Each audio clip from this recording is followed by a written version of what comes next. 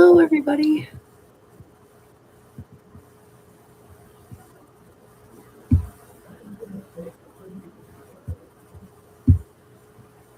And we're going to watch Northern Lights. Hopefully. There we go.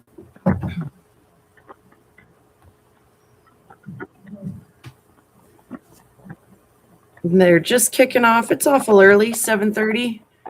Nice early show.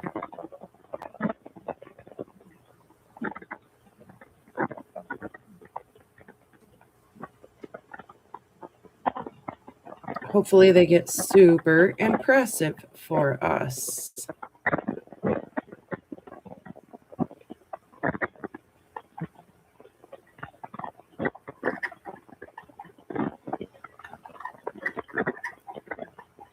Sorry, make a little echo. Hello, Ryan. Hello, Earth to Elegance. Yeah, I also hope it's going to be a good one. You can see them kind of reaching up. They're not very bright. They're not very colorful, but I just saw a big one kind of swing across the screen that direction.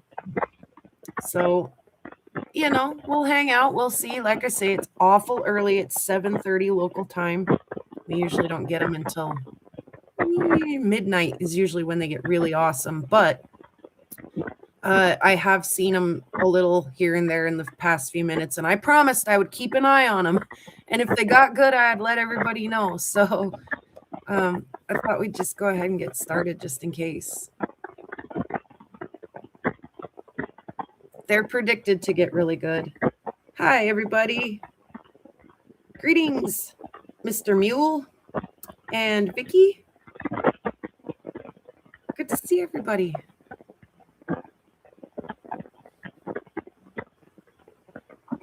I wonder if I can.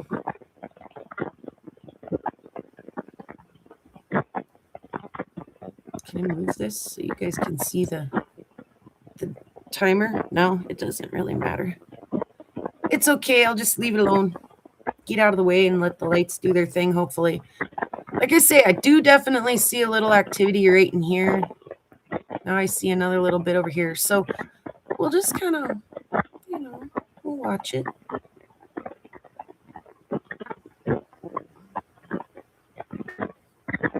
Guys like the volume on or off? It doesn't really matter, I guess, huh? As long as it's not outrageous. I'll leave it on. That way if I go outside and I freak out, you guys can hear me and echo.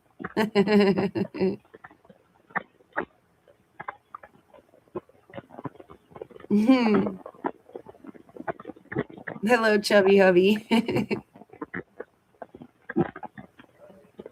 News says that late, huh? Well, they're doing a little something out there right meow. So, like I say, usually our bang zone is like midnight. So, but I've had them kick off as early as like 6 at night. So, like I say, 7:30 already. We'll see what happens.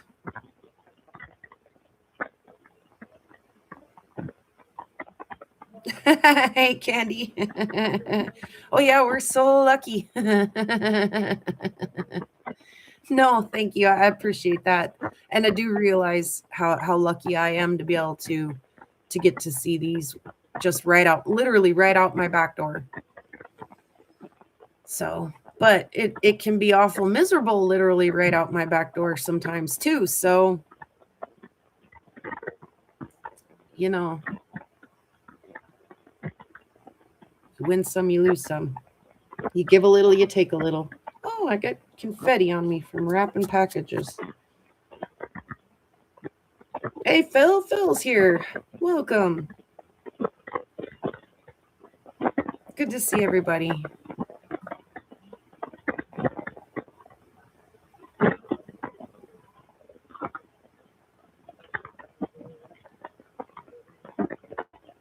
I gotta lean in and look. I'm like, what's going on at the top of that tree right now?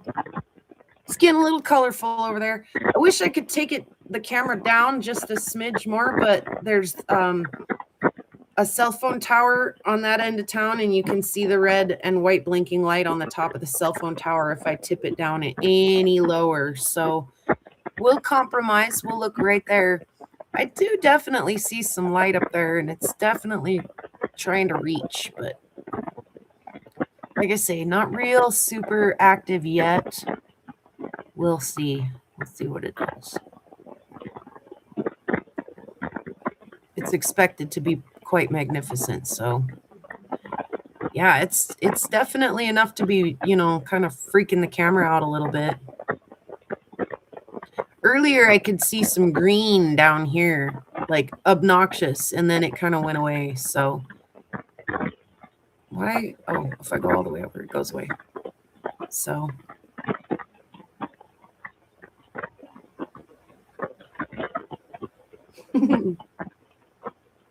hey there, Romania. Ooh, ick, Vicky. Yeah, it's not warm here tonight either. I tried to build a little fire. It needs another quick stoke.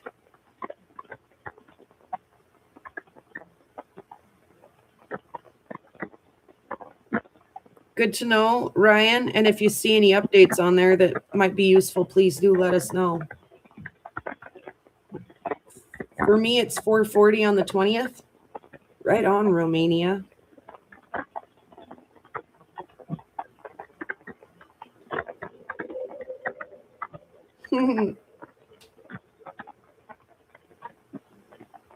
Brian.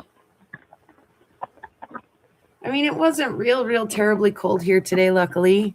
It is a little chilly out there right now, though. I went out and adjusted the camera a couple of times and got it set up for this live, and was I didn't want to dally around out there. I wanted to come in pretty quick, and it made me say burr a little, so made me say burr a lot, actually. So what is it? Says it's 30 out there right now, exactly 30, so just below freezing. So that's actually pretty nice this time of year. Really, we've been hammered with 30 below at this time of year before, so the fact that it's almost nice enough out there to go watch the lights with your own bare eyes and enjoy it is quite fantastic this time of year. In fact, I was telling my mom the other day to please start practice her lying now. I mean, I know she's a super honest woman, and so lying isn't something she does. But if I ask, beg, plead, get on my knees and beg and plead for her to just lie to me. I want, whether it happened or not, I want her to just tell me that while I was in Tucson, they experienced one of the most bitter, brutal cold snaps of the century up here. Like, vehicles wouldn't start, pipes were breaking, catastrophe. I just want her to lie to me and tell me that I missed just the most brutal part of winter while I was away. In fact, I'm going to be a little bit ticked off if it doesn't get just a little bit cold up here when I'm gone. Because there's been many a times I've stayed home and watched everybody in Tucson, and it is like ridiculously cold. So I think it's my turn to miss out on some cold.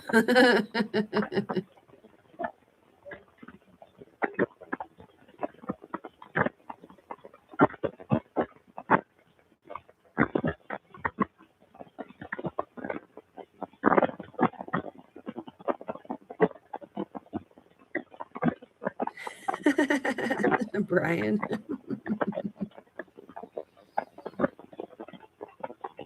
You guys are great.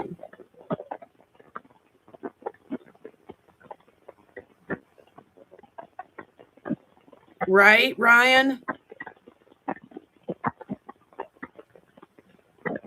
Yeah, hang in there. Yeah, thank goodness for the wood stove. A whopping 48 degrees in Arizona right now. My goodness, you might have to put your long sleeve on with your shorts. Yeah, exactly, chubby hubby.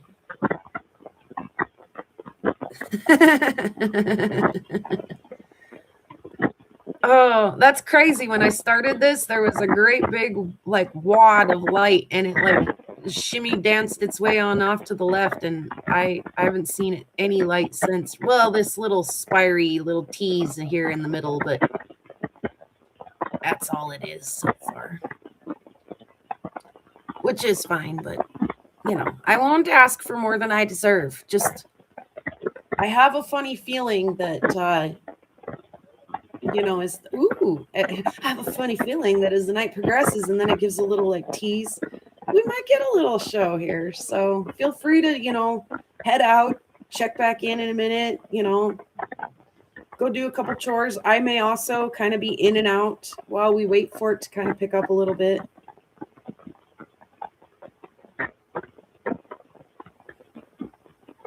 Starting to get a little colorful, little bright down at the bottom, maybe. Oh.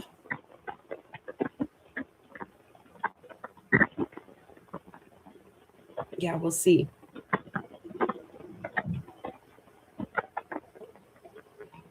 In a week and a half. Okay, so I have a gig. The band has a gig on the 31st here in Montana.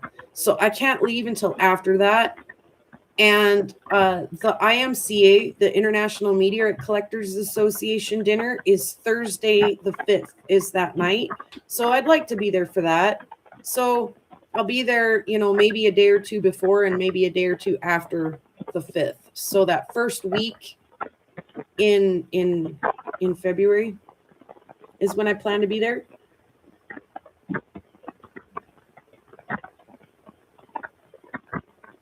So is just because I can't think about what a week and a half is from now. So that's the very end of this month and the beginning of next month, Earth to Elegance, or just the beginning of next month? Will you clarify that? And then we'll try to maybe meet up and at least have a little walk around a couple of shops together or something at the very least, right? Oh yeah, and Brian and Julie, it's funny because I just found out today that my girlfriend Space Jules is going to be there. She didn't plan on being there, but she just like impulse bought some plane tickets this afternoon and was like, "Oh, surprise, I'm going to be there." And I was like, I'm so excited that I'll get to meet her in person too.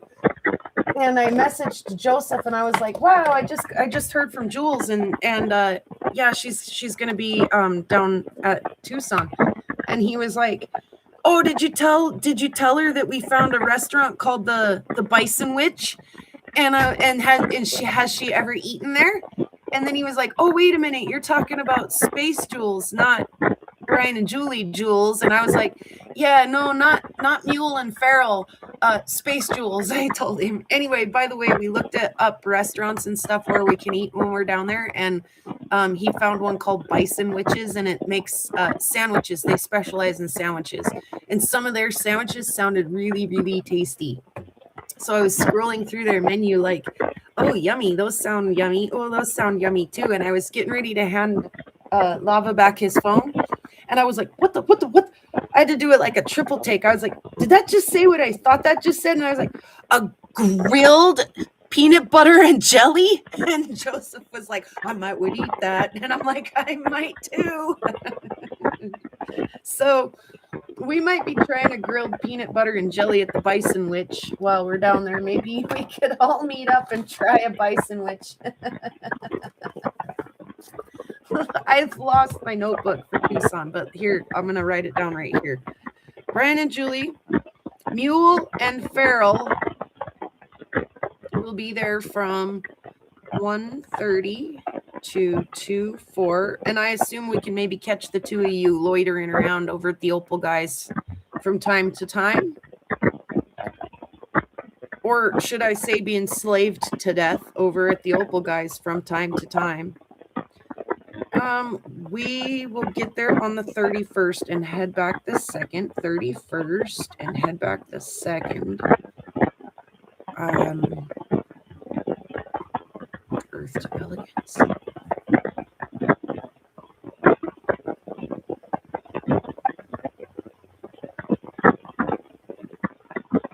Yeah. Like I say, I'm not real sure if we'll leave the 1st or leave the 2nd, and then I think we'll drive halfway, stop at Bears, maybe spend the night at Bears. I haven't asked him yet if that's okay. I'm just he's my brother, so I'm like, guess what? Boom, we're parking our camper in your driveway and we're playing some crokinole with you and the fam tonight. So maybe about halfway, and then the other halfway the next morning, or we could be there, if we leave pretty early, afternoonish, maybe go hit the Bison Witch before the night's even over. I don't even know. So we'll play it by ear when we get there. In 3 or 4 hours, I need Romania. Test exposure from southern Minnesota, not much showing, so hoping for a substorm. I agree, Eric. I actually just, when I turned this on, Eric, and I'm sorry to repeat myself for those who were here, there was a really good thick, like 2-inch thick dance of light that went all the way up to the top, and it wiggled itself all the way off to the left-hand side of the screen, and we haven't seen much since. I was like, oh yeah, look at it go. It's time to go ahead and start the show. And then as soon as I turned the camera on, it was like, oh, I'm just a little camera shy. So, like I say, it's really early here. We're just ticking over to about 8 o'clock local time. So I assume within the next 8, 9, 10, 11, 12, 3 hours tops, we will be seeing some dang lights down here. I see a little, there's some reachy fingers happening mid-screen here that we don't see when we're not having northern lights. When we're not having northern lights, the black screen looks black like it does up here. So there's a little something, but yeah, you would not see that with your naked eye. My camera sees it, but you probably wouldn't, just because it's really subtle. You might feel like your eyes feel a little weird because it's not, you can't focus on it. It looks like TV static kind of, so nothing stays quite still, and you're aware of that, but you can't quite pinpoint what's moving. What? Oh, Brian and Julie, thank you so much.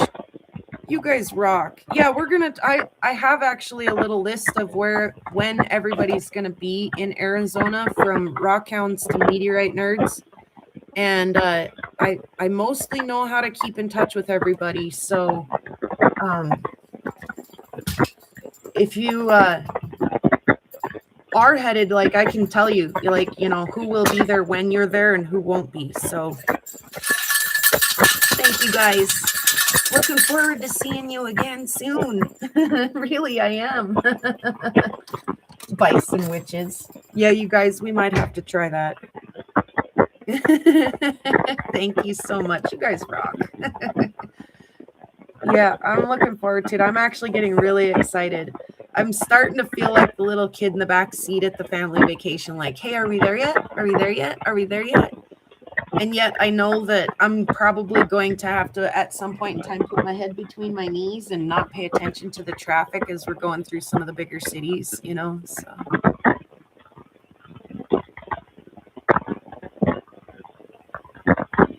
Oh, I got to plug this in really quick.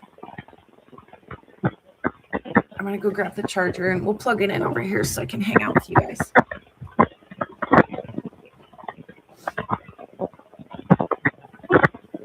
Excuse me, sniffling a little bit.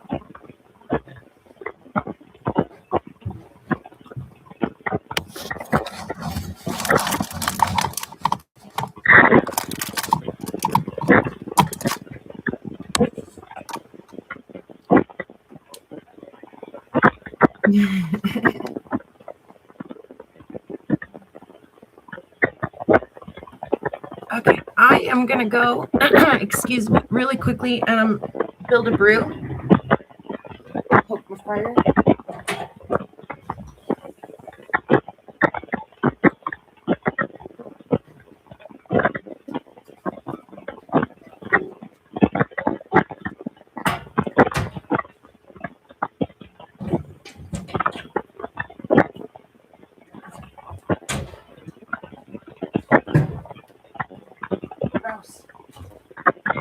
Smoking cottonwood. It's all right, keeps me warm, and it was killed 2 birds with 1 stone. Got a fell tree off the property, and I get to burn it and stay warm. Okay, poked the fire, shut the fan off, and I'm gonna build a brew really quick. I'll be right back. Hopefully, as soon as I turn around and don't look for just a second, it just goes nuts.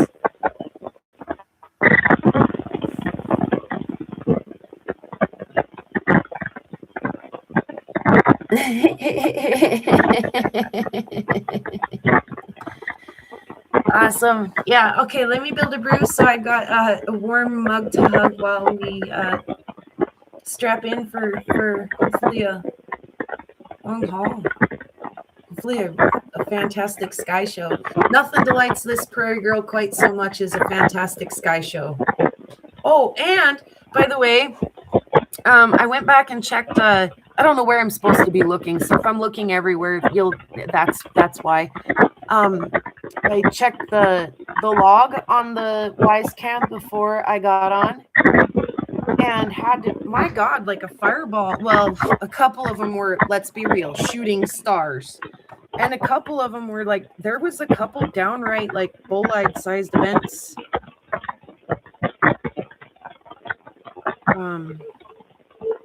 Like one right after another, one night after the next night after the next night. And of course my camera only looks at one tiny little section of the sky, right? But like, can you guys see that? Boom, that was a big one. Sorry, I gotta back it up already. I don't know if you can see that at all. It's like a, world inside a world, right? And then the next night after that, where's he at? Oh yeah, little zipper. Zip. I don't know if you guys are seeing those. Let's see if I tip it this way. Maybe that's better. That was a long burn. Boom. Is it running? Yeah. That was a crazy one. So yeah, keep your eyes peeled too. Just because the lights aren't doing anything doesn't mean we won't see a ISS roll past us, or shooting star or a bolide or something cool out there. So, oh, and by the way, if you hear the kid upstairs shouting at his video games and stuff, I do apologize. He's enjoying his evening as well. He could care less if the Northern Lights are, well, I shouldn't say he could care less if the Northern Lights are doing their thing, because he will go take a peek if they're really doing stuff. But like I told him, they were maybe going to be tonight, and he's like, yeah, that's cool. So, okay, on that note, on, being snubbed by a 14, 16-year-old, a 16, God, 17-year-old? How old is my kid now? Old enough to be kind of a little bit of sarcastic little turd sometimes. So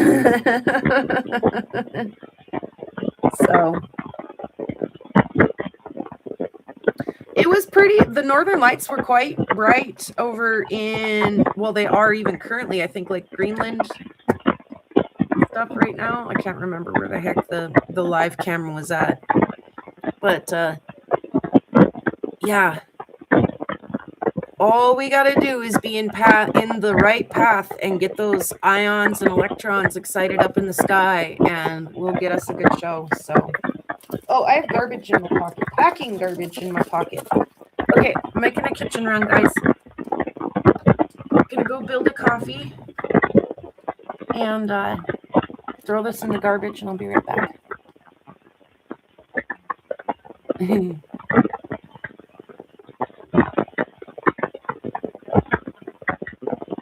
No, I like them. I like kids when they're like in junior high and they're just starting to figure sarcasm out, and they catch and can give a little sarcasm, but then they get up into high school and I think they're pretty well. And my son is hilarious. Every single time he walks through the front door, it doesn't matter if he's on his lunch break or if it's after a weekend or if, like, whatever. Every time he walks through the front door and comes home, he comes in, and as he's like taking his shoes off, he says, "Yes, I know, I am great." Like, but sometimes I'm like, you could be just a little less great in this moment. That'd be all right. Dude, I wish I had that confidence, Yes, and if you said it to yourself literally every time you walk through even just one threshold, one door frame, eventually you'd kind of start to believe it, wouldn't you? I mean, he said, "No, I'm great." Oh, he's so funny. He cracks me up. I adore him.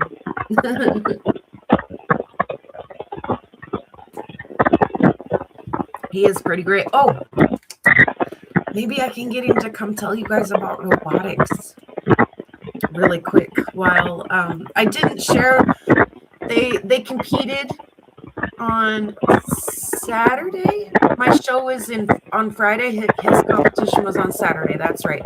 They competed on Saturday, and I didn't share the link. I usually do.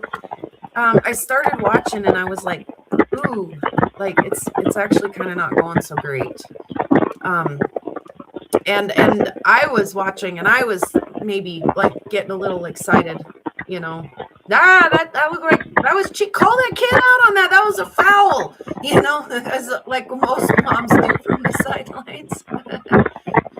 And so I was like, maybe I won't share this one out. Like this isn't going so great for them. But I may share the link so you guys can go check out at least the last few rounds, because man, oh, you want to talk about, again, this team has been they're still such a rookie team, and each year as a rookie team, they're an underdog team as well. And man, if you like that rooting for the underdog kind of story, boy, has that kid right there got one for you about this Saturday. I should really see if he'll come down and talk about it. Hayden.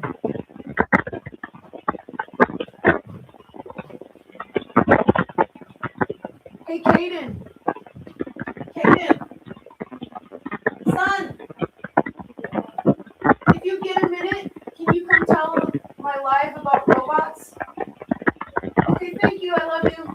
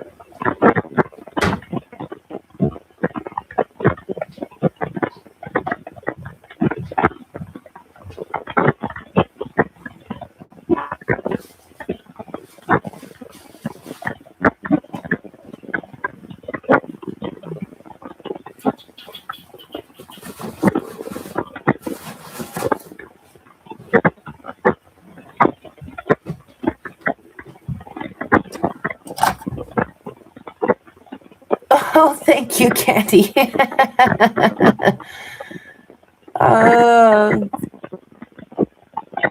Okay. Yeah, it does pop and crack, yes. What did you say? Popping. Of course, my ears are wonky at the moment. They are. You want me to take that down for you? There you go.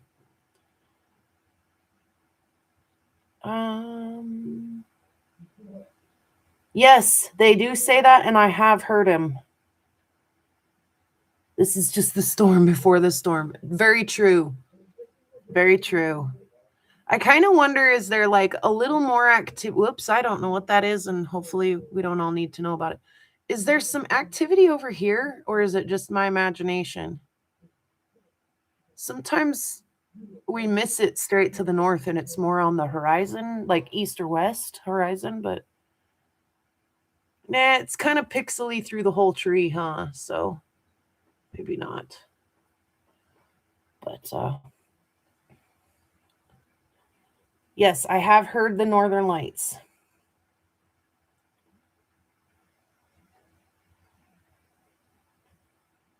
Something is digesting the mic.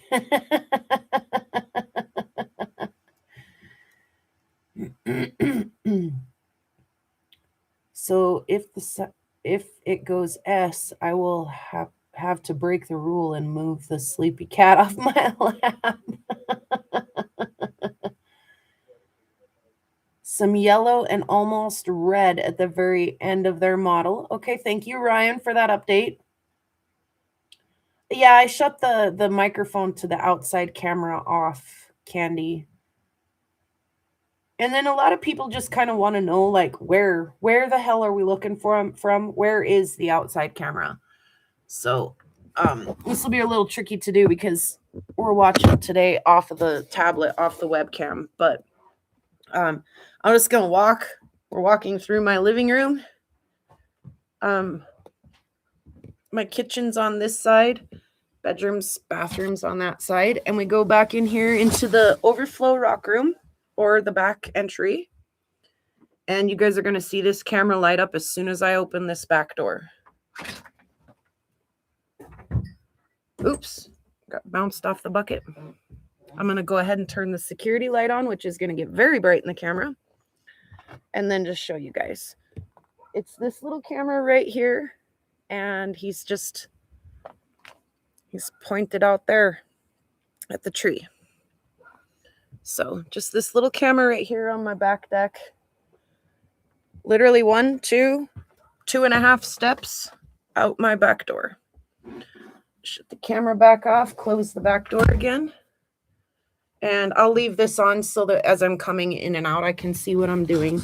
Because every once in a while, I do need to go out and adjust the camera. Sometimes the lights will get straight above us or even to the south. And so sometimes looking to the north is not the best direction to look. So I'll leave that light on in case I need to run out there real fast and move the camera or anything so I don't trip and fall. But there, so now you guys know the camera's right out my back door. It is currently pointed, as north as my imagination can get it. And as much as like the house won't let us look any farther to the west, there is a little activity up there. And the tree kind of blocks our view to the east. And like I say, there's some coming down from the top. Hey, what did I say about that north light? Hey, we got some activity. Show me the lights. Yeah, baby. Sorry, I shut the microphone off and then I just started spazzing out. See, that's what I did what it did when I turned the camera on at almost 45 minutes ago. And then it quit. Like I said, I wondered if there wasn't some activity down in here. Y'all saw that, didn't you? Did you see that?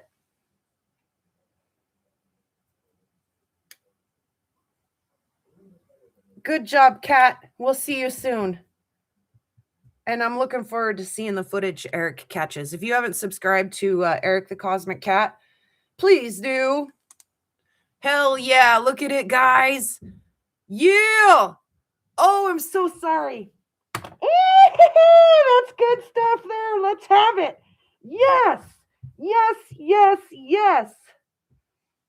Lava, can you share this to my mom on Messenger? Please? I know she'd like to know that we're seeing this right now. Hey, son. You want to come interrupt this before I get too crazy? You want to come tell us about robotics before I get too crazy? The meat or what? Yeah. I suppose I could. Yeah, and you want to come just sit here and watch the Northern Lights and talk? It's that camera right there this time. Okay. I'm going to take this with me so I can keep up on the chat and stuff while you do that. Don't stub your toe on my big rock. Yep. Is the microphone? It's all right there, buddy. Do we have the... I'm going to get a coffee while you do that. Do you want a coffee? Yeah, sure. Do we have the live view so I could see? No, I don't really. What are you needing to see? That don't you're know. seeing what they're seeing. Do you want to see what it looks like? Yeah. Here. Well, I So could I could just pull it up on my phone, I suppose. You're just a teeny little dude on the Where's- corner. Oh, the camera's you. You have the camera? They see what you see. Through Yes. there? Yes. Okay. And then Okay. you're just that little guy down in the corner there. Yep. Let me Okay. pull up the live on my Sure. phone. Yeah. And then be sure to turn the volume down so you don't echo on their end. Yep. Okay, cool. All right, sweet. Give me just a second. Sure. And then if you want to ask them, if you're, not sure they hear you or anything, you can always double check and they'll tell you in the chat. Thank you, Chubby Hubby and Ryan, for sharing Eric's link. He does some super awesome astronomy shots, from meteor showers to shooting stars to northern lights to all kinds of really, really fun stuff. So, and I know that's not easy and that takes a lot of really specialized Sweet. equipment. So check him out. You want a place to prop that? Here. Boom. 3D printed proper. Okay, I'm going to get some coffee. I'll be right back, son. Yep. Thanks Hi. for sharing your story. I'm here now, and I guess I'm telling you guys about the robotics meet I had in Helena recently. It was another qualifier meet. It was the last qualifier meet of this season, so we really had to get qualified for state, and it wasn't going so hot at the beginning. We started off the whole meet we were the 5th round of everyone, so our first round was the 5th, and we had a team. I don't really recall, but they weren't all that great. It didn't go very well. We were kind of squished. Fouls are a big thing in robotics. If you get a foul, you're just kind of over. Fouls are really aggressive this season. So we got some fouls that kind of cooked us, and we lost that round. I think point-wise we won, but then they just got us over fouls. And when you get a foul, it gives them points. It doesn't deduct points from you. It gives the other team points. So, yeah, we failed that round because of fouls. And then the next round, our teammates did nothing. Their robot sat there and did nothing. It was not very good. Somehow we pulled through, though, and we tied that round, which was kind of crazy. I've never had a tie before. No, and I that was fun. haven't seen a tie. Is this for me? Mm-hmm. Right, sweet. Yes, yep. The third round as well, our teammates didn't do anything. It just wasn't a good round for some people. So yeah, we lost that one as well. You get 5 rounds total, by the way. So losing 2 and tying 1 round is not good. We were down to so we lost 1 round and then we tied, and we were 12th place on the leaderboard out of everyone. And then when we lost that third one, we went down to 18th place, which is kind of yikes. I think there are 26 people there total or something like that, right? So 18 out of 26, not so fancy. It was looking pretty grim. And our 4th round, our teammates were actually pretty good. I liked those teammates. I forget the team names and all that. I just remember how each round went. But yeah, our teammates were pretty good that round. We did really good together, but we got gnarly fouls. It was 100-point foul or something devious. 90 points. Yeah, Mom says 90 points. She was watching it on the TV. I was actually there. But either way, so yeah, it was kind of devious. We beat them, and then the 90-point foul went in. For reference, usually, so it's 2 teams go in an alliance against another alliance of 2 teams, and one team usually gets around 40 points. That's kind of a minimum, I suppose. 40 points is a baseline, for what's good. So, one round, not a team, but an alliance got 225 points, which is just gnarly, right? They had to have gotten fouls, I think. But so yeah, the other team had 160 points or something to our 50 or whatever. But yeah, that was very sad. I had high hopes for that one until they counted in the fouls. What's foul MCH? Oh, Mr. Chubby Hubby. That's Lava Bison. Yeah. He's just talking to Mr. Chubby Hubby. Oh, I see. Yep. Oh, I see. Yep. Okay. Yeah. So yeah, that round wasn't too great either, and I'm pretty sure that foul was my fault. Oops. So yeah, the team understood though, the alliance or the team we were allianced with understood, and the other team was flabbergasted. They're like, "What on earth? Where did those points come from?" Right? So yeah, that was my fault. I'm pretty sure I accidentally opened up a gate that released all of their points, kind of. So yeah, I mean, to be fair, our rules person, the person who like was supposed to know all the rules, did not know all the rules, and then he quit on us. So I wasn't very familiar with the rules, so I didn't know I couldn't do that. And Right, and then Ryan says, what constitutes a foul? oh, what constitutes a foul? That's a really difficult question. He's asking what like fouls you out or what? Yeah, what is a foul? Is it just touching the other person? Is it aggressive? Okay. Walking into them? This would be so much easier if you guys knew what the game looked like. They watched round 1, some of them. Oh, some of you guys watched round 1. That's good. Yep, so they know you're playing with the balls and Can I draw on this notepad and perhaps show them what it looks like? you sure can, sweetie. Yeah. Mm-hmm. Should I like tear out this page or You can if you want. I'll just flip it.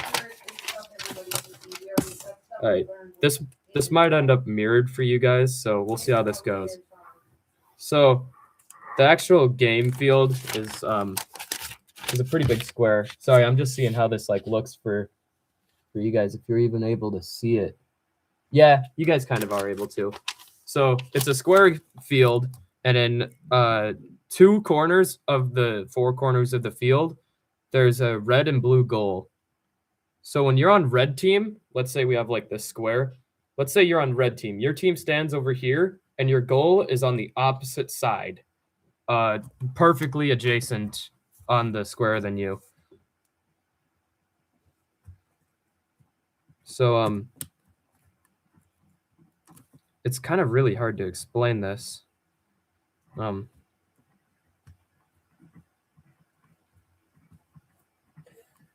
What? The chat. Oh, frozen turkey. No, just trying a thing.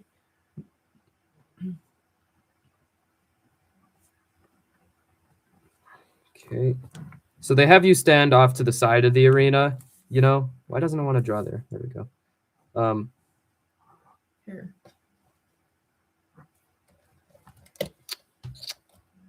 Am I doing this right? Yes, I am. So blue goal's over here in the blue, and this is where blue stands. Yep. And this is red goal.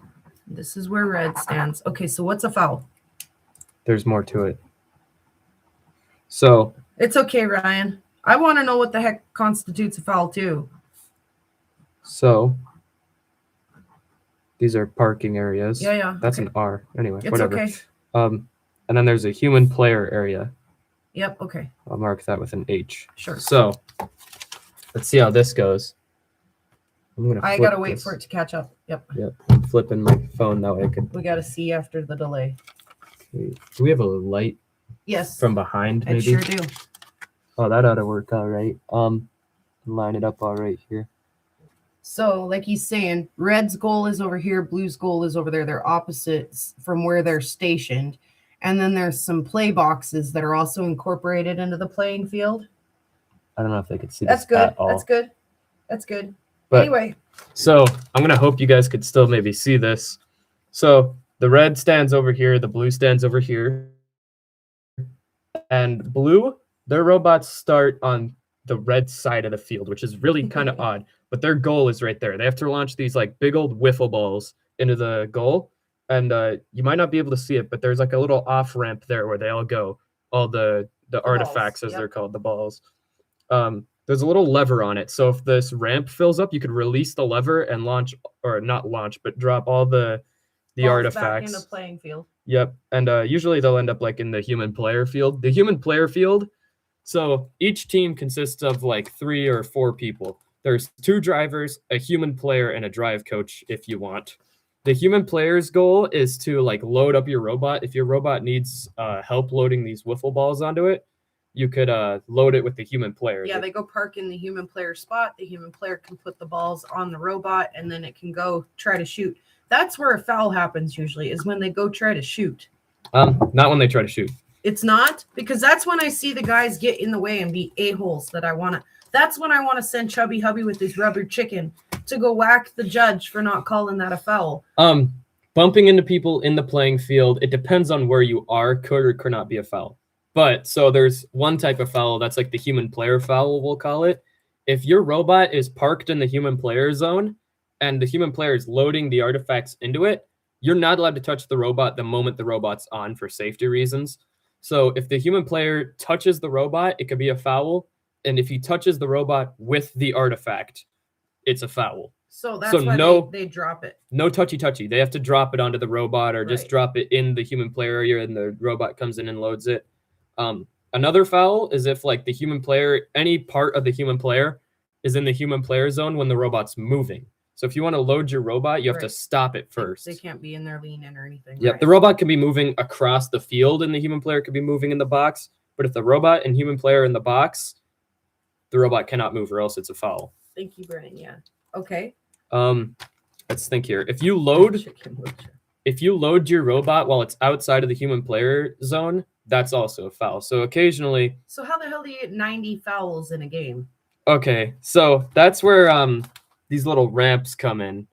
I mentioned the blue would score some artifacts into their goal here, and then the balls would roll down the ramp.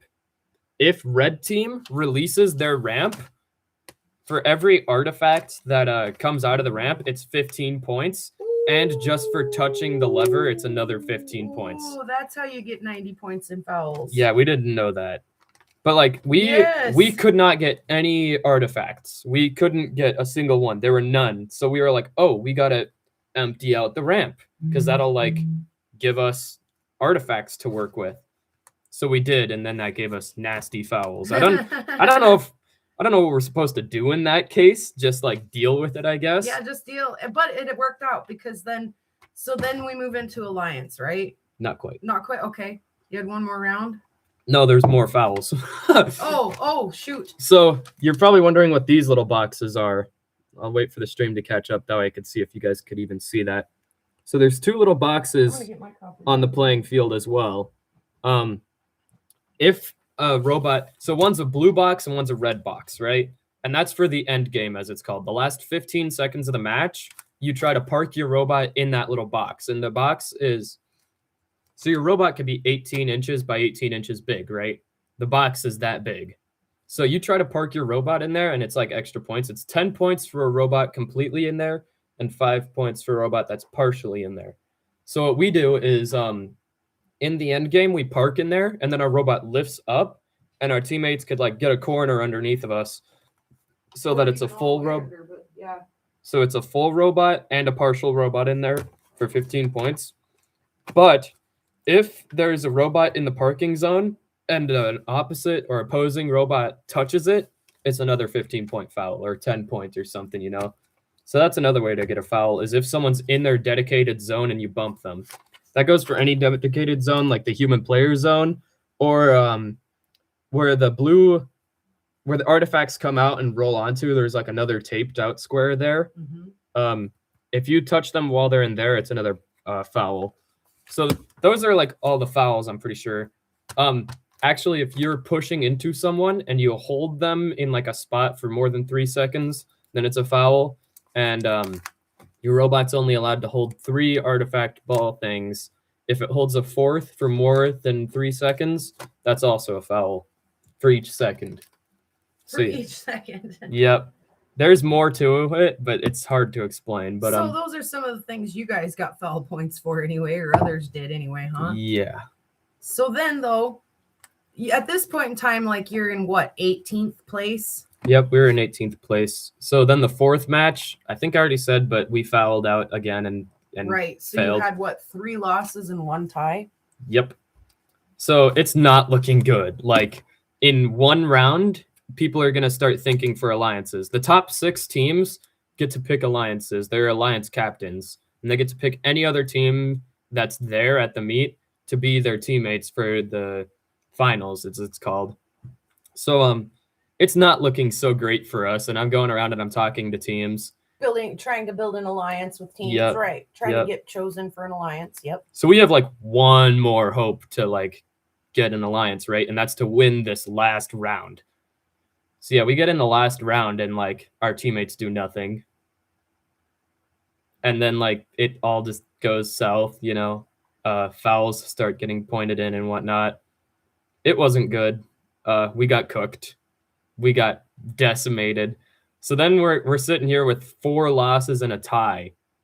And somehow we went from 18th to 17th place. I don't know how that I happened. think because there was a team that got You can't lose points. yeah, but if somebody was above you Mhm. and then scored a lower score and got scooched down, You can't get scooched down. oh, It's a weird point system they have, but you can't get scooched down unless someone below you wins a round.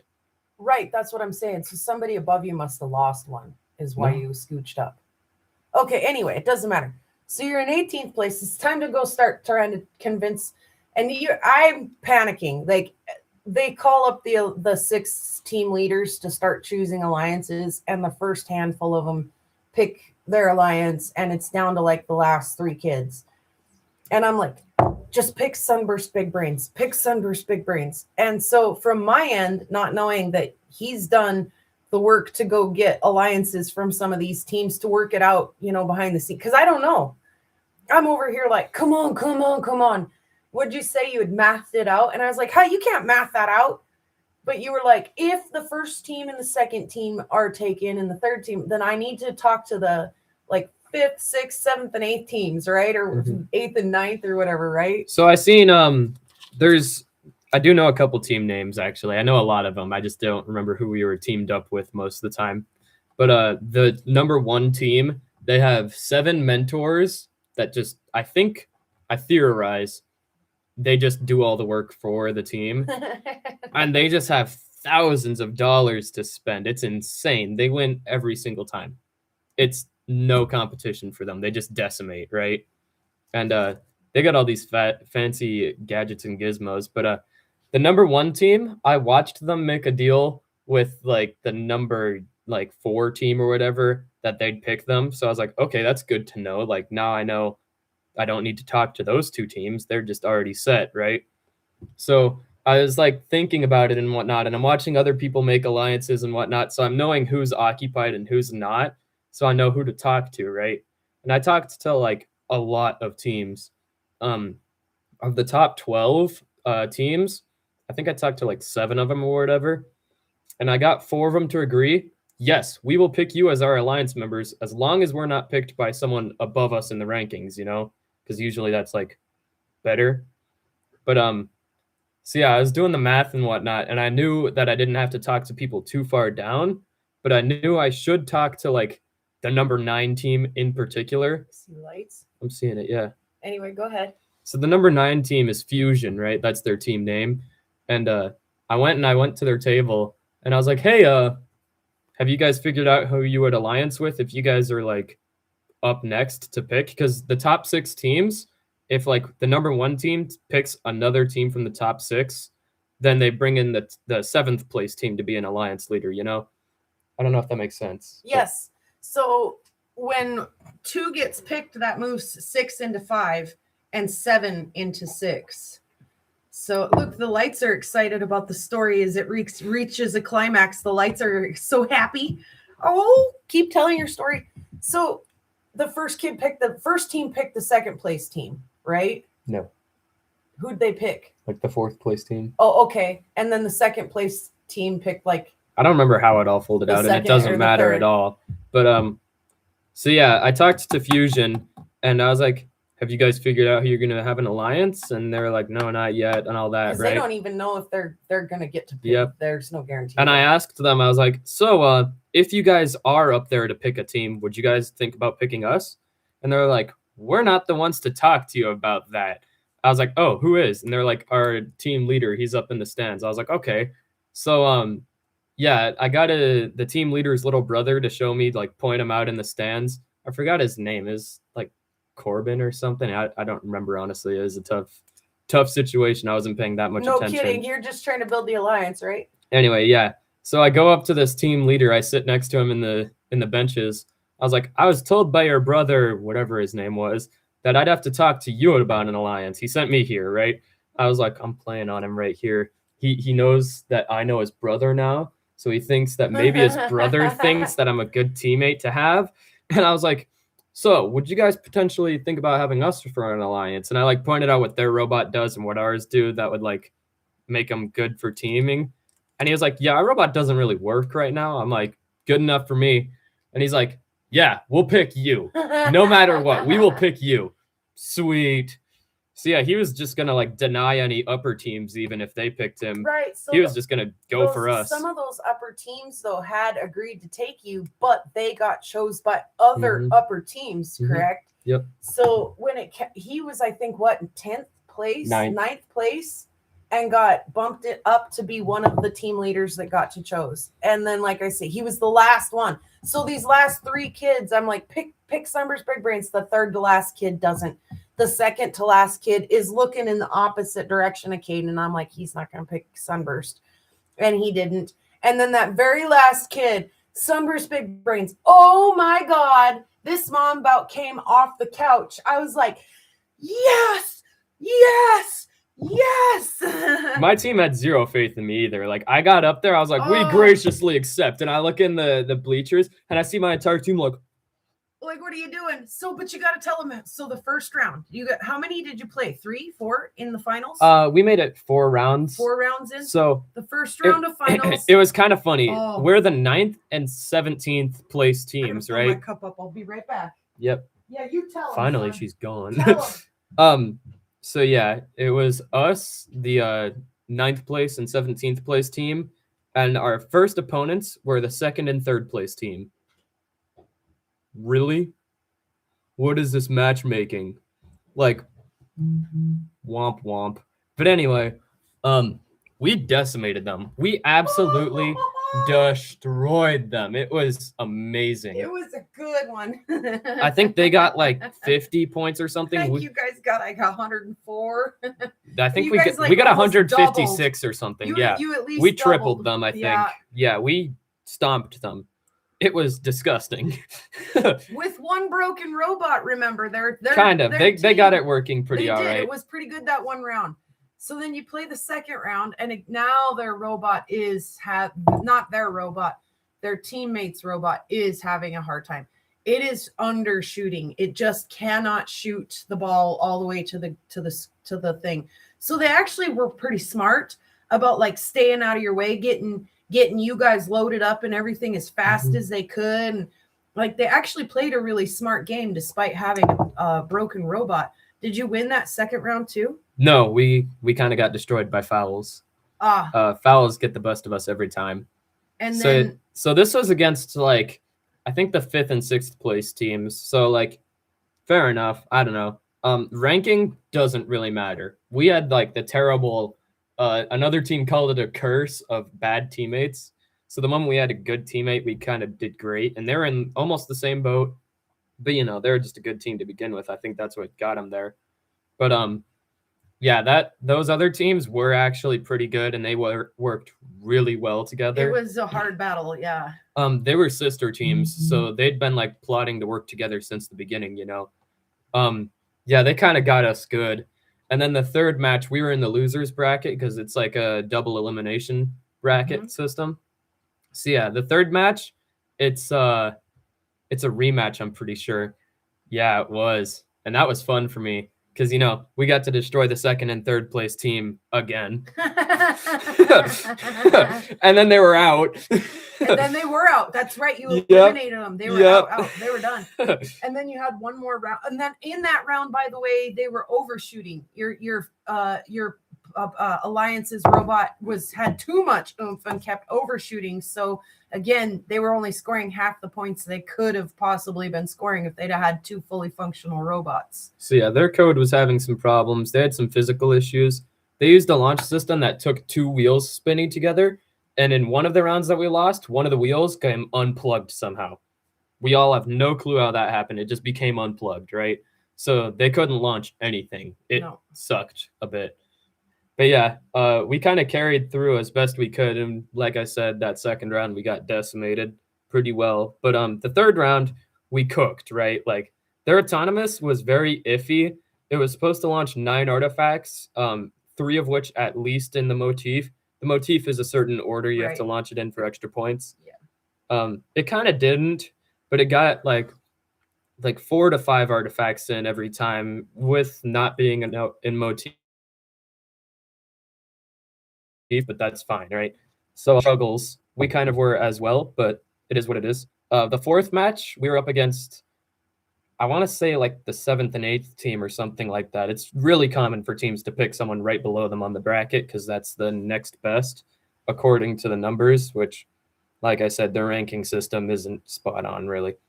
So yeah, they got us good, honestly. They did us pretty dirty. And I think we got fouls, but I don't quite remember. But at that point we were fine because getting into the finals gives you like a ton of extra rank points, as they call them. If you don't get into the finals, you better hope you get like really good awards from the judges, or else you're just not getting qualified, right? So yeah, at that point we were qualified, which none of us expected. No. Honestly, before we even made it to the meet, most of our teammates just quit or stopped showing up and stuff. So it's just like 3 people doing everything as a couple others kind of dinked off, you know? So yeah, we were a bit understaffed for the entire season. So I wasn't going to be too disappointed because, you know, at some point just sitting around watching people dink off and trying to like brainstorm and stuff gets pretty boring. But, you know, yeah, we made it somehow. Big surprise for all of us, honestly. We didn't. The moment we seen our teammates, we didn't expect to get qualified. We thought we were just cooked, and we were if we didn't get. If you didn't picked. get that alliance, yeah. Yeah. And get to do those last 4 rounds. That one's mine. There you go. That one's yours. Yeah. Yeah, it was kind of crazy. I think it's so cool that like you've talked to other teams who have said the same thing. Like, man, we just couldn't draw nothing but the short straw when it came to matchups this whole entire season, and we just struggled because our matchups, we just kept losing rounds no matter who we got paired with, and it's not their fault. Like, again, the judge said in that finals round when the alliance, the 9th place team that got bumped up into 6th place to picked these guys, and then their robot broke. He said about Sunburst Big Brains, he was like, you know, they've had a really consistent robot this entire season, and something like that matters in a competition like this. And for sure, oh, I was gonna say, who the hell's driving by, but I just saw him out the window drive by. So very true. And then these guys are literally like in 18th place. They've got, in fact, you had asked one of the guys there that was like emceeing, the DJ guy, if what the chances were that you'd make it to state from 18th place, and he was like, yeah, not very good. No, that's exactly the opposite of what he said. After we got picked into the rankings, like into the 6th place alliance, I asked them, I was like, so we were in 17th, 18th place just a minute ago, and we just got picked as an alliance. How far do we have to get qualified for state? And he looks at me, he goes, I'd be shocked if you're not already. Like, it's a minimum of 12 people are getting continued on to state, and it's a minimum of 12 because 12 people are qualified, but if people tie, they'll just bring them both. Sure. So, minimum of 12. Yep. Okay, sure. So yeah, ties are the only exception, which, like I said, I've only seen one in 3 years, which was crazy, actually. Yeah. Yeah, that's how that went. I was gonna say something. Oh yeah. So there's this team, I forgot their name, but they're one of the richer teams, you know, big city kind of deal. They have like 3 sister teams or something, which is insane. Like, we have one team with 3 people, and they have 4 teams with like a big group each. Yeah, they have this guy named Doc, and he is just insane. Like, I had to ask him for help last year because we were just having nasty robot problems, right? Like stuff I'd never even thought of. Coding issues, hardware issues, everything. Anyway, I was told to go talk to this dude named Doc. Go talk to Doc. Yeah, and I showed up, and he's got like this kind of white beard kind of deal, right? And he's just on this computer typing it up, right? Like, he looks like the classic hacker. And I was like, hey, can you help me with our robot? A major component of it just kind of crapped the bed. And he helped me like remake our entire code, our entire configuration, just everything. He codes in 23 different languages. Jeez. Yeah. Oh, why? Why? Anyway. When I saw he was there helping the teams, I was like, well, we're screwed. That's how it ended up last time, is Doc helped him out and just cooked. Like, if you have a good mentor, you're good. You guys got good mentors, though. We have great mentors. You really do. Thank goodness. That Neat- went down like a fat kid on a teeter-totter, It didn't did, it? yeah. I'm going to go build another one Yeah. because that's all I had. Neither of them know how to code, our mentors, but they're really good at building, and they're really good at budgeting. Mhm. We have zero money, just none, right? Like, just doesn't happen. Our school science fund is like, we branch off from the science department of our school, I guess. They just like don't give us a whole lot, you know. They don't have a whole lot to give you. They have a lot to give us. That's Do the they? that's the biggest fund in our school. Is it? Yep. Our school takes great pride in its science program. Yes, they do. But when you have to split it between IS, individual science investigation, and state science fairs and science meets, that doesn't leave a lot left for you guys. Yes, it does. Okay, go ahead. Go ahead. I know this because like I'm our team leader, and our teacher was talking. She's like, I could branch off and give you guys $2,500, or robotics seems to be dying now, and they're getting new components in 7 years, so the components we have are going to be useless soon. So I'll probably cut that down quite a bit, and she did a lot, and we got like pretty much scraps. Yeah, it hurt. But yeah, so our robot consists of parts from like a 3D printer worm gear. Like the 3D printer uses worm gears to like move this 3D printing head on it. It consists of 2 of those to lift our robot.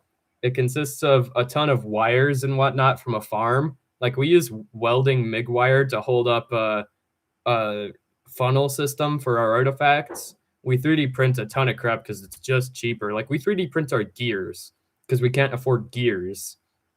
Ouch. But yeah, these other teams, you look at them. I saw a team and everything on it was metal.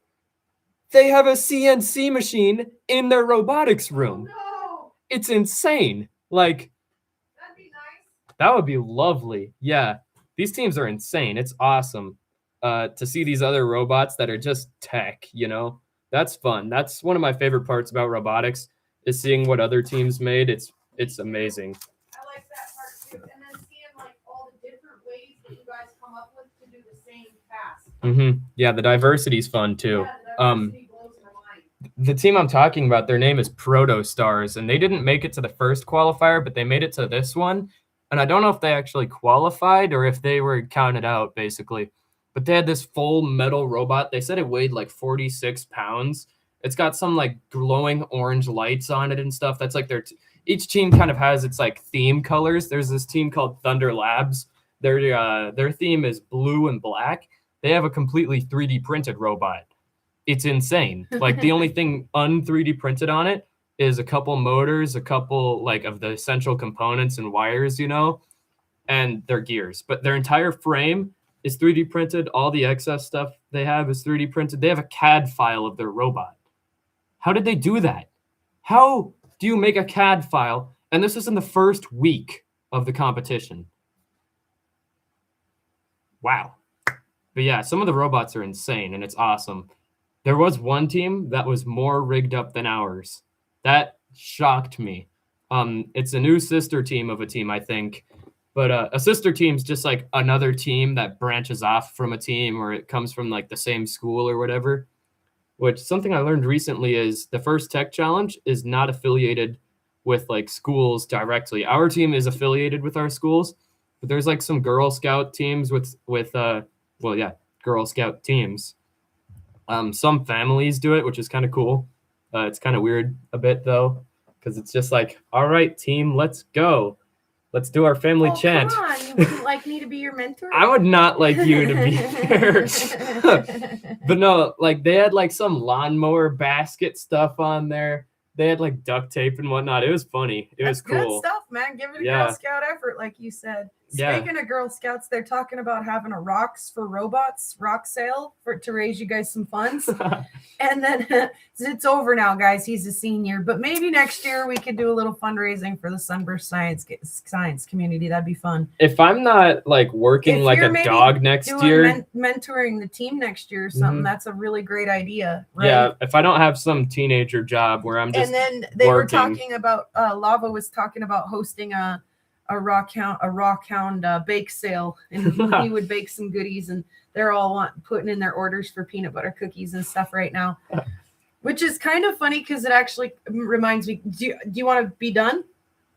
I could keep talking a little bit. You want to talk a little bit more? I'm just going to interrupt you real quick and say that the IMCA dinner tonight is Twink, I think is her name, and she did some discovery work at Gold Basin. And I have a piece of Gold Basin. It's a really pretty meteorite, and she's going to talk about that. But Twink is actually really well known for building sheet cakes with meteorites in the cake. What? Yeah. How do you not chip a tooth on that? You know that she's notorious for it, so you eat it with a fork, and they're all wrapped up in foil, so they're not covered in cake. Okay, that's so. fair. But still, like, you wouldn't just bite the cake and break a tooth. You would poke around with your fork and eat little bites. Anyway, go ahead. Speaking of rock sale, bake sales, and rocks for robots. The judges loved our robot this time. Oh, and your portfolio and all of that stuff you guys had? Yeah. Yeah, so robotics is a lot more than just building a robot. It's coding a robot. It's just kind of working as a team and whatnot. You also have to have a portfolio, which for not great writers is pretty tough. No AI is allowed, by the way. They run that through AI checks. So yeah, I had to write the portfolio. We had a gal that offered to write our portfolio, and we were like, sweet, thank you. And we kept like trying to invite her to practice and like try to tell her like stuff like, okay, this is what we did this day. We kept a logbook for her. She requested that. And yeah, we kept like, I don't want to say pestering, but like being like, hey, remember, we need that, by the way. And she was like, oh yeah, I'll write it tonight. It'll be great. And we're like, sweet. And then we'd be like, hey, did you get around to that? And she'd be like, no, I'll do it tomorrow night. And she did that until we were like, okay, she's not going to do it. So yeah, I wrote our portfolio.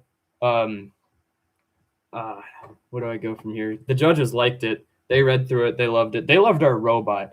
Like I said, we use a ton of components from random stuff like 3D printers, welders, and stuff. They asked me to point out like some of the more crazy things from that. Those were kind of the most crazy, you know. They liked our 3D printed parts, which were actually pretty tough to make. Other teams have them a lot more advanced, but they have like teams that do that, you know, instead of just like 2 guys. Yeah, the judges actually came by later. They asked us when our next match was so that they could watch our robot do its thing, which is crazy. I've never had a judge want to watch my robot. Usually the judges just like judge us, I guess, on how we perform in front of the judges, what our robot looks like, how it performs, how we like worked as a team, what we did kind of. This year, they were obsessed with outreach. They wanted us to do outreach so badly that there's an Inspire Award, as they call it, which is basically how much outreach you did, how many people you got to like join robotics and whatnot, which seems kind of rigged. We're in the middle of nowhere. No one's joining our robotics team. We have 3 people. Like, ouch. So yeah, the Inspire Award is 60 ranked points. Like I said, for being the top 12 teams, you get 10 points.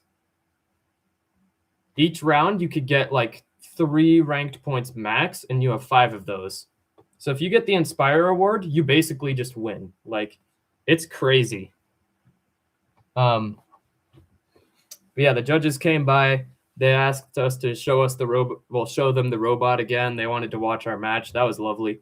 I'm waiting for them to post the award results on that. I don't think we got anything, but I do want to see what teams got it, you know?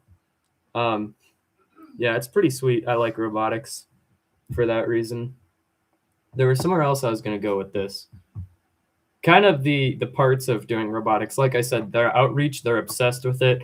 We went to Great Falls, which is a good ways away, and we just went to a couple businesses, showed them what we did, you know.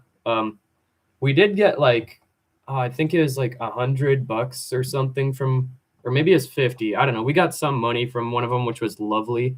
I don't think we've wrote them a thank you letter, but we totally intend to. The other 2 places just loved it. They were like, this is crazy. This is awesome. You guys built this? Like, you know, it's kind of odd. When I joined robotics, I was also like, you guys built this? But now it's like, yeah, we built it. Duh. Yeah. Like I said, the coding's kind of tough since I'm the only one that knows how to code stuff.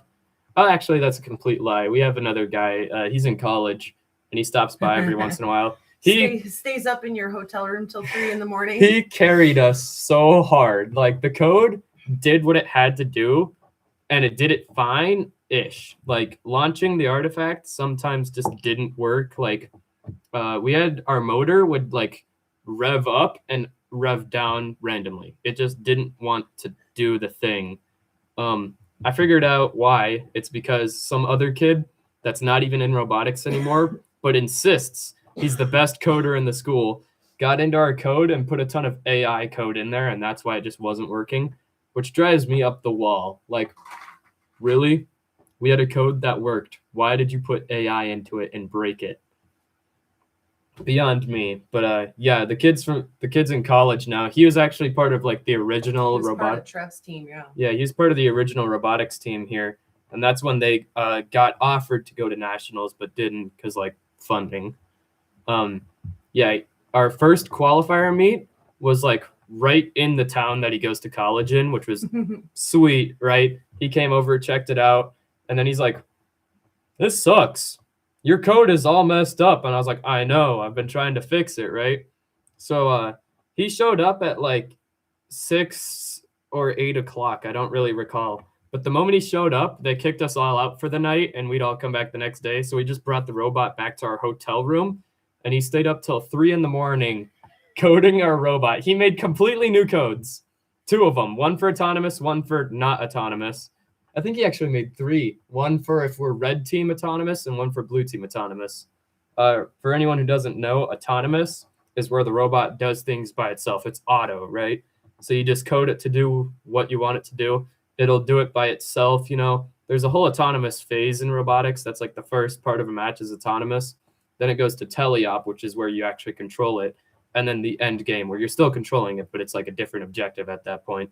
Right. You're trying to get parked or Yeah. like when your brother did it up on the rail off the ground. That was me still, but you know. Was that you still? Yep. You and your brother? No.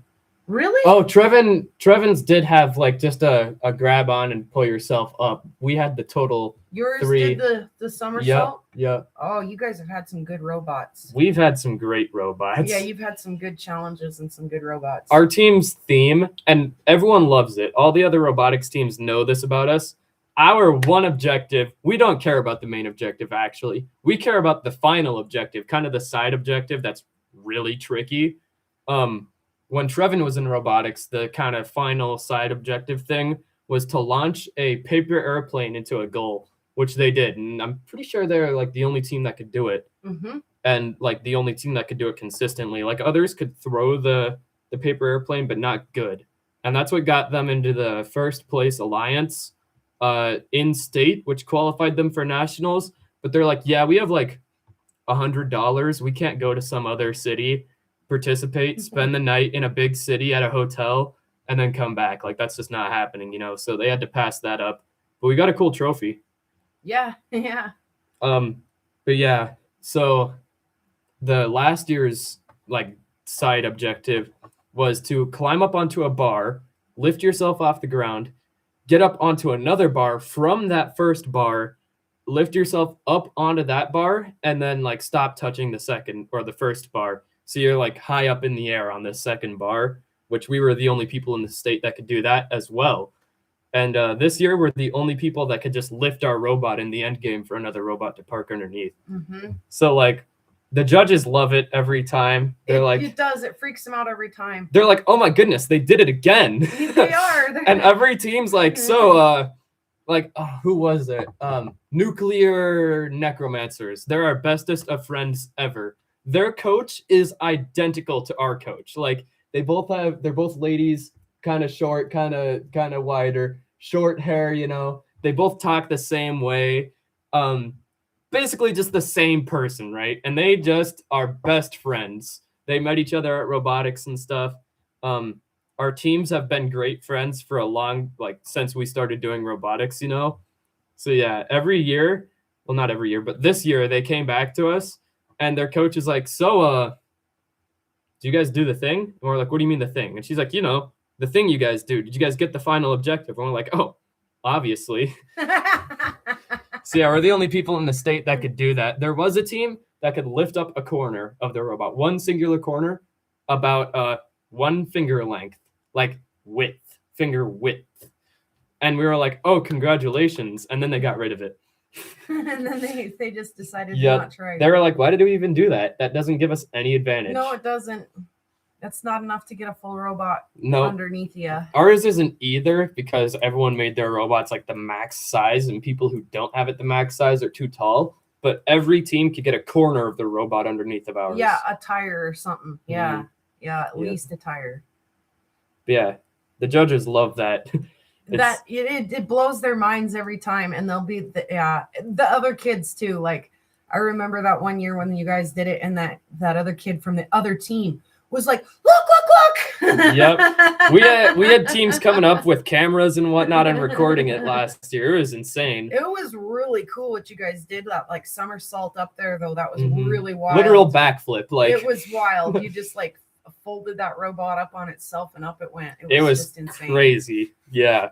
I am still proud of that to this day. Yeah, you this should one be. this one's kind of It wasn't as fun of a game that you had to play this year. It kind of sucks. Yeah, no, it was a bit. There's a you built million a good fouls. robot, but The judges Yeah. this year kept feeding us artifacts that we weren't supposed to have, which Well, kept and, getting us like, fouls. right away when you came home and were like, we have to shoot wiffle balls, and I was like, you have to what? Yeah, we have to launch wiffle balls. And you were like, shoot wiffle balls. How do you do that? into a goal? And I was like, what? There's a couple catches. You're not allowed to use hydraulics. You're not able to use anything with pressure, tubes, or anything, How do we launch a wiffle ball? You gotta like get it lined up in like wheels perfectly every time, or like we did on a track perfectly every time for it to be accurate. And half the time the ball goes in, hits a metal rail in the goal, and bounces out. It's like, really? And we have a camera on our robot. That's like our second biggest flex, is we have a camera, and in autonomous phase, they scramble the motif or the pattern you have to strive for, right? It's not required, but it literally gets you triple points, so you oughta, right?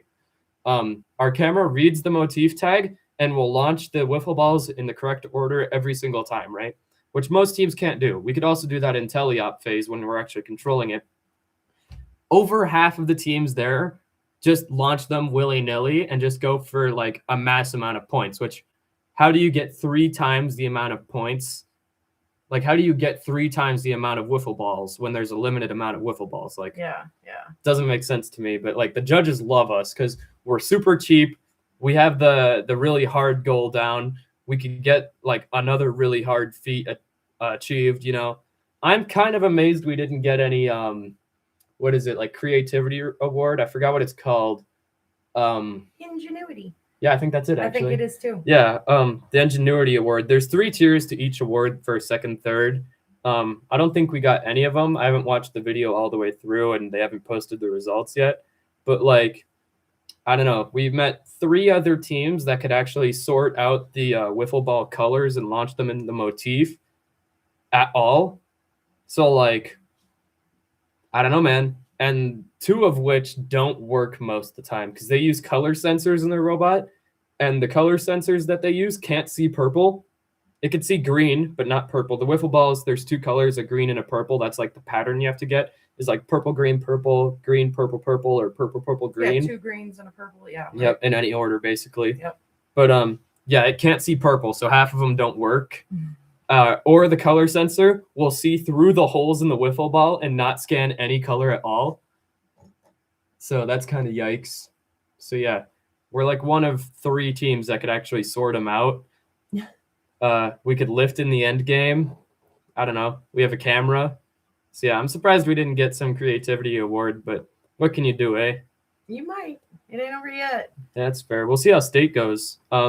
State's going to be like the top 24 to 26 teams in the state, which is going to be nice because there's these stupid push bots. All the robots can do is push your robot around. It rages me every time. What, you don't like being pushed around? Huh? You don't like being pushed around, especially when you're trying to shoot a wiffle ball? They make these stupid heavy metal robots with stupid powerful motors with some gnarly gear ratios that'll just push your robot away. and they don't get fouled for it because they're playing defense, and that's what their robot's for. It says nowhere in the rule book about it, which is why it's allowed. But they changed the rule book for us, actually. I don't know if we've told you about this yet. But last year, we had what we called the invisible wall. So your arm could only reach out so far horizontally last year if you had an arm. You could only go so far in horizontal expansions, right? And what we did to prevent that is we used the math equation for a pendulum and like trigonometric equations. I didn't say that right, but either way. Yeah, really tough equations, pendulum motion, all that jazz, to make sure our robot would only reach out so far, no matter how far up or down the arm was aimed, which was just insane. And this year they changed the rule book so that you have to have a physical stop on any components. It can't be a software stop, which is kind of crazy. And yeah, I really hope next year that they ban push bots, because you can't do anything against it. I've put all of our motion towards a push bot, and they just don't budge. You can't move. They push you around everywhere. It doesn't matter what they do. They ram your robot. They're breaking our robot. Like, They're breaking. I've seen some robots lose parts, like little nuts and bolts There were and a stuff. couple rounds just in this last one where there were three down robots. There was only one working robot in that one round. And there were nuts and bolts and rubber bands and springs and wheels and all kinds of shit all over the arena. They tried fouling us for something that didn't happen. Unplanned, spontaneous, rapid unassembly had happened. So in the front of our robot, we have this little plastic 3D printed plate that stops us from accidentally taking any. So our robot's kind of in a U shape, the front of it's open, because originally we wanted to load from the front, but they'd foul us for that since the ball left the robot for like, I don't know, a couple nanoseconds. They just fouled us for that, so we had to stop loading from the front. So we put a plastic plate in front of it, and the plastic plate's like kind of tilted because it's all on this servo. And when the robot's off, the servo goes limp, which lets it fall down a little bit, not even to the ground, right? And the ref comes up to me, he's like, "Are you sure that plastic plate's not going to go down any and like hurt our arena?" I'm like, "I'm absolutely positive. Like, it's mounted on by nothing, right? Just a servo, right?" I don't know if they know what a servo is. I don't. Okay, it's like a motor that's very controlled.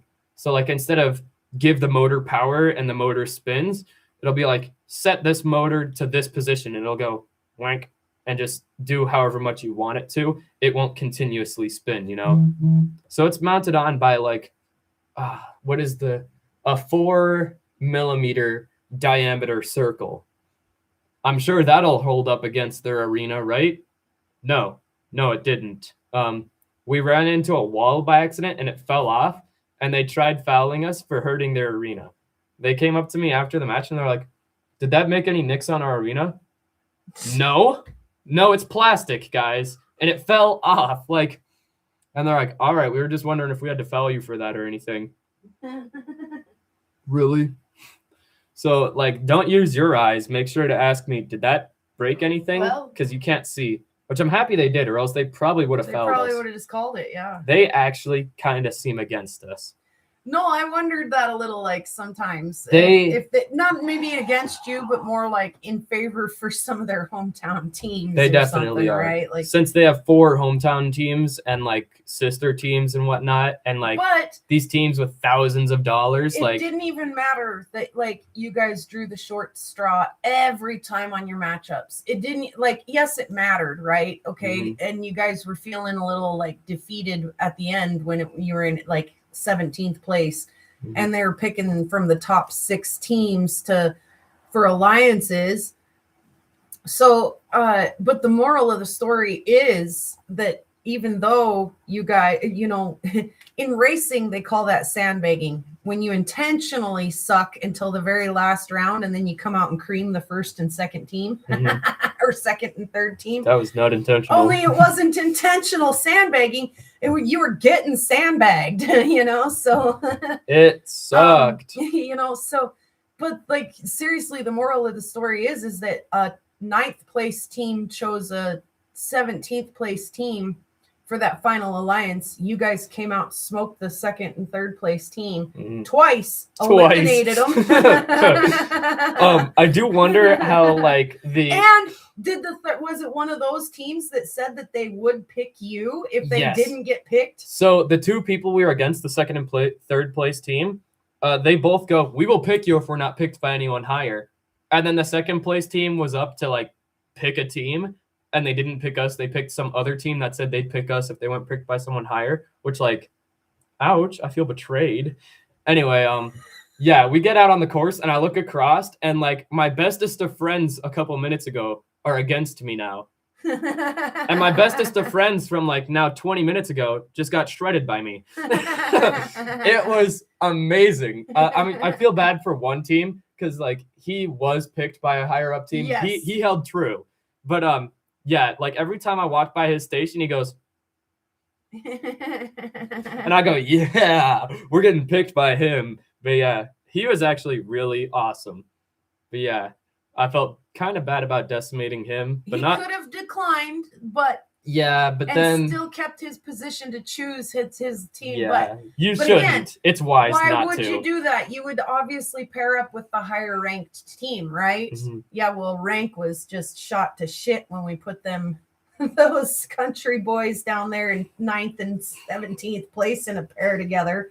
I do wonder, since like a couple of the like 1 through 6 teams, right? Like 1, 4, and like 5 picked like people between 10 and 17. So there's like maybe five or 6 teams between us and the 9th place, right? No, that's totally wrong math. Like 4 or 5 teams between us and the 9th place. I wonder how those teams feel knowing they were just skipped and we just dominated. Like, do they feel like, oh, they should have picked us, we could have done even better? Or do they feel like, oh, yeah, maybe we should have been a bit lower? No. Yeah, last qualifier, there's 2 qualifiers for each state, and then there's the state meet, and then there's nationals. I think there's internationals, but I'm not sure, right?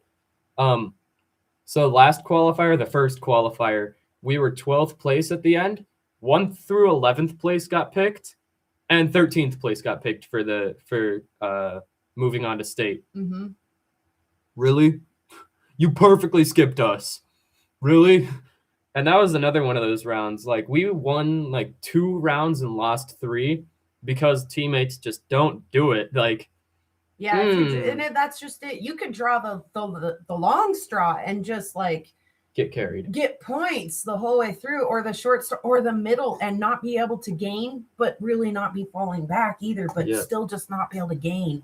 Yeah. So yeah, you like a nice variety. Even if you lose one, you still want to win another one, maybe a little good. But yeah, the whole scenario, like talk about a 2 underdog teams fighting it up from the very bottom to come up and beat the second and third place team out of the competition. I think it's really funny how Betty is talking about like a pool shark, robotics sharks. And we're on a live that has to do with meteorites in the sky, because there is a team. They're one of my favorites. They don't really like us much because they're rich and all that. And I bugged them a lot about an alliance. They're called Laser Sharks in Space. Yep. How could you get a better name? You just can't. That's flawless. That's hilarious to me. Okay, but there is a better. Go ahead. There's a team called Talk Nerdy to Me. When I was watching with Grandma, she was laughing about the names too. We like funny names. I can't remember which one made her laugh. It wasn't that one though. It was Herd of Nerds. Fusion. No. Laser Sharks. E-Hackers. It was like the platypuses or something. Oh, Party Platypi. I can't remember. Yeah, that's them. I don't know. I considered going up to them. I learned something recently. A group of platypus, like how there's like a flock of geese or a herd of cattle? A group of platypus is called a paddle. But they're solitary animals, so you don't see a paddle very often. But I considered telling him that, but I was like, no, I don't want to be that guy that's like, did you know? They know. I'm sure they know. They've heard it, I'm sure. I don't think they know. So, but speaking of names, what's the name of your robot? Oh, our robot name is Clanker. The Clanker. Which Clanker is the official slur for like a robot. and our what do you call it? Like captain, or I don't know. I'm the robotics captain, but we have like a manager. That's the word for it. Our robotics manager didn't know that. She denied us the Trump bot last year, which made us sad, but whatever. Because we had like the invisible wall in our code. It would have been kind of funny, but whatever. You don't really announce your robot names in robotics officially. You kind of do it unofficially, like, oh, awesome robot. What do you guys call it? And they'll be like, oh yeah, we call it this. We have this second robot. I made the robot completely myself. I built it and coded it and all that jazz, right? I call it the pest because I was so tired of these push bots. I was like, if we start getting push bots against us this round, I am unleashing the pest. And the pest is just some stupid little robot. It's really, really flat. It has spikes on the front, and it's got the most powerful motors we have with the most grip possible for our wheels, right? All the weight is on the back wheels, which is where the motors are. And it's just some disgusting little thing. And that's what we train our defense with. Well, not our defense with, but getting around defense. Yes, probably is, Betty. Yep, probably is the Big Dipper. It has skid steer controls on it. So the left stick forward and backwards is forward and backwards on the left back motor. And same goes for the right forward and backwards is the right back motor. So it's just this disgusting little thing. I was like, if we're paired against a push bot more than twice. Betty just compared you to a tick before it's had a feed. No, a team actually, oh man. Fusion had a little robot. I forgot what they called it, but it was something similar. This is like, they're like, this is our little stupid robot. If we have some stupid team against us, we're pulling this out. I was like, perfect. We have what we call the pest. I almost put coffee out my nose when you said that. Yeah, I find it funny that there's another team that we were allianced to. We didn't even know about it until after the meet, but they also have a little stupid robot for pairing up against stupid people. Okay, be nice. We were teamed up with a pushbot team once, and it was just what I expected. They come up to us, and this dude's got like the no, be nice, right, and he's all like acne. It looks like he hasn't showered in a while, and he's like, "We're teamed up with you next." In that voice, I was like, "Oh no!" And he's like, "Our robot eat pushes. We have a pushbot for defense." Stand back a bit, gang. Like. That's when Caden pulls this maneuver, right? Like this one right here. Where his teammates go, "We're so excited to be teamed up with you." Yeah. That's one of the rounds we lost. He's really excited. I swear. There is a robot in competition. He's really excited. There is a robot in competition. I was pretty good friends with them. They have a smiley face taped to their robot, which is funny. But yeah, I was like, yikes, these are our teammates, right? And it was just the one dude. So we go to queue up for our match, and there were 4 identical people. And I was like, oh, again, this is exactly what I figured a pushbot team would look like. Oh, like, these people are creatures. And I'm not going to point out their team name, but like, you know. Look at you messing up my stuff. I'm messing up mom's stuff here. But yeah, I wasn't too happy to be on a team with them, but I dealt with it. And we lost. We have a push button. Oh. You're one of those people. Oh, so nice to meet you. Yeah. Not big fan. Oh, gosh. But yeah, overall, I loved this past meet. You know, we got shredded, but like in the end, we won in my book. You know, we got qualified, which we did not expect, which was epic. Especially the Fusion team. I like used every bit of psychology I knew on the kid too. Just like made it seem like I'm very personal to him. Oh yeah, your brother so and so said right. I'd be the one you'd be the one to talk to. He sent me here when they were waiting. And he was like, "Hey man, looks like you're gonna be up next. Are you gonna pick me? Hey, don't forget to pick I didn't pester him much about it. But yeah, my number on my shirt. I was like, your brother sent me here. He said you'd be the one to talk to about an alliance, you know, and I like said his brother's name like I knew his brother all well, you know. And he's like, I guess we could pick him, and he looks at like his team manager, and they're like, I don't know, man, it's up to you. And he goes, yeah, we're already qualified from the last meet. We'll pick you guys. Sure. We'll just like pick you up and, bring you in with us. And I was like, awesome. And then when we were standing in line, I kind of like walked by until I saw him, stood next to him. And as the teams are getting picked, I was like, dang, dude, I think you might actually be like up soon, right? And he goes, I think I might be, yeah. And I see him like, I'm standing to his right, and he goes, I was like, oh, you're looking, yeah, read my number. My number's on my shirt. He read my number. I heard him recite it, right? And then he walked out there next. I was like, oh, we're in business. Again, I didn't see that on the camera or know any of this. So I'm just like, say Sunburst Big Brains. Please say Sunburst Big Brains. And he got up there and was like, yeah, Fusion would like to, how do they say it? Team whatever number, Fusion would like to invite Team 24338, Sunburst Big Brains, to join our alliance. Yes. And then I pull up, and you're supposed to say Team 24338, Sunburst Big Brains graciously accept. I was like, we graciously accept. I was like staring him in his eyes. And so graciously, dude.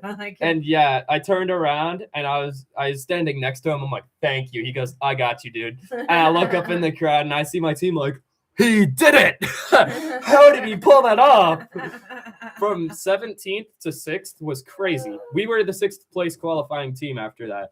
Yeah. From 17th, almost 18th actually, since our round was over when we were in, or our final round was over, we were still in 18th. And then we just went up one. So yeah, 18th to 6th was insane. Yeah, Very I fun. can't believe you guys did that. I was kind of amazed as well. I knew you were cooked if you didn't get an alliance. I knew you were cooked. We were out of there, and yeah. I was like, we all seen it coming. Come on, please, no. You just give them a chance. Just say their names. Just say their names. Yeah, the dude like understood the assignment too. He's like, yeah, we'll drag you into state with us. Why not? Right. We're already qualified. We got nothing to lose. And like, then you get in there and you're like, just let me stomp these guys. Just let me waffle stomp these guys. And they're robots riding the struggle bus. And you're like, no, thanks for carrying us. Now let me carry you. We got you guys. We got you guys.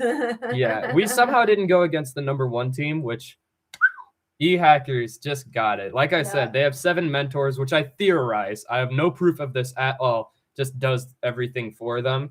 And like I said, they have a CNC machine. They've got like every piece of machinery possible. Ooh, yeah. Trevin, my brother Trevin, has seen their robotics room. It's as big as our school. I'm not kidding you. It's the cheap ones we have. We have 2 Ender 3D printers, which are kind of bottom of the barrel. They were kind of bottom of the barrel when 3D printers came out. And then we have some Creality one, which Creality is almost off-brand. None of them work. One of our mentors, Yulin, he let us use his 3D printers. Like he 3D print stuff at home because we don't trust people at our school. We have this very specific guy that has broke countless 3D printers and we've had to fix it every time. So yeah, he's not bringing any of his good 3D printers to school. He just prints it at home, brings it in the next day, He designed most of our parts, but like I refined and designed a lot as well. So yeah, that was really nice. I suppose by most of the parts he had on the robot were identical. Like we had 2 ramps that were identical that he made. Where there was like a flat part of the ramp that he made, which consisted of like most of our robot, honestly. And then I made a couple paddles, another section of ramp that was like at a different angle and all that, I helped make like a ton of mounts and whatnot, Yeah, I'd say we about equaled out each other's work on that, which was good, I didn't want it to just be our 2 mentors doing everything for us. Last year, it kind of was, because I was always like laser focused on coding the robot, and then everyone else would just dink around. I don't want to rant too much, but the people that show up to robotics and sit on their phone or get on a call with their significant other or whatnot just drives me up the wall. Like, do this at home. Why are you here? Either way, yeah. Last year, I felt really bad because I was all in at the beginning and I was like helping build and whatnot. Then I kind of strove over to coding and they'd be like, Caden, can you help me with this? And I'd be like, oh yeah, give me a second. I'm writing this line of code. And then the code wouldn't work. I'd have to do a bit of research, redo the code, research, redo it, and then it'd work. And then I'll be like, all right, I'm here. Oh, we got it. Or we're thinking about wrapping up for the night now, you know? Dang it. So yeah, I apologized to them at the end of last season. I was like, I'm sorry you had to like build the robot for us in like the last 3/4 of the season. But yeah, our school like fights for sports. Like over half of our members are in basketball. If you miss one practice in basketball, you don't get to participate in the game, the next upcoming game. So yeah, that's not good. You know, obviously you want to play in the games. And our sports advisor sucks. He has the robotics. What? Be nice. Okay, I'll be nice. He's not the greatest. Okay. he has the schedules for all the sports, right? He does all the scheduling, right? So he sees when robotics meets are. There's a whole 3 meets that he has to go around. He cannot.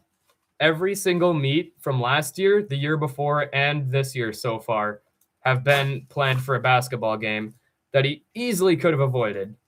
So yeah, I don't know. It's kind of crazy because his wife is the robotics coach. Either way. So yeah, we've had the struggles.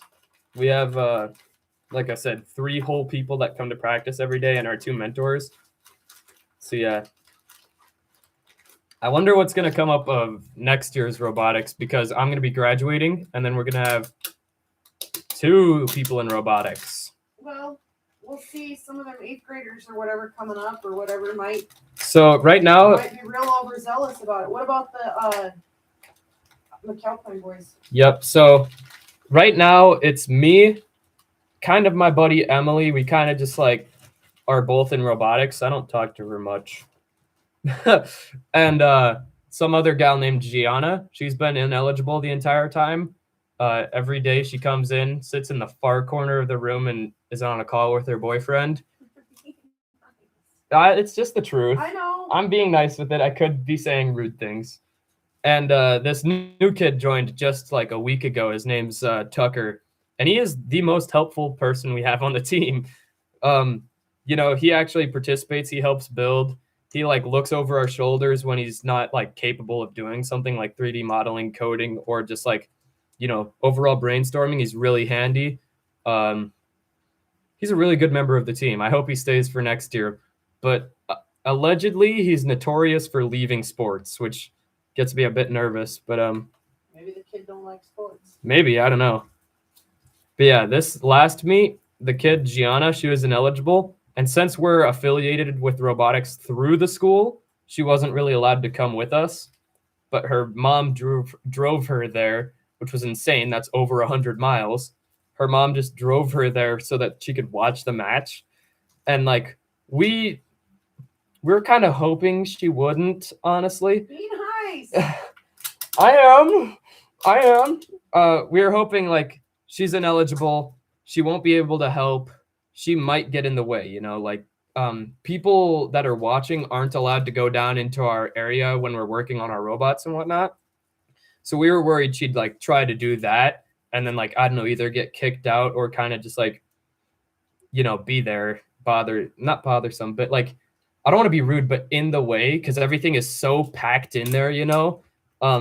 It's not like the littlest amount of members is good. But when there's like 3 of us, it's kind of nice because we could all fit around the table and like work on stuff. Some of the bigger teams, they have people sit in the stands while whatever, like they divide their teams out into like coders, builders, drivers, the team captain, and like their mentors, right? They have like 1 crew in at a time for what they need. We have our entire crew in. But this specific meet, they go, so we're going to try something new. There's safety glasses at the entrance for any visitors who want to kind of roam around and see what's going on. What? And before we knew it, her and her mom were kind of looming over us a bit, which wasn't bad. I'm going to admit that. Her mom was like pretty actually handy. She kept like bringing up like a video of the last match, kind of pointing out like, here's what you did. Here's what you could kind of improve on. Here's what was stupid about the match, kind of like, you know, the refs kind of screwed you over a bit, which happens to everyone, you know, they're not perfect. But yeah, Tucker's parents also showed up. So our table was really packed, actually, which was kind of nice, actually, because, you know, their parents could get after them. Because Tucker, he's the newest recruit. He's not very well practiced, and he's a bit out of lack of motivation. So when he was our human player, he had to load our robot. And I told him, you have to do it really fast. 2 purples, 1 green, any order, just on the robot. It doesn't matter. And when we drove up at like a dire moment to get our robot loaded, he goes, 1, 2, 3. I was like, oh my goodness, that took 5 seconds of this 2 minutes we have to work with. Youch. And it's actually less than 2 minutes. It's like 1 minute 30 seconds or something like that. So I was like, okay. I was driving the robot over to the goal so we could launch the balls into the goal and then come back and get loaded again. I was like, okay, next time you got to do that a lot faster, please. And he goes, okay. We get it parked up there, and he accidentally like touches the robot with one, gets another one, and another one faster. I was like, good job, that was faster, but you just got us a foul. So yeah, we had to teach him up on that. And his parents, they were like, you got to hurry up. And I was like, oh, wow, that's kind of straightforward. He's like, yeah, if you're gonna like be useful to your team, you got to be real quick with it. I was like, okay, he's intense. Ouch. I'm happy I didn't have to say it to him like that, but that worked so well. Immediately the next match, we get there, he's got 3 balls in hand, in, done, boom, bam. I was like, oh, what sweet.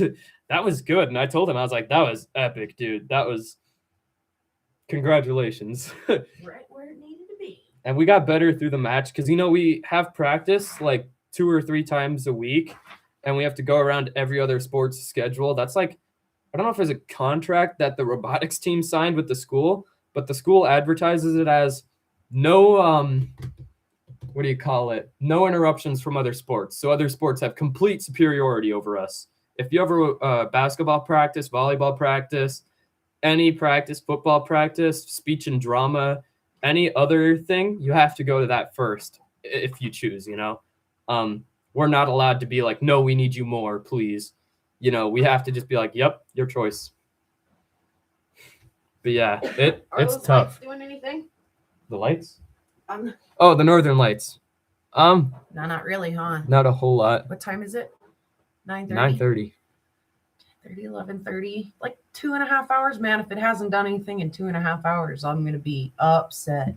Yeah. I'm gonna have to put this over my face to get through the rest of the show. Yeah. Robotics is kind of an ordeal. YouTube's trying to tell me it's time to take a break.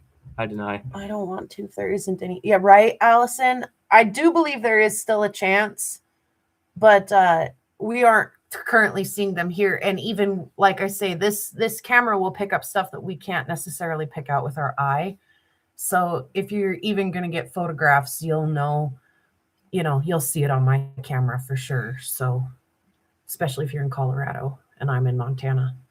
So, but I'm not seeing anything. It got crazy there for a minute. It did, yeah. When we were talking about you being the underdog, coming from 17th place, coming up to kick the butt on the second and third place, or second and fourth place team. That was crazy. And crazy how the lights picked up just for that, and then now they're gone again. Wait a minute. Now who's who? This is me? Yeah. Must be because it's still warm and yours is empty. Yeah, looks about right. Cheers. Yeah, robotics is an entire ordeal, you know. It is definitely. It's a lifestyle. It is a lifestyle, no kidding, right? When you're Yeah. there till 10 o'clock at night and sometimes later. And yeah, it's good though. I like it. I find it highly interesting, and I think it's really kind of cool thing for you guys to know how to do some of that stuff. And again, not just you guys, the rocks are talking. Not just you guys, but all those other teams, to see all the different ways you come up with to complete the same task is just mind-blowing to me. I think the second best part about robotics is the community. Yeah. Because like my Yeah. Instagram is just full of robotics videos, and people there are just hilarious sometimes, you know. A while back around Christmas, there was a theme. It was like all throughout the house. It was nobody was stirring, not even a mouse, you know. Yes. that ordeal. And they'd have like the whole robotics team like passed out on like a table, the robot like with a light blinking on it or something odd, you know. and it's like the Someone's coders. like sleeping with a soldering iron. Yeah, Like- the coder's got like huge bags under his eyes. He's just typing away like a zombie. That is the coder way though. Like I said, our buddy Austin stayed up till 3 recoding everything.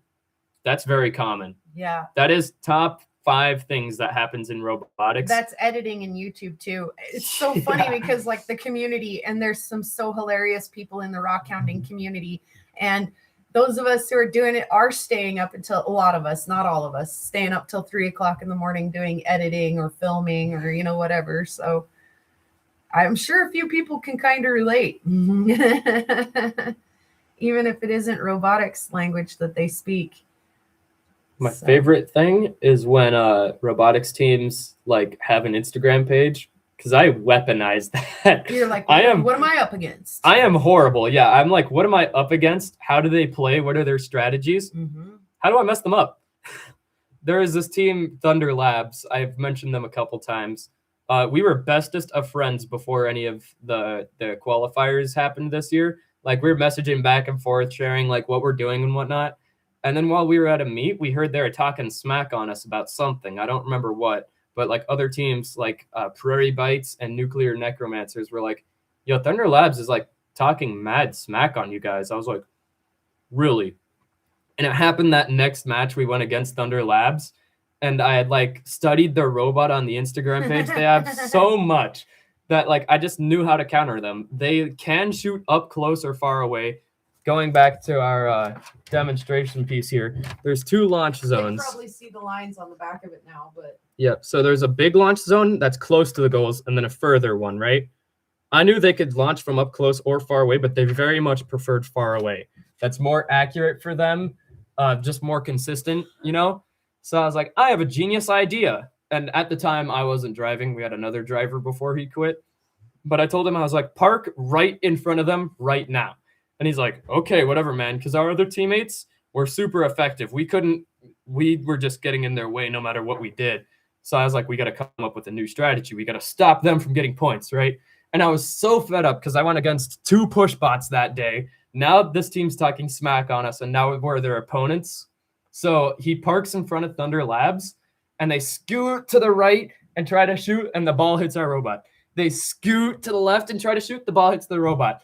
They scoot right in the middle, back up, aim as much up as possible, and it still hit our robot. And it was like, oh my goodness, this is flawless.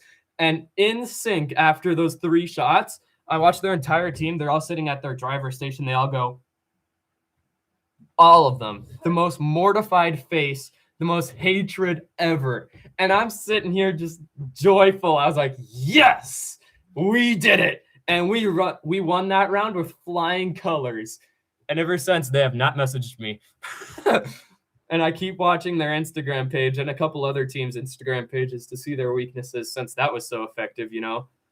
But yeah, it was magnificent. I kind of feel bad for it, but they're talking smack on us. All right, I got to take a bio break, so I think I'll hand it back to Mom now. yeah, what goes in must come out. When you're drinking coffee on a live, it'll make you need a wee.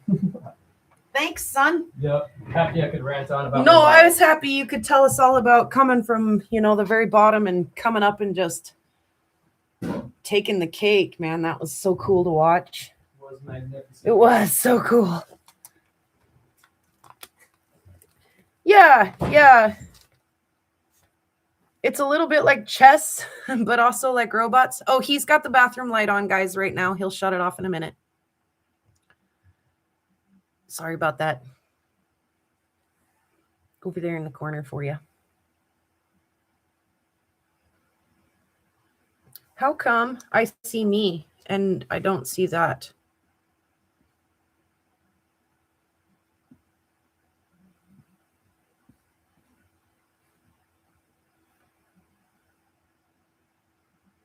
How long has that been going on?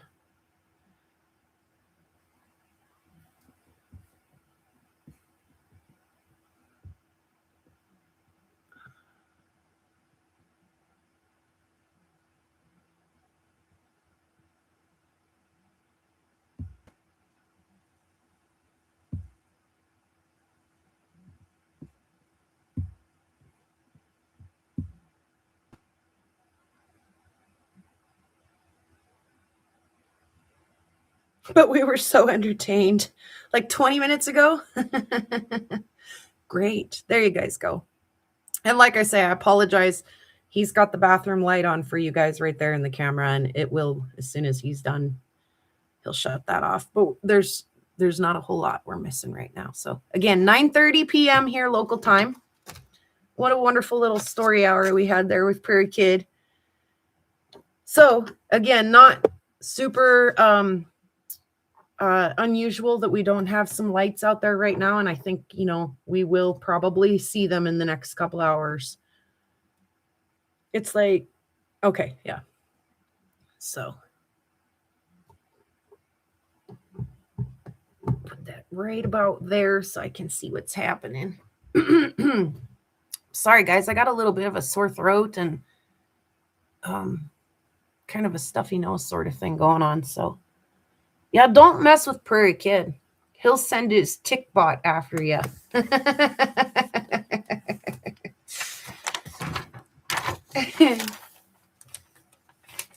Oh, look, he even saved my notes. My notes about when Brian and Julie and Earth to Elegance are going to be there. I'm going to add those to my Tucson Bible really quick.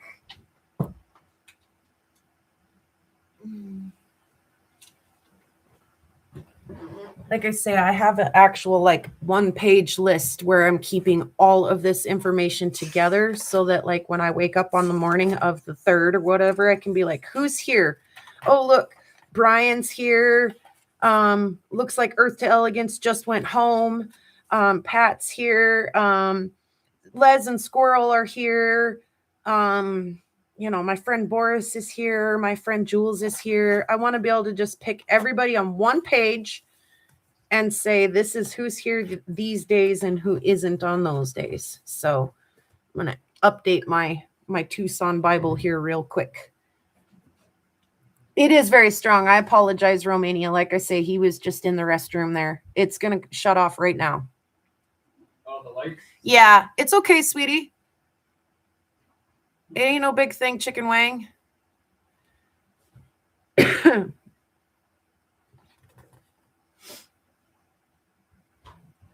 It'd be cool if you'd take a shower before school tomorrow, though. Not entirely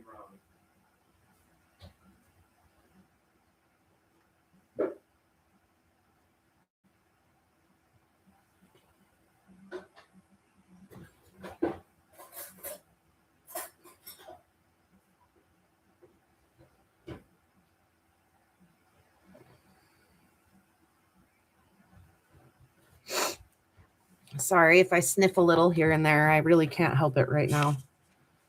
Okay, that got a little bit messy, so I'm going to tear it out and just rewrite it so it looks nice and stays super readable.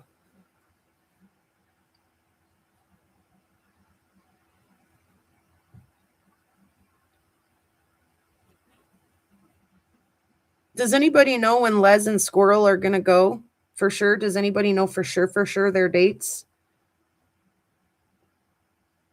Or if Les is still going? I thought I might have saw that Les was having some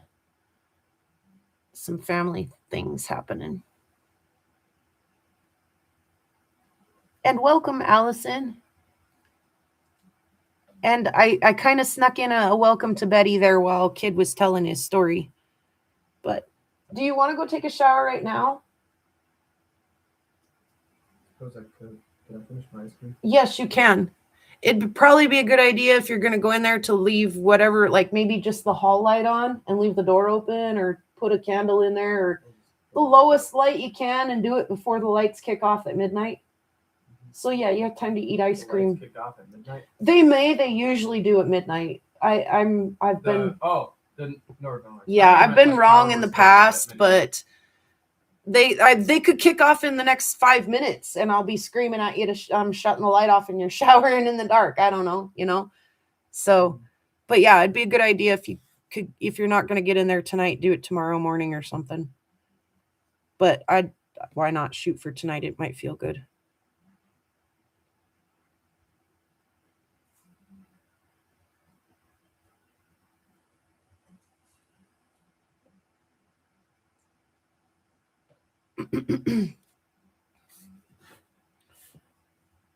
And did anybody answer? Hey there, Scott. Welcome.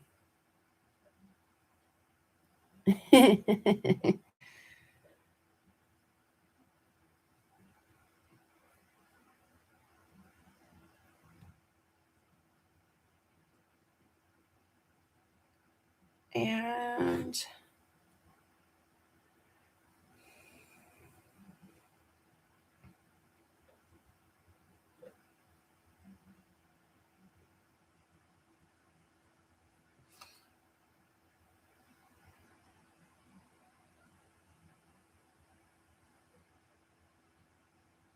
yeah, I'm not sure.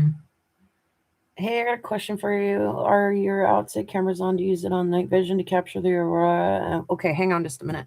I got a personal friend of mine who lives just a couple houses down who is a regular aurora watcher. Hopefully I can answer her and not lose the live.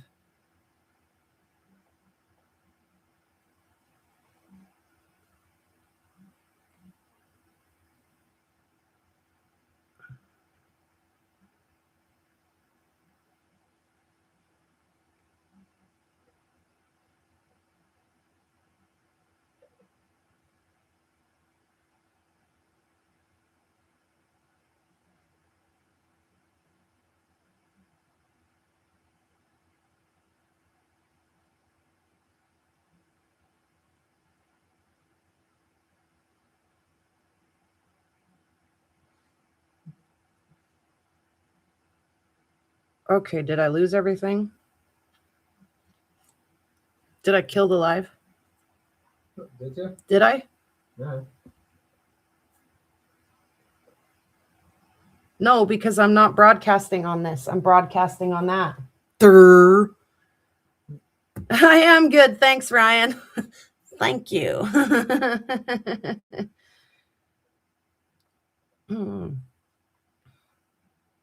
Yeah, I've met them out in the middle of nowhere, her and her daughter, a couple of times. So if you guys have watched any of my Northern Lights videos before and you see my friend and her young daughter out watching Northern Lights and stuff. So like I say, she's very avid Northern Light watcher. So I just wanted to touch base with her tonight because we often do meet up when we're out checking out the lights.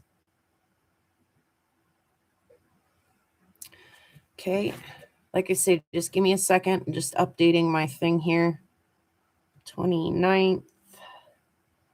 I won't be there, but there is stuff going on that I want to be aware of. Extra. See what I could do.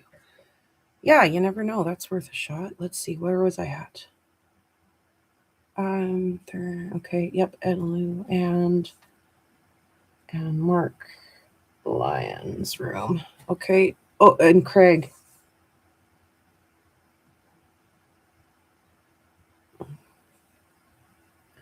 Craig Zumman's room. Okay. Don't need that anymore. Don't need that anymore. And I think,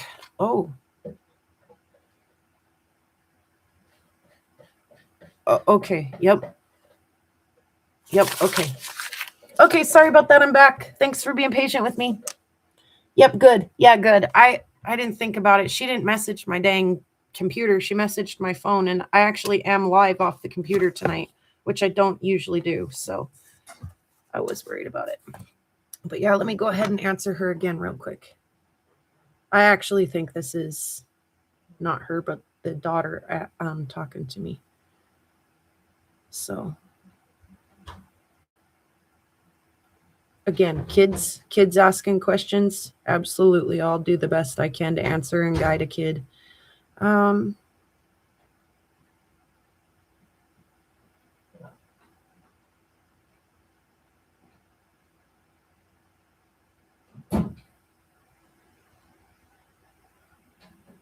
that light, Mom?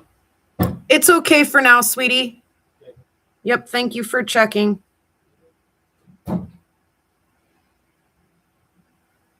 We'll have to just never mind the glow there in the left-hand side for just a minute, guys. He's going to take a shower.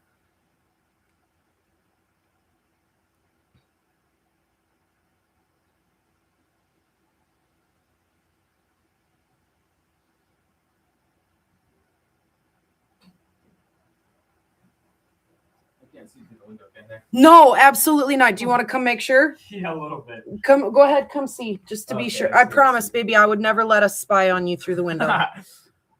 We see Yeah, the I'm seeing light, it. I'm seeing it. but that's all we can see is the light. Yeah. I mean, even if you got up there and like, held your hand against the window, we might see the light dim a little bit, but we won't see you.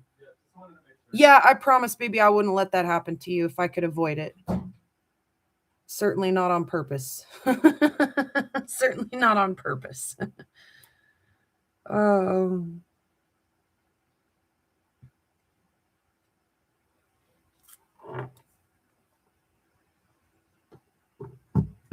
Poor kid. Yeah, and he's always been kind of a private kid, especially in like that regard. So, okay, and then we got Earth to Elegance added to the list, and Brian and Julie, or Mule and Farrell, added to the list too. So that weird random scratch paper there is also now in one collective, nice, readable, legible, easy to find resource. So come on, Sky, give us a good old light show, would you? I like how we've had those little like sub storms. That actually is probably a really good sign that we're gonna see some like super kicky stuff later. What time? Quarter 20 to 10. Again, still very early, and we've had a couple little outbursts, so we'll have to just keep an eye. That is not necessary. You can quit making noises now, phone.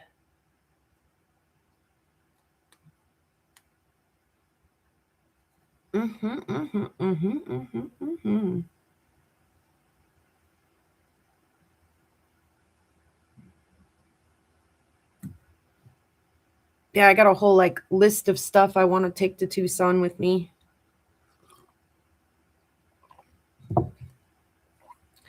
Like, do you have any idea how upset I'll be if I get down there and I don't have any Prairie Girl Rocks stickers to hand out to people? So I got to remember to bring some stickers to hand out to people. My gimbal would probably be good so you guys don't get seasick walking around with me all day. My little microphones so that if I show up to a vendor booth and they want to do a quick eat, so my flashlight and my black light, my magnet, my jeweler's loop, and my cross polarized light unit. Guys, think of anything else I might want to have on me? Oh, you dirty bird. Why are you doing that?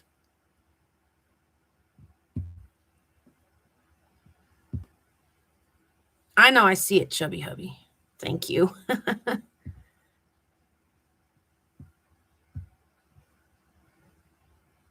Obviously, the solar flares are messing with my live feed. I don't know why it keeps doing that. At least I caught it really quick this time. Last time, everybody just let Prairie Kid tell stories while it was doing that.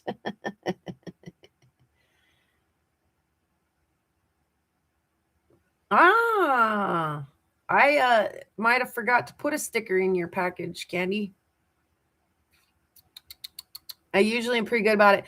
If I've sent you lots and lots of packages, I may kind of abstain from, but for the most part, I try to put a little sticker package in everybody's stuff. So like I say, I need to get them rounded up, trimmed, because sometimes I get them, they're still in like mostly full sheets. I don't know if I have any left in full sheets, actually. I'm getting down to it. Like I need to do a new sticker order here real soon. That last batch didn't come in huge sheets. They weren't too bad to cut down to size, but I don't know where they're at all. I saw one of the sticker sheets maybe in the back bedroom the other day. Is that no? So, but yeah, I wanna be able to hand those out like candy down at Tucson to all of the little vendors I stop by and talk to all of my friends that I get to meet in person and stuff. Forecast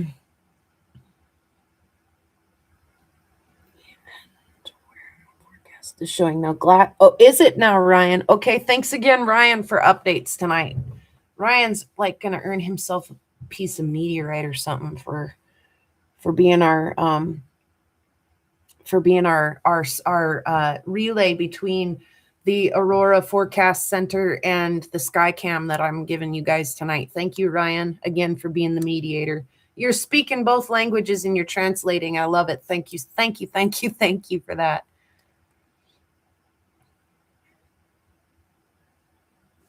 Yep. Good news. Like I say, I'm not surprised that we haven't seen a lot. Like I say, we had a couple little storms, little flashes there, and that's a real good indication that, man, when it comes, it's going to be like someone turned a switch. It is just going to happen when it happens tonight. I have a feeling. It may toy with us for a little while, but kind of, oh, here I am. No, I'm not. Here I am. No, I'm not. But I think when it's going to be like somebody grabbed the dial and turned it on when it gets here, I think.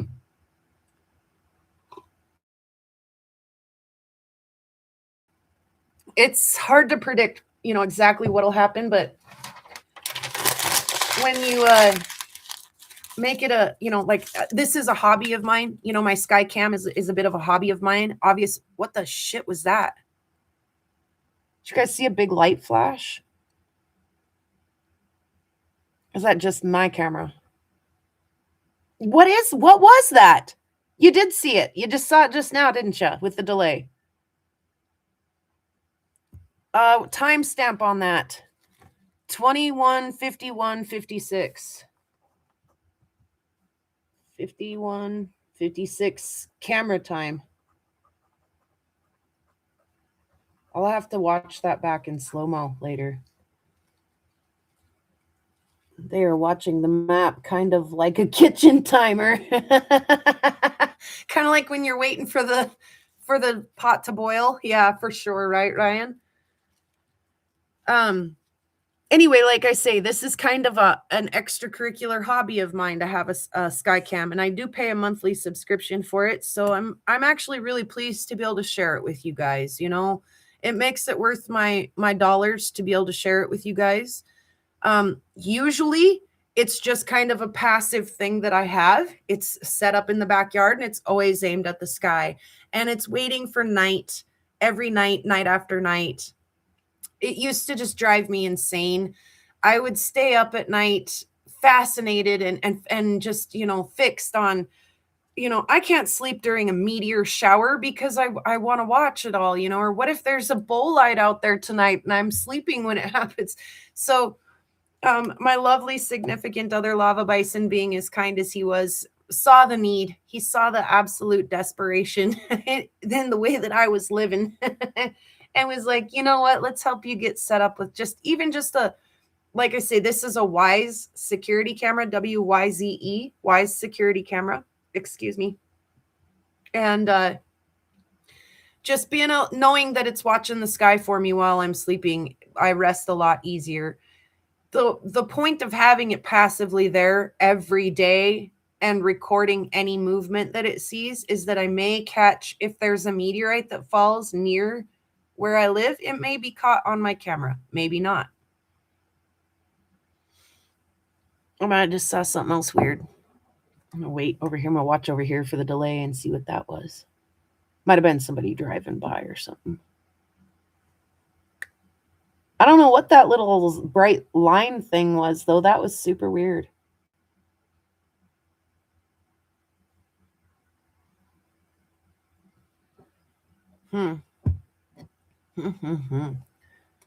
We all got used to that bathroom light being on now. And now when he shuts that off, we're going to be like, wow, look at all the sky that we can see. Flashed. I swear I saw a spaceship flash a few minutes ago. I know, right? I time-stamped it so I could go back and investigate what it was. I don't know what it was. I mean, it probably was a spaceship, but probably more like honestly, probably more like just the Aurora really messing actually with my camera. So it's probably more likely. Or a bug. Maybe a bug flew past my camera. It actually has been warm enough lately that it might have been a bug. It was meteorite. It was a space peanut.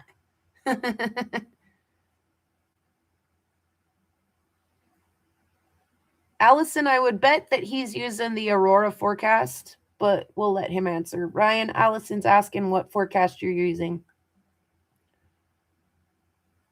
I would rather have a meteorite, honestly.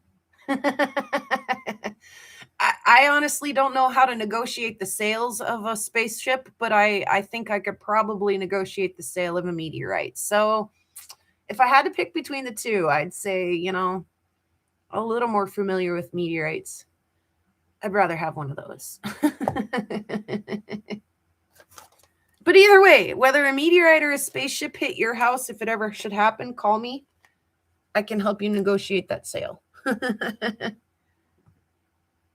Noah. Yeah, the Noah. Yeah. Thanks, Ryan. And thank you for sharing the link for those who would like to go watch themselves.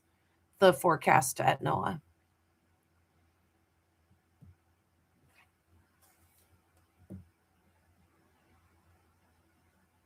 Hey there, machine. Cheers.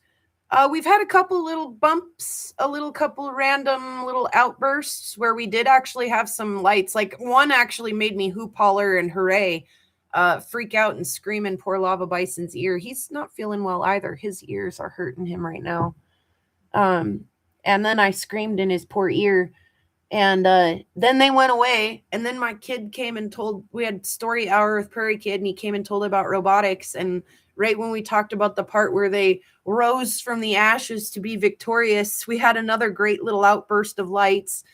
And then it quit again. And like Ryan's watching our the NOAA forecast for us, and like he keeps saying, it's on the way, it's on its way, it's moving this way. So we may see a couple more little bumps before it officially gets here, but like I say, I kind of don't expect a whole lot until midnight, maybe even later. And in the meantime, who knows what kind of little outbursts and flashes and things that we might watch. We might see if we just watch for a little while. So, and then we've seen some like random artifacts on the screen just recently that made us ask questions about panspermia and aliens and meteorites. And no, I'm kidding. If you hit play on it, the current time is all the way to the right of the moving map. Right. And now Ryan's explaining how to read the NOAA data that they're showing you.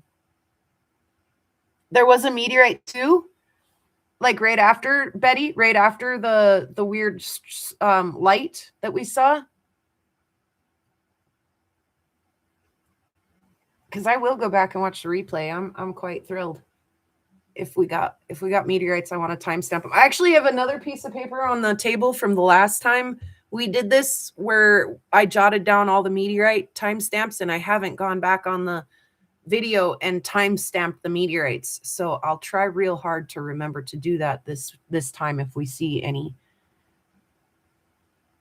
Ooh, that's no fun, machine. Frozen fog. There was a little tiny bit of cloud cover as the sun set. Like it was just enough that when the sun came through all that cloud cover, it kind of made a pretty sunset, like a nice red sunset. Are they buzzing you? Are they buzzing you? But it doesn't seem to be really affecting anything. I can still see some stars and stuff out there. So even if there is cloud cover, sometimes that actually makes the lights really look weird and bizarre and extra neat. So as long as it's not a total blackout out there, we'll leave the camera on and see if we can catch any lights tonight. So one time in my entire life. Right on, Betty. The circular time lapse. According to my look at it right now, it should be the highest chance transferring from universal time. Oh, well, maybe all you got to do is say the magic words like that, Allison, and it'll just turn on out there. Did anybody, by the way, get the official prediction or the official reading on this? Is it a G4 or a G5? I'd heard it might possibly reach G5 status.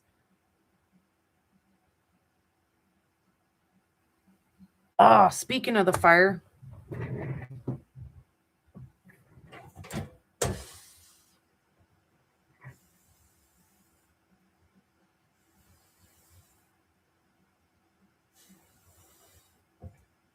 I forgot about mine. I'm slacking on my firekeeper duty over here. It's fine. It's like 30 degrees outside. We're not freezing right now. But it may drop down a little few degrees cooler and we'll feel it creeping on the floor. So we'll keep that thing a little warm. Mm, mm, mm, mm.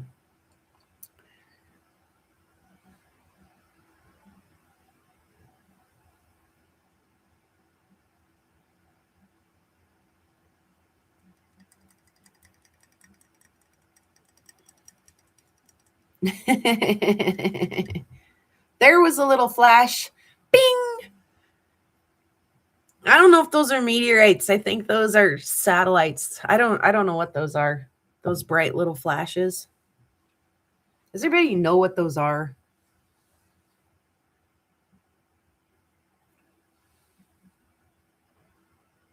Yeah, let's not be freezing for no reason.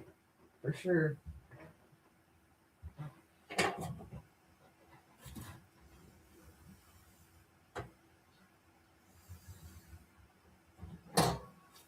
I'm gonna go grab a tiny piece of here too. We got some, but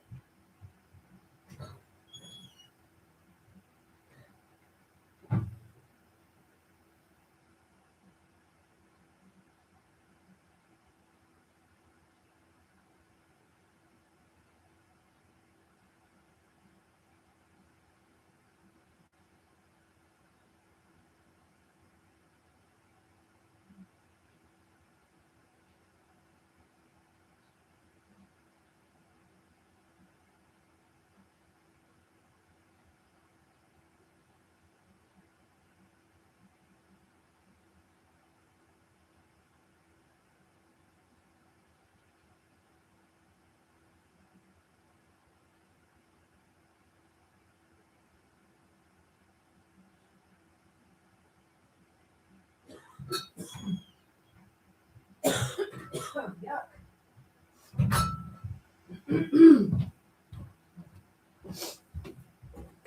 Whoa. Could be so smoky and gross. Here, have some wood. Here, have some little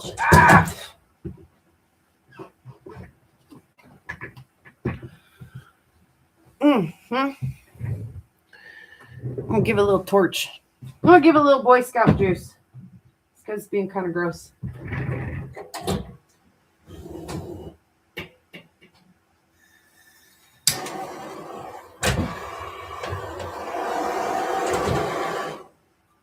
I said, let there be fire.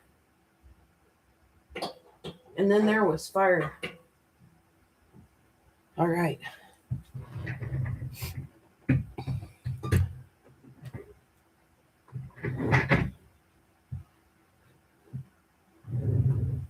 Okay, come on, lights.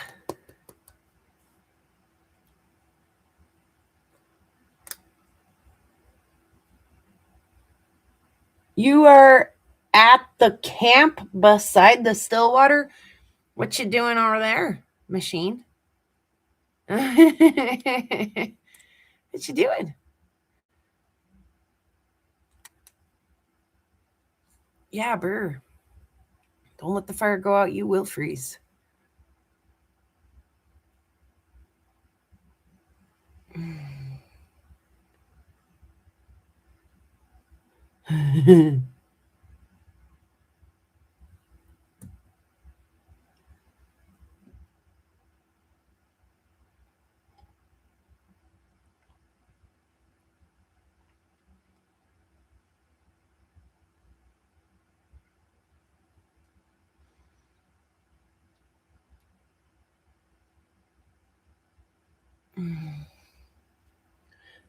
What is going on up here? And maybe even a little bit over here. Again, it might just be the tree. I wonder if it wouldn't be beneficial to go turn that camera just a little bit. Like, really, what is going on right there? I had a look when I was out there just now gathering wood to make sure that it wasn't doing the the like east-west horizon thing. Is that the moon coming up there, or like is the moon out? I didn't even notice, but it could have been behind my house on the other side over there. Let me go look. Ouch, gosh dang it. That muscle in my neck.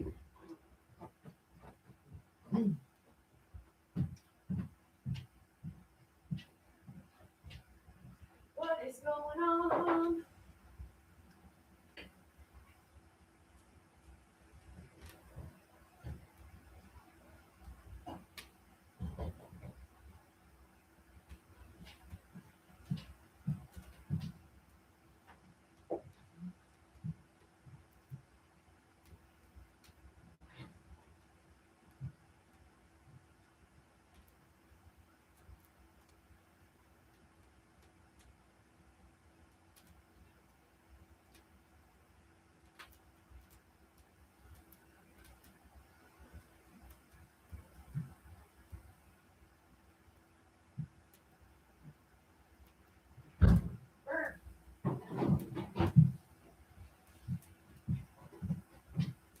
All right, I don't see anything over there, so we'll leave the camera just like it is.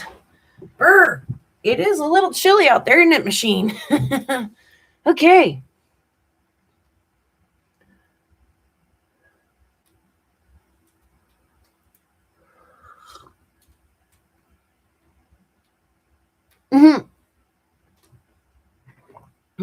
It'll burn you.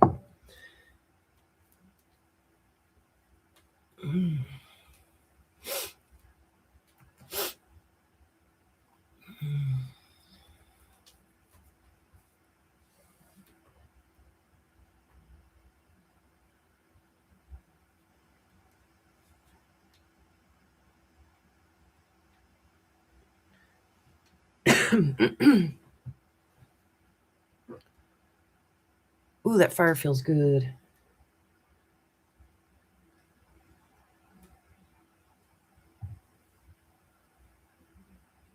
All right, Prairie Kid, wrap it up in that shower already.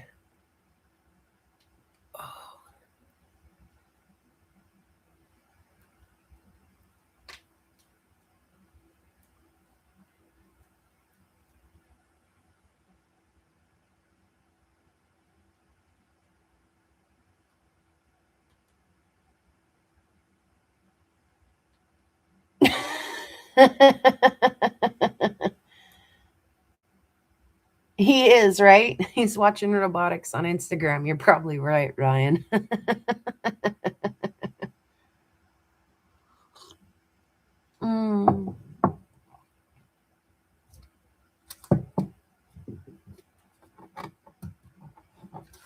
Poor cracked cup is leaving a little ring on my desk. He's a coaster, like a civilized human being. Yeah, we can definitely see stars and stuff out there. So if and when, I'm thinking when, he's gathering intel exactly, was visible in the north part of Romania. It probably was actually Romania. And again, maybe not with your naked eye, but with a camera, especially because your camera can take, more than 10 seconds worth of, or 5 seconds worth of light and gather it and put it into one still image. So.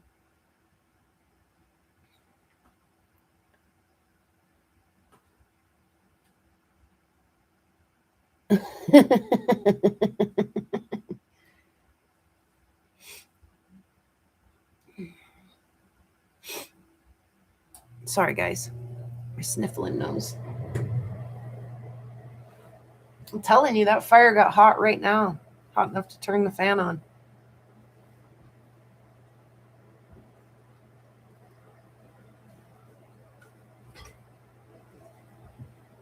Oh, shit. My neck hurts. I might have to go take an ibuprofen or heat up my thing.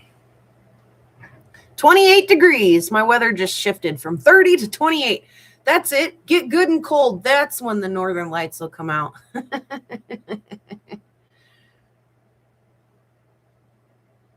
That's when we'll fully have earned it.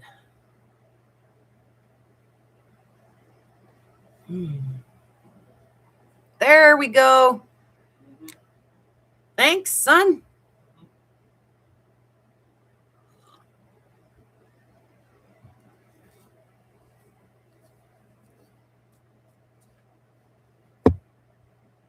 Mm.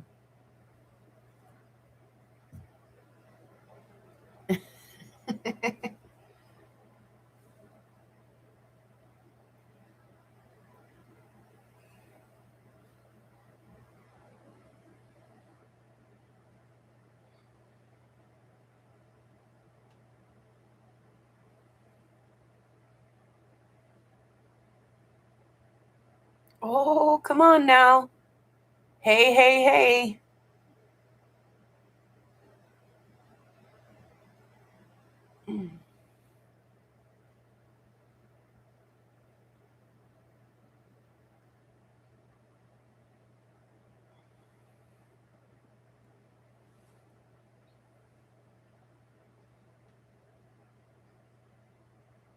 Caden, you should take your chainsaw and go cut the top of that tree off.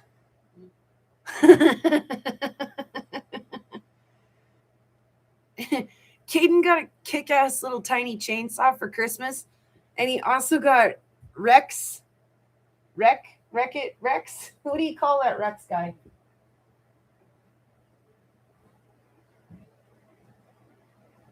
What's he called? What's he called, son? Rexy? What do they call the channel?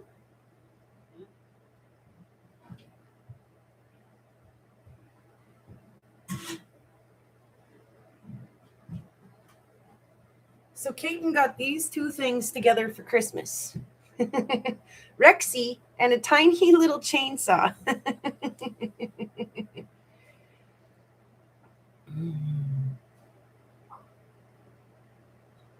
What's the HR stand for? How Ridiculous. He comes from the YouTube channel called How Ridiculous. I've never watched it. Well, I watched enough of it to know that it was very ridiculous and that they wreck Rexy. The whole mission is to wreck Rexy. The one that I watched, they dropped they dropped a giant lawn dart on Rexy and it like hooked him through the mouth and then like it paled him and then like they ran up to him and they were like, oh no, he went deep. And he did. He just like drove straight like 3 feet down into the ground with the lawn dart. So the whole idea of How Ridiculous is to wreck Rexy in it however many ways they can, right? So he gets Rexy for Christmas and a tiny chainsaw. Coincidence? I think not.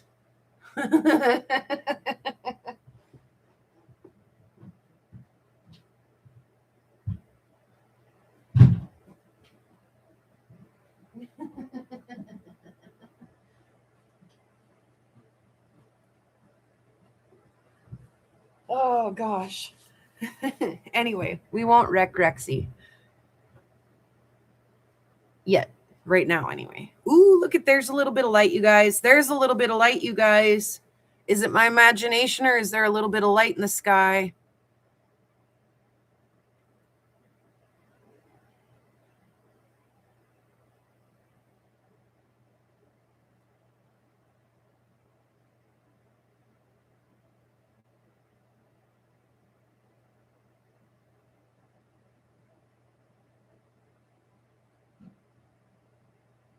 Right, Scott? He's got a bigger one too, but man, that thing gets into some nice tight spots and does some stuff.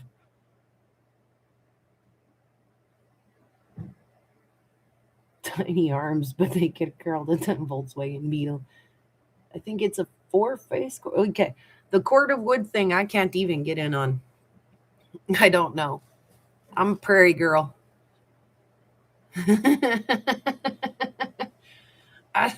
I don't know much about logs and trees. There was some light there. Looks like it kind of danced its way off to the left there above the house and moved on out. What time is it? 10:15? Oh, we are getting close to the golden hour now. I got an itch on the bottom of my foot. I got to kick my shoe off and itch my foot.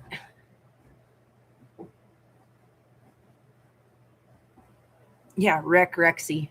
It cracks me up.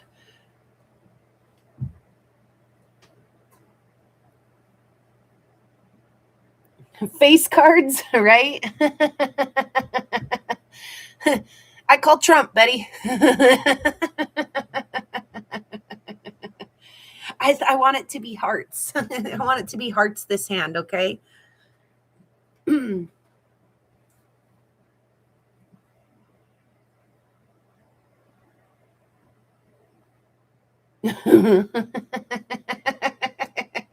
Is that a metric ton or a standard ton, chubby hubby?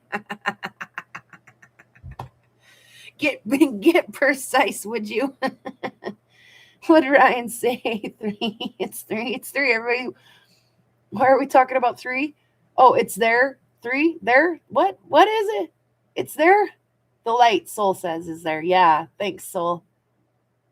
It's less than a crap ton. Oh, goodness. You guys are funny.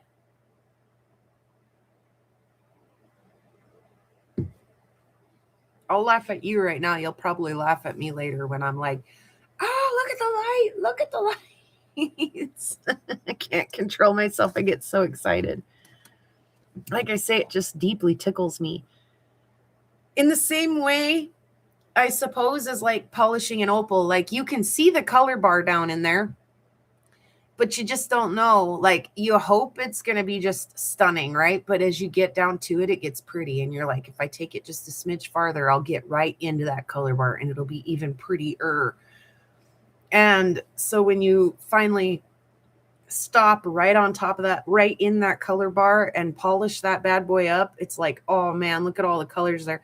Kind of the same thing with the Northern Lights in the Sky Show. For me, I just get so darn excited at what nature can, what color combinations and stuff nature can come up with. You do have to play chicken with the opal a little bit, yeah. Sometimes it's a little more forgiving than others, but yeah, sometimes.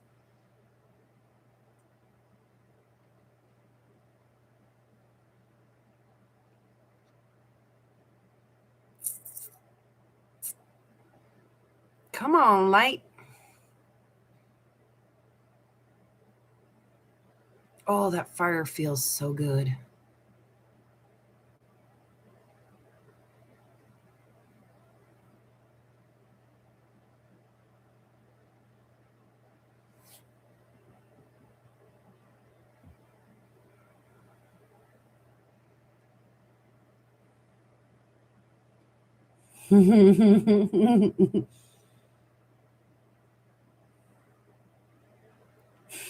Chubby hubby.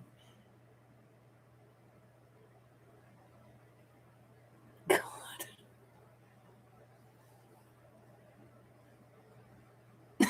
You guys crack me up. Seriously. Good bunch. Good bunch. Good bunch. You guys are nerds. I like it. We're all nerds, and I like it. I was hoping to get some editing done tonight, and maybe I might still. We'll see. I did get, so I have the trailer, episode 1, episode 2 posted for the Meteorite ID series that I'm doing, and I am currently working on episode 3. So I've got some meteorites out on the desk here right now. And I just need to take some pictures of these and some earth rocks, and just have some nice photography to show some examples. So that's where I'm at with that. So I'll get that done and I can plug some of that info in. There's some kind of airplane crossing our plane of view there. Get it? Plane crossing our plane of view. So working right along on that. And then I think that there's 2 episodes after that, and then 2 bonus episodes after that. So hopefully I can get all of that. I was really like, I need to do that tonight because I do feel and hear some kind of sickness in the back of my throat and nose. And like, even just earlier today, I went to go say no, and it came out kind of plugged. No, like I was like, oh, I can kind of hear it. Like I don't want to hear that in this mini series that I'm coming down with some kind of sickness. So I'm kind of like trying to beat it, beat it to the punch. Like before it has my nose all chapped and my face all stupid. I'd like to look kind of nice in it too. So like I say, before this cold really gets on top of me and kicks my ass and chaps my face and plugs me up and makes me sound horrible, I'd like to get some of the voiceover work done and some of the recording work done. So I was working on that. A little off and on this afternoon and this early evening while Sol was doing some of her stuff and making good progress on it. About midway through that episode now. Like I say, just kind of stalled out waiting for some photography. So waiting to grab some stills to put up as examples.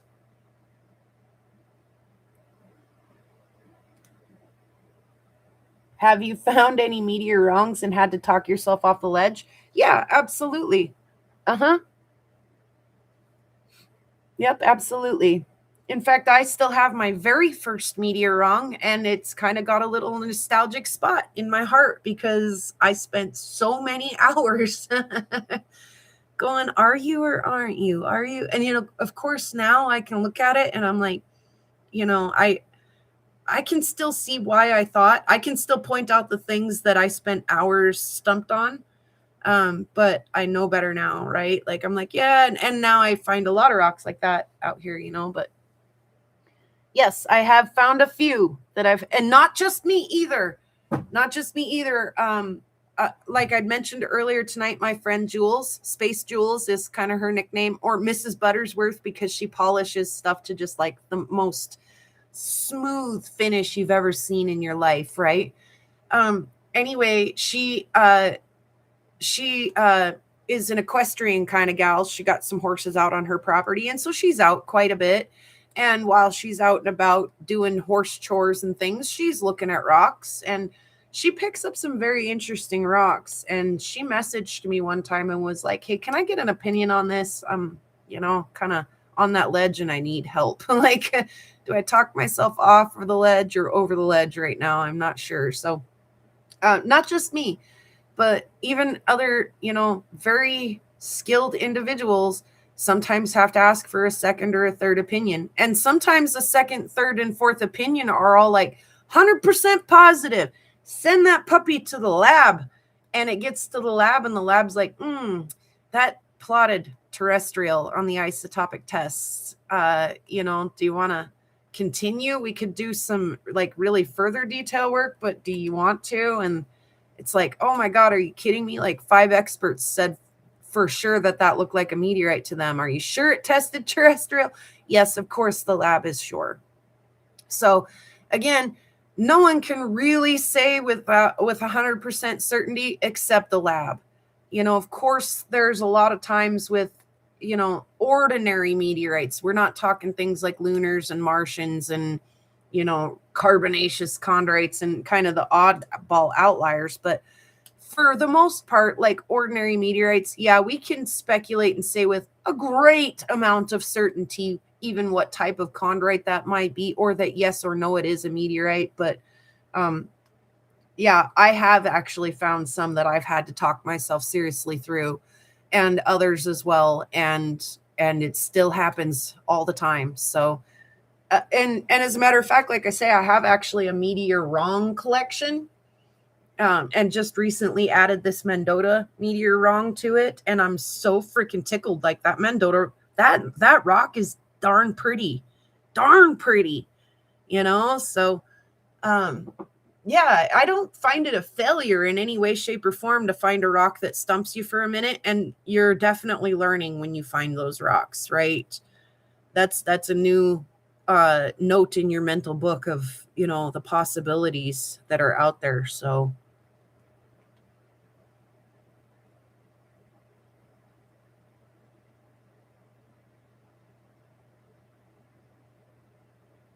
yes, Google Lens is horrible for that. I agree, Betty.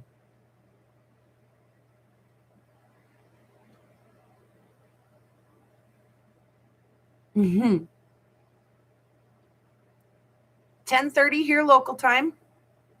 Again, we're just a little bit away from the pumpkin carriage pulling up to take us to the ball here, you guys. Don't lose your slipper when it gets here. Don't lose your glass slipper. Like I say, I do have a feeling it will arrive and it will kind of be fun, especially with the little outbursts we had earlier. We did have some little isolated storms there earlier.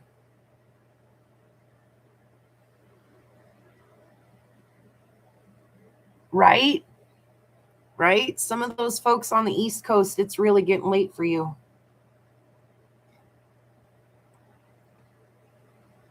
A little bit of spiry activity happening up and through here.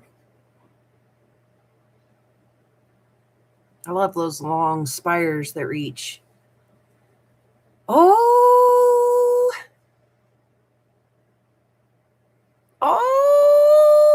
you guys, there's a little motion happening out there right now.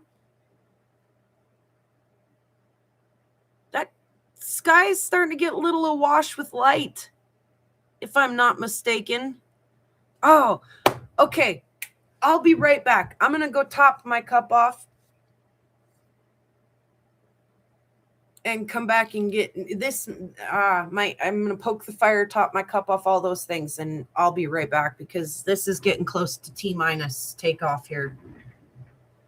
Seriously. And by the way, if I don't look at it, it's apt to do something super awesome, and I'll come back and you guys will be like, you missed the biggest meteorite of the whole night. Write it down, Allison. Write it down.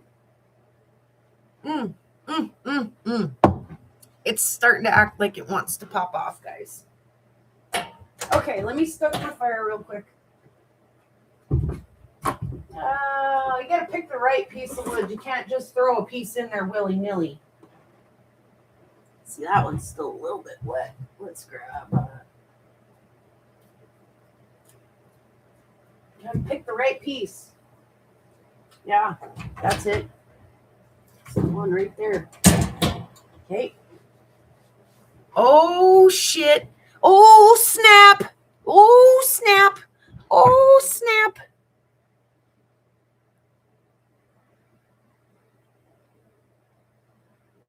Yes, Soul, I hope you can too. I honestly was commending you. Like, I don't know how you leaned over the bathtub that long. That's rough work. I can barely lean over my desk that long.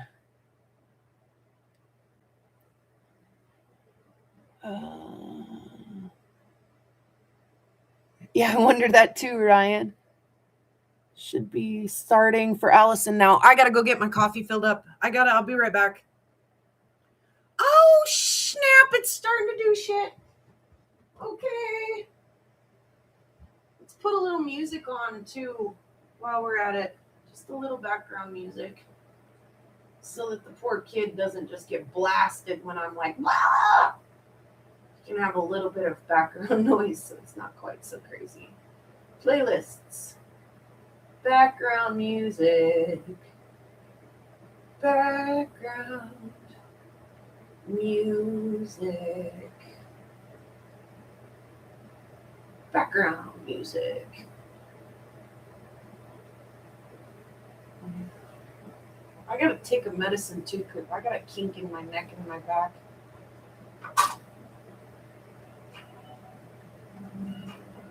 Nice. That's hitting the spot. Oh, baby. That's got Northern Lights vibe all up on it. That's dripping. Juicy. Oh, shit. I need to get, oh, God, it's doing stuff. Okay, fill it up. Fill the cup up and get your ass back in there.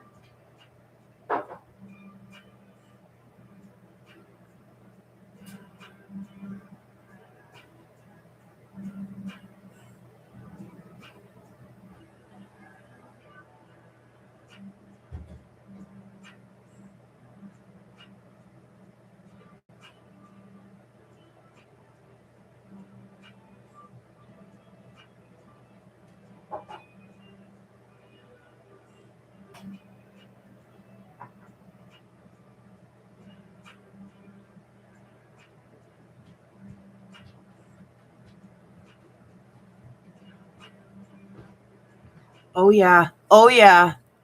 Oh, yeah. Thank you again, Ryan, for being the link between the prediction center and the camera tonight. I so appreciate you for your updates. And yes, it's kicking off out there right now. I'm going to turn some lights down in my living room too, so that I can just sit and enjoy this. Like, Caden needed that to show you his drawings, but I don't need it now. Oh my God, yeah. I'll be right back. Like I say, I'm going to settle down now. Yeah, right. I'm going to settle down now. Watch me get all jacked up. And I should use the restroom really quickly. Let's see.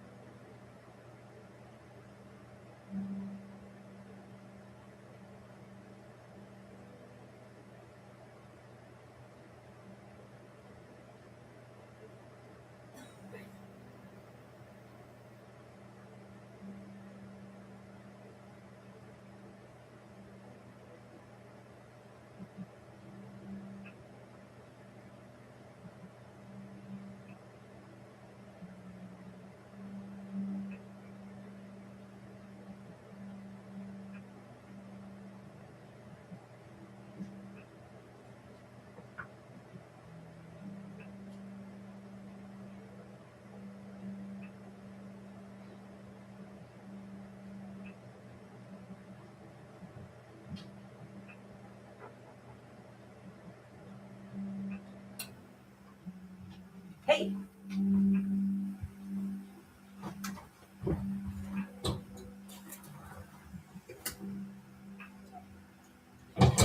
That's all right. You can just do that. Oh my God, yeah. Oh yeah. That's what we're talking about. Come on, lights. Come on, lights. Mm-hmm.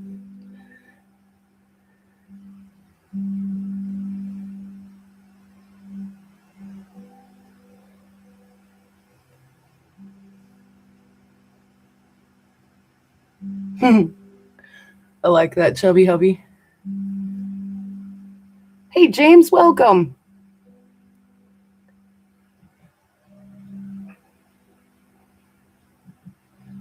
Yeah, no kidding, Soul. No, we want you to be able to walk tomorrow, Soul, and this will be available for the replay. So again, sleep well, rest assured. You won't miss a thing because it'll all be recorded. Mm-hmm. There we go. Now we got some lights starting. Get ready. Get ready, because I could be jumping out of this chair in 5 minutes freaking out. We'll see. Excuse me.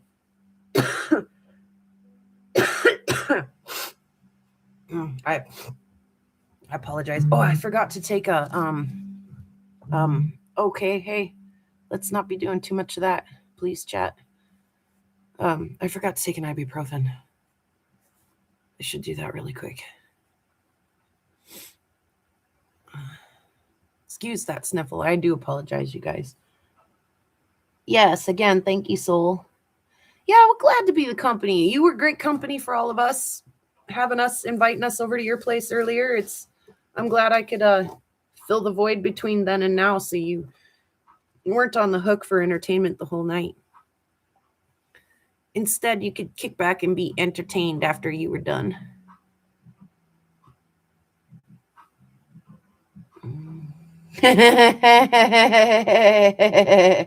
They're used to it, Ryan. I always am inviting them to come out and enjoy it too, and they decline the offer. They just stay in their beds. Pink pillars low on the horizon here in southern Minnesota. Good deal, Eric. Yeah, chubby hubby. You know it. Oh, shoot.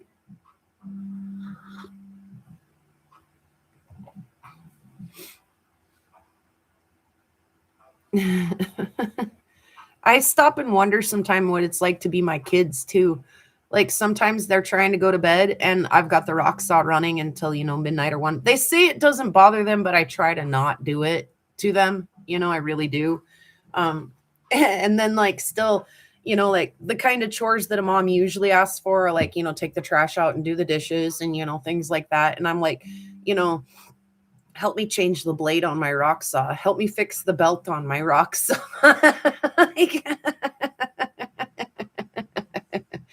And then how many other, it's not terribly unusual, I suppose, in today's age to have, a mom that's a YouTuber. That does happen every now and then. But, I kind of have a unique niche.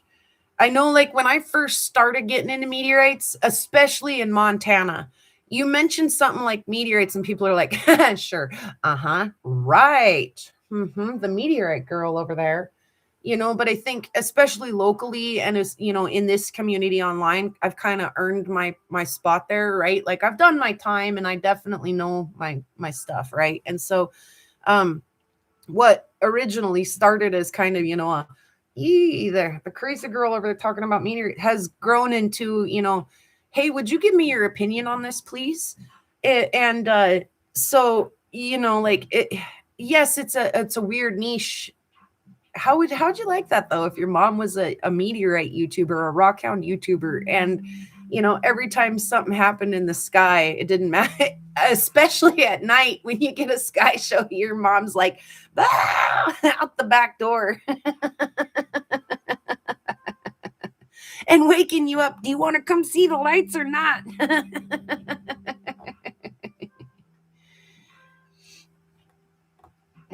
Yeah, right. Right, Eric? I agree, right?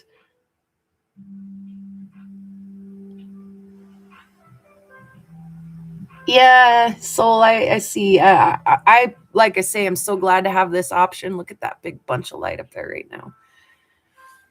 I used to just honestly not hardly be able to shut my eyes at night because I was afraid I'd miss it. And now it's all recorded and I can watch it later, Okay. Gears on eBay, but they won't ship it. The thing's a classic. Yeah, machine. No, not so much, Ryan. Like I say, there are a couple of kids in the community that occasionally watch, who do, are interested in rocks or this or, some of the other things that I do. So there are some kids that do occasionally watch. And I've told their parents and stuff, hey, you do realize if you're letting me take care of your kids that they may be exposed to some cursing and thing. And they're like, absolutely realize that and would rather have you mentoring my kid than some other people. So, yes, I do get some kids that do watch, but my kids' friends, yeah, no, not so much. Right on, machine. A Frankensaw.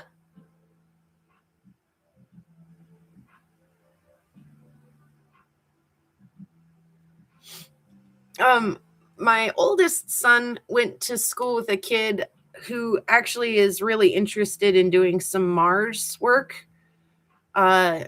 doing some like tarot farming work, astrobiology, plants kind of thing, voted most likely to go to Mars out of his graduating class.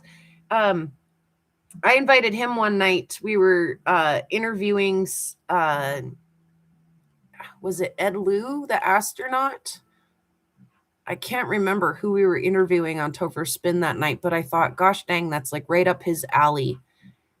And so I invited him in to eavesdrop on that meeting, and he sure did.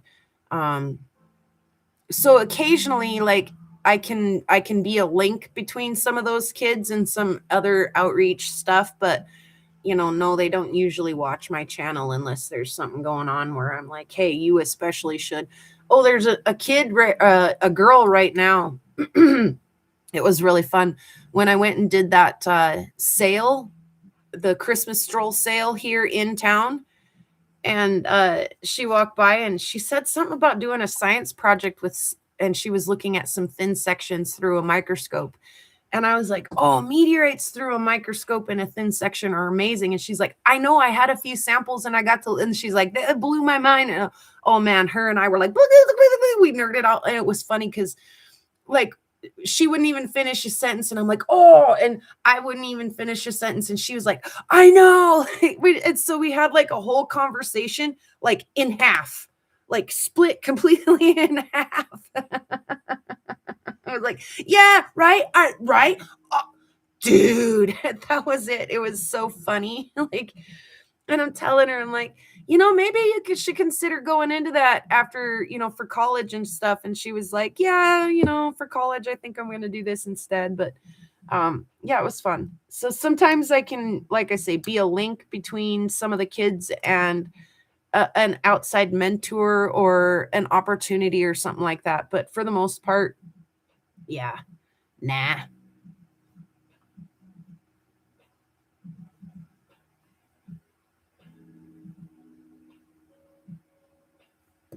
Okay, come on, light.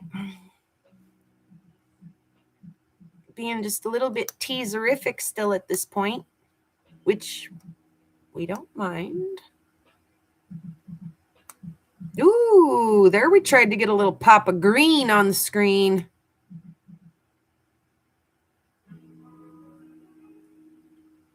White and green are your early, easy to see, common colors, white and green. And if we're getting any oranges, pinks, reds, purples, anything beyond that, that's a good show. So white and green are yeah, it's nice northern lights, but nothing extraordinary. So excuse me.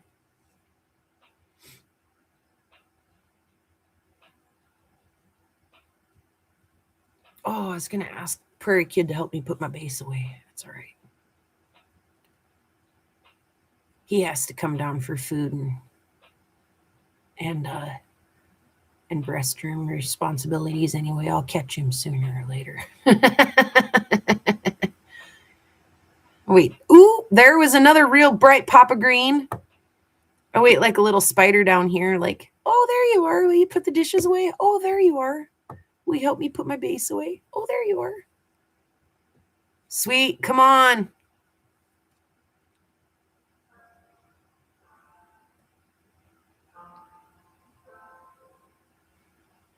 Oh, yeah. It's starting to get really colorful out there, you guys.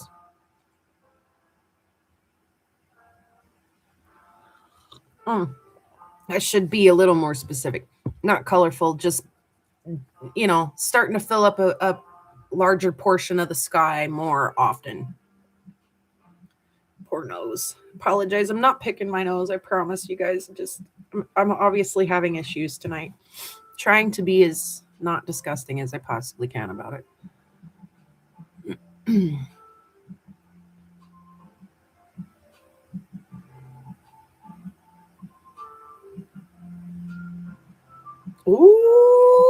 come on now. You know you want to show me the lights. You know you want to. Get ready for it. Get ready, get ready, get ready.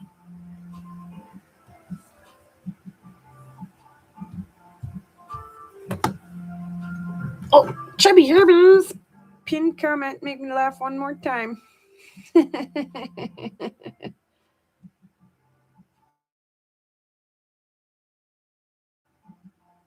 Looks like more green there. Nope, I definitely see that, Ryan. Definitely some bright pops of green in and out of there.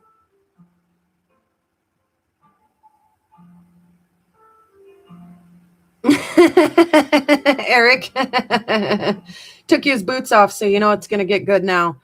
Yeah, we'll see how fast you can put your boots back on. Awesome, Romania. There's a good chance we'll be here when you're done with the post office, or, you know, like I say, you can always catch the rest of the show later.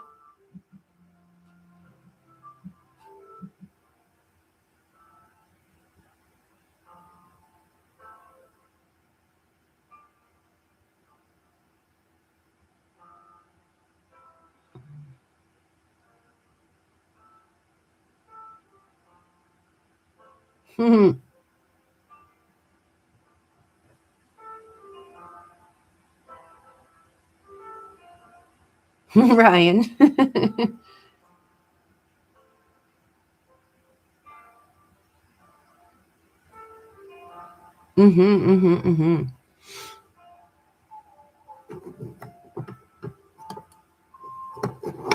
I'm pretty sure I just bent my blade on my saw the other night.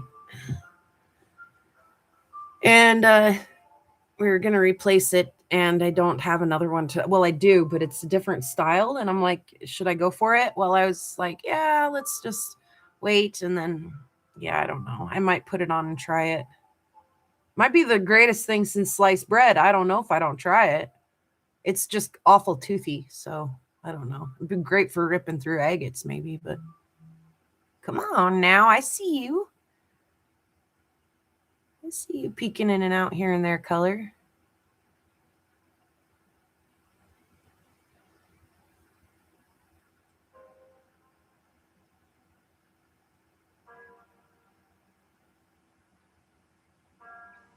Mm-hmm.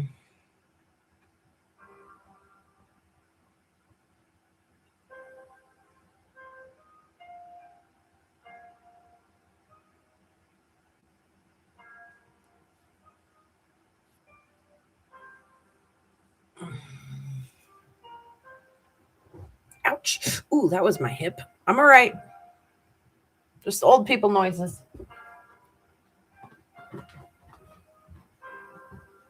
Ooh, man.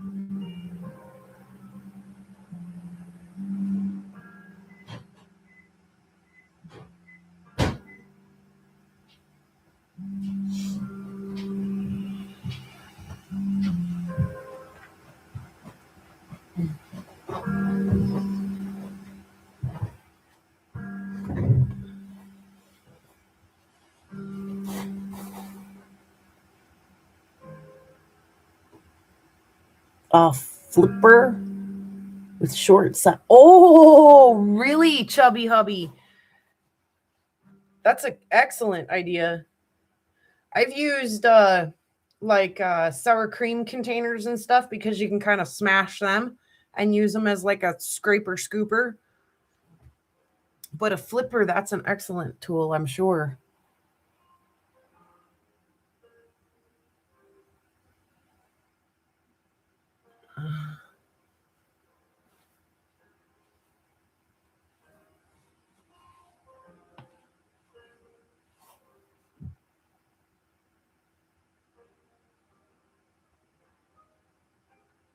Okay, come on, lights. 10:51 local time.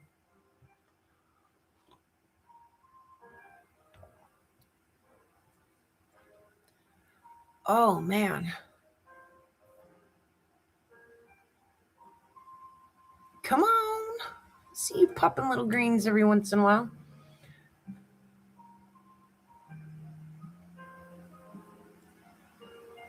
A spam can. Yeah, like I say, though, once you smash it down on the bottom of your saw, it's not round anymore. Well, if you use like a real stiff round container, but like I say, a sour cream container, you can flex it and make the side of it straight. So far, I'm okay with the vise it came with. Dirty birds. Oh, yeah, come on, baby.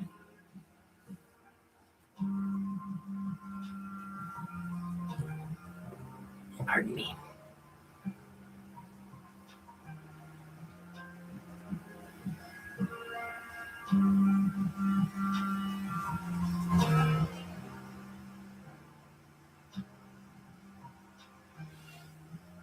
Mm.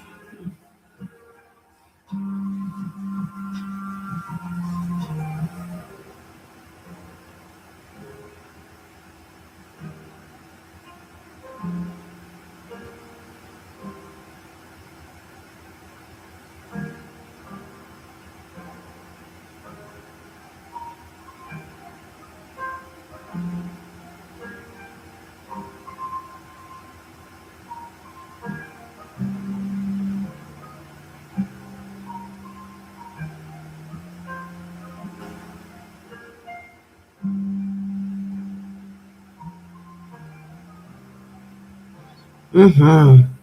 Come on, be pretty. Mm.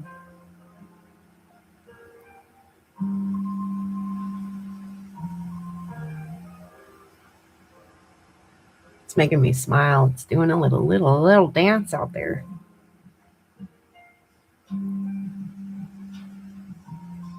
Yeah. See? Yeah.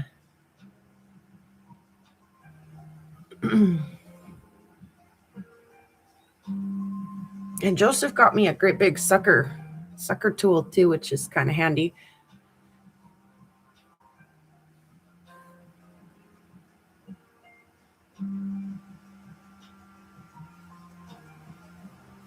If you're watching the replay and you want to learn about vices and saw clamps and all kinds of hacks and tricks, check out the chat. What's going on behind that tree? What's going on down by that tree? Pop, little color. Pop, little color. Ooh, you guys. It is not even midnight here yet. And again, I always say it like midnight kind of what I think somebody, Vicky, might have stopped in at the very get-go and said that they weren't predicting it here until like really 1 o'clock.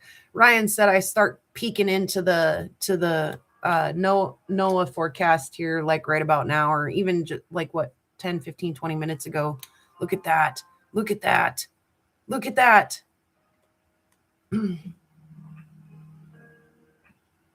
That's just the start. That's just the pre-show, you guys.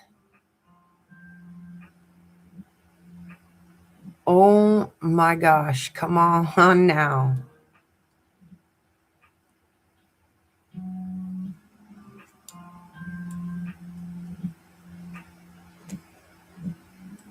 Yes.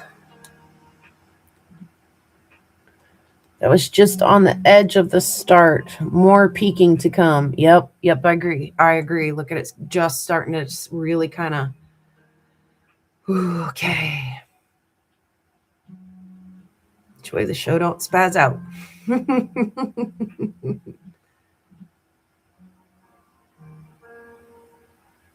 Just starting to get a little bit mysterious out there.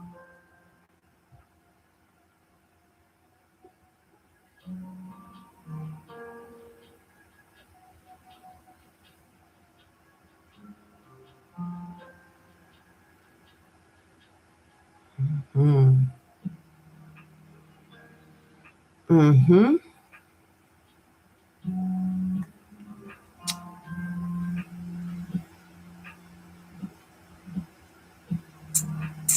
Excuse me.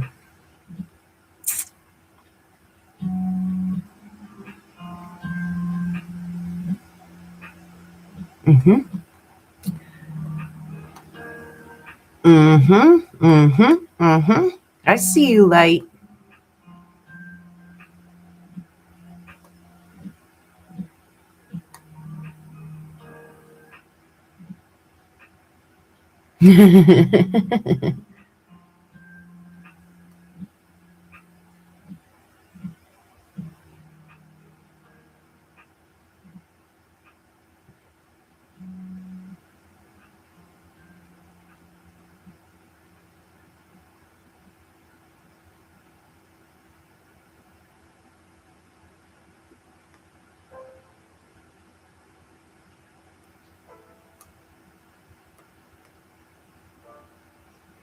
There we go.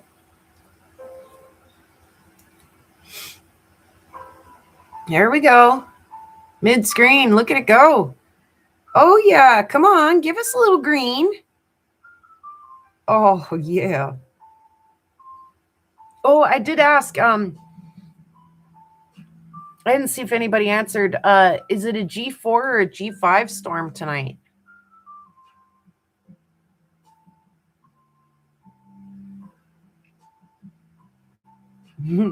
Do you hear music, Allison? Mm-hmm.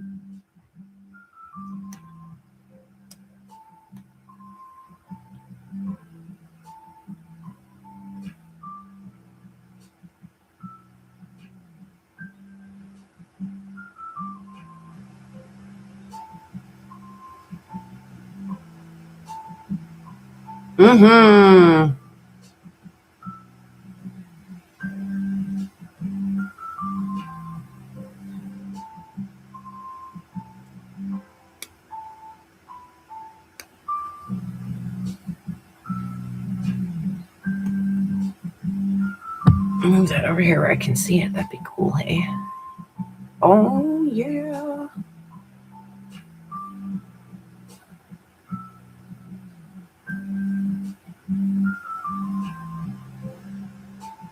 Mm-hmm.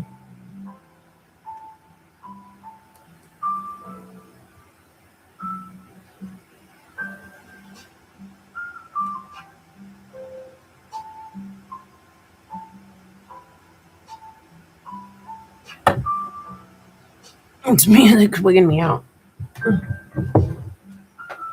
Birds don't chirp at night. Why is there bird songs coming off my television? Let's try that one.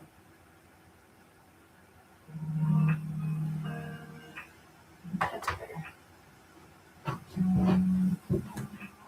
This bird chirping was scaring the lights away. Don't worry, I fixed it.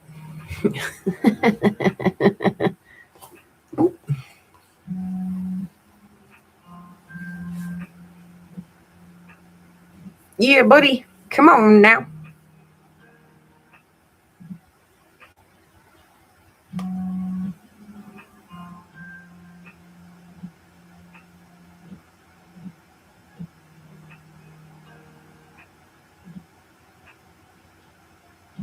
G5 in Canada. That's awesome. Thank you, Ryan. Night chase do, says Betty. And a strong G4 down here. Yeah, good. Okay. Thanks, Ryan. That's good. That's good stuff there.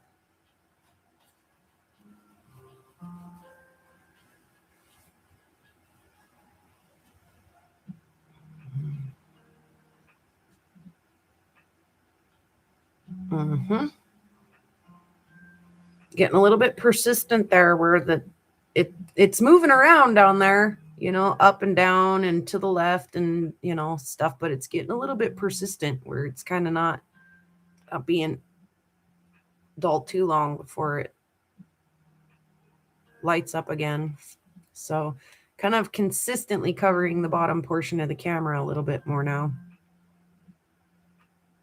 Ooh, little Papa Pie. Little Papa Pie. Ooh. Up between the antenna and the tree, a little pop. Nice. Yes.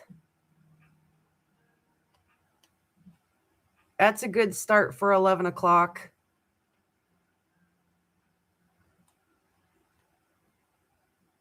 Very nice. Very nice. Yeah, let's get a little bit more of the sky playing.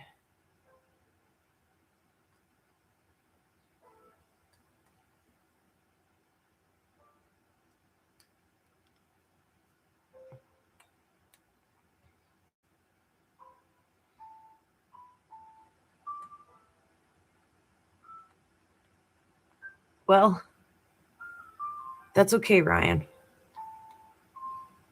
We won't hold you to it.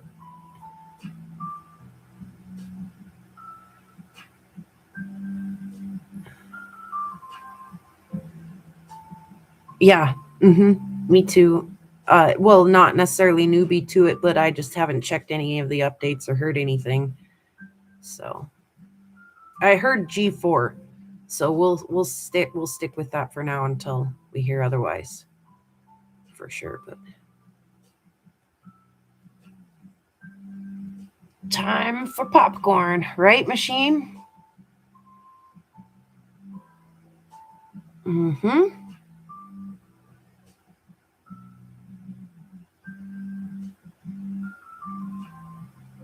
There's bird chirping in this stupid one too. What the heck? How?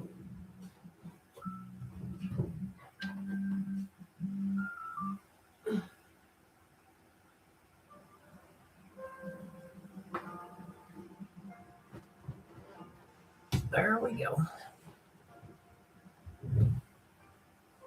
Oh, come on.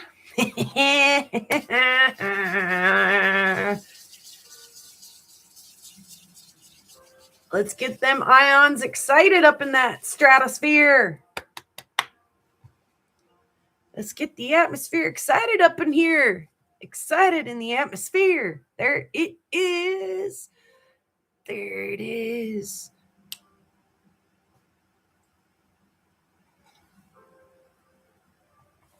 Mm-hmm.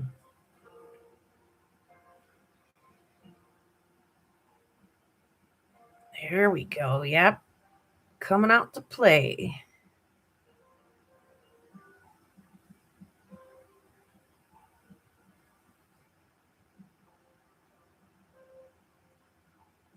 Mm-hmm. Mm-hmm. Mm-hmm. Mm-hmm. Mm-hmm. What's it gonna do next?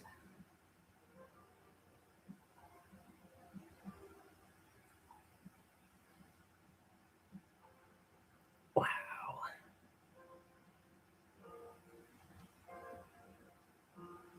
Wow. There, look at it swirl. Look at it like do the zigzag, the swirl through down there. That was super cool.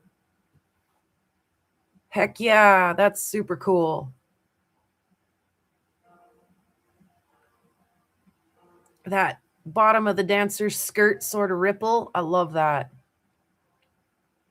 I love the big spires and the reaches too, but yeah, when they get super wavy like that, that's cool. No, that's definitely Aurora, Ryan. This little thing right here is a TV antenna. So this little thing that you see on this little pipe sticking up here is an artifact. And this right here is a tree. Is the top of the neighbor's tree. But all of this light that you keep seeing right here and this little like spiry little bit right here, that's all northern lights right now. For sure. Oops. Just dropped my coaster. It's okay. Yeah, it's definitely moving around a little bit for us right now.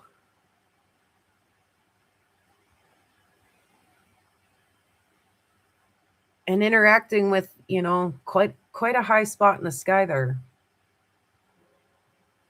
So definitely getting excited for the next hour.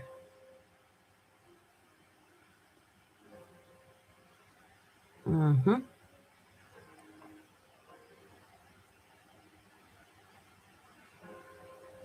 Oh.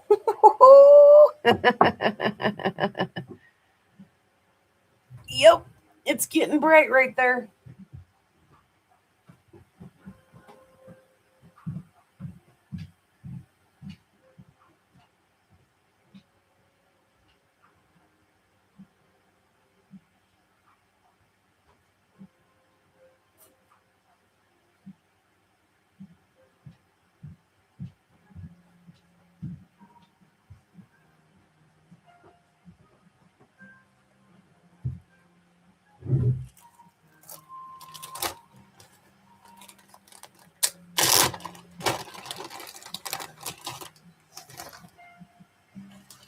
Yeah, buddy.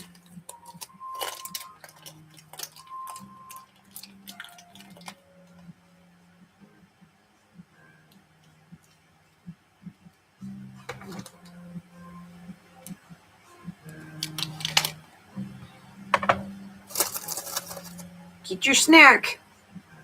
Enjoy the show.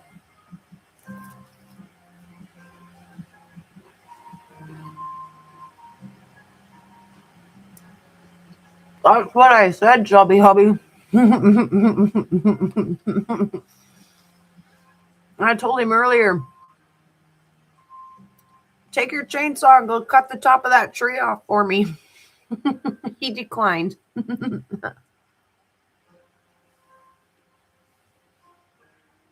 Hopefully, but in another hour, it won't even matter. Hopefully, the majority of the action and the most pretty lights will be on top of that tree anyway. Above that tree. Straight above us. Maybe even to the south. So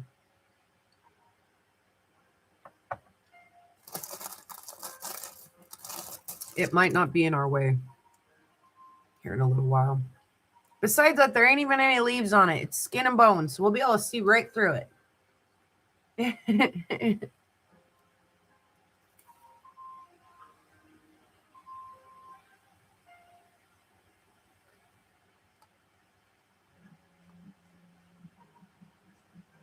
Mm-hmm.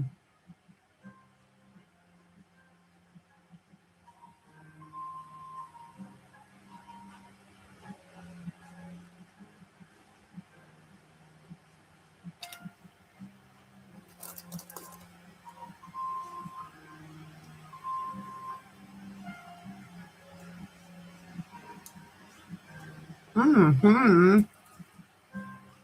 Mm-hmm. Mm-hmm. Mm-hmm. Mm-hmm. A little bit of green down there.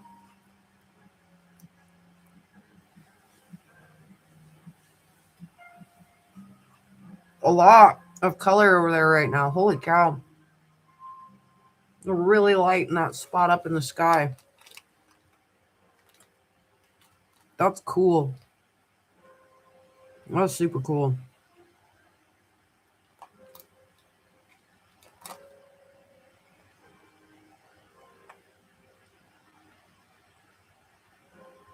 I'm having cheese and crackers if you guys are curious, by the way.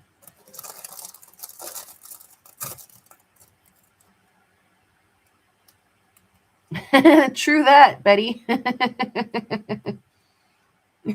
She says she can see the Big Dipper right above her, so we're not that far apart, celestially speaking.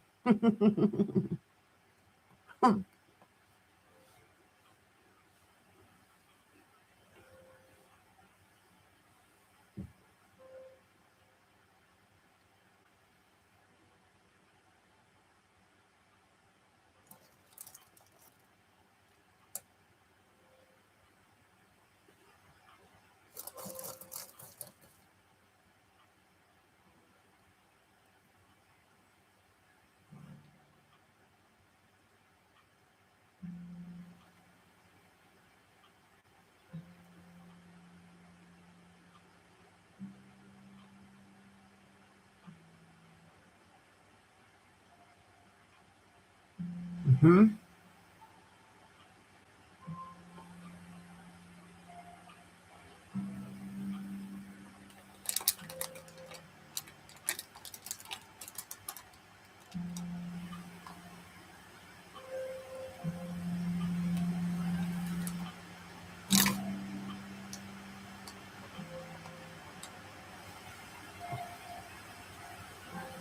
And then of course I'm watching, and I'm like watching right now, and I'm like, wow, it's really hanging out this this is going to be the west side over here. And so I'm trying to be super aware of what may be happening on the horizons or above us that we're not seeing on this camera. And again, like, I can't promise you guys that I'm there, you know, that I'm not missing a better view or anything like that, but I have watched several, you know, a lot of northern lights, and so I'm kind of a little bit aware of what some of the possibilities are and what this camera is capable of. And so if I'm sitting here like really studying it and analyzing it, just know that I am taking into consideration what the whole sky is doing, not just what you guys can see in the camera. So if I seem a little hyperfixed sometimes and I kind of look like I have a scowl on my face, I'm not scowling. I'm studying and thinking. I'm happy. I'm smiling inside, I promise.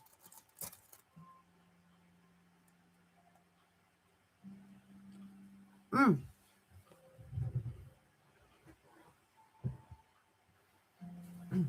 So it kind of did this thing, right? Where it got real bright, like right here, and then it kind of walked off to the left, and now it's kind of left us. I wouldn't be surprised if one builds either here, or about here, and kind of does the same thing again. That wouldn't surprise me. It kind of repeats that action for just a second. Look, that's kind of building on the left again. I got to take a quick bio break. I'll be right back.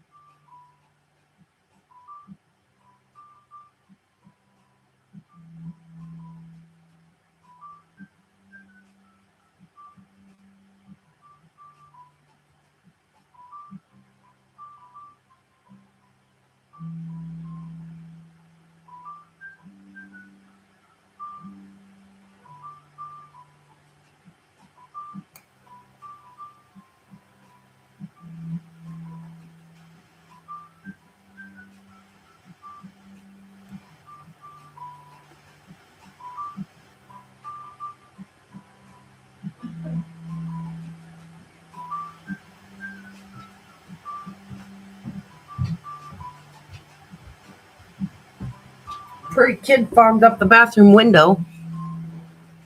It's usually kind of my cheat. I saw a little shooting star there. Might have being the keyword. Did I miss anything? Did it do it again while I was away?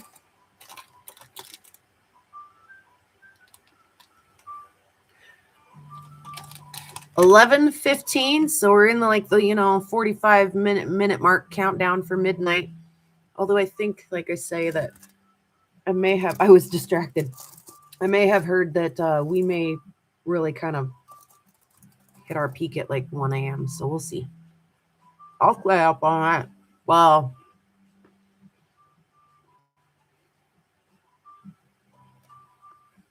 within reason, I'll stay up all night.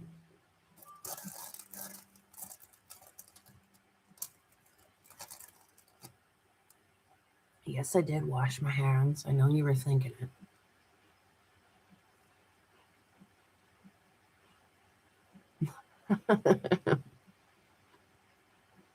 Who do you think I am? Some kind of animal?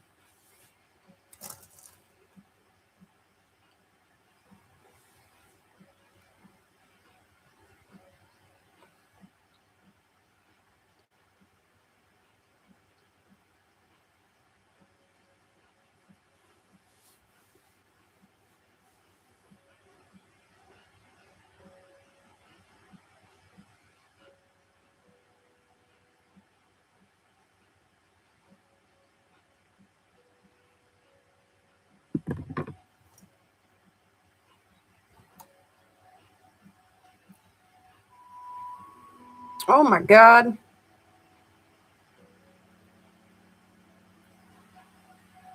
Guess what?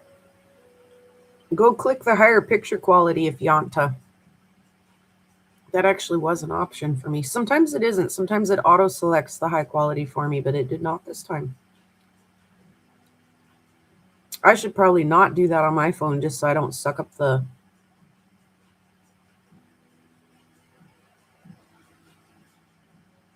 all the Wi-Fi.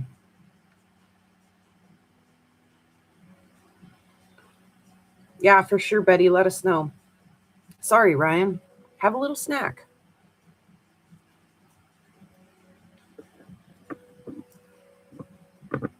We got a little ways to go before the, whole like hour of the lights arrives.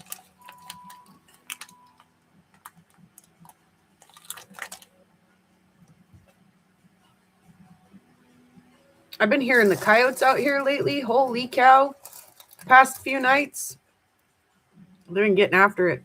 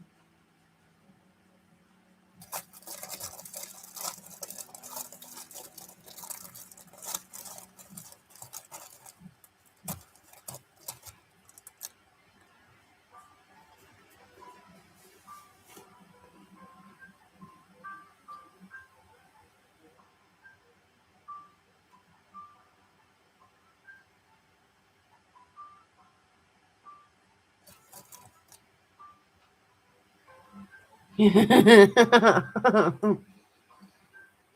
ate some spicy ramen last night before last. I told Lava Bison I felt like I was kind of maybe coming down with a little bit of a cold. And he was like, I could bring you some spicy noodles and you could just sweat it out. And I was like, that's a good idea. And he brought the noodles. And I was like, yeah, I want some of those. Like that's gonna do it. That's gonna yeah. I'm gonna sweat it out. I'm gonna snot it out. It's gonna be great, right? And I start dumping the heat pack in there, the spicy pack in there.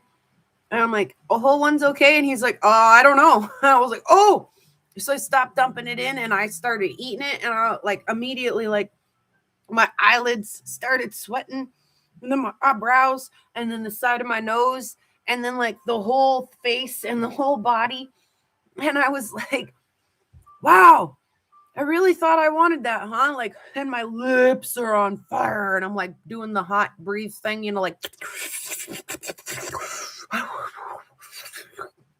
just suffering so hard, right? And I'm like, I really thought I wanted that, huh? Oh my God. Why did I do that to myself?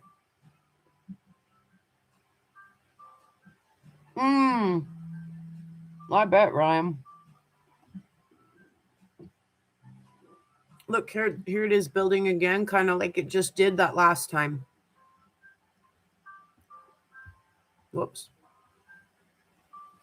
And doing the wiggle. You can see me. I forget that. You can see me. Like I say, the bottom, if you were on the ground and you were watching a ballerina dancer and her skirt was rippling in that's kind of the motion that the lights make sometimes.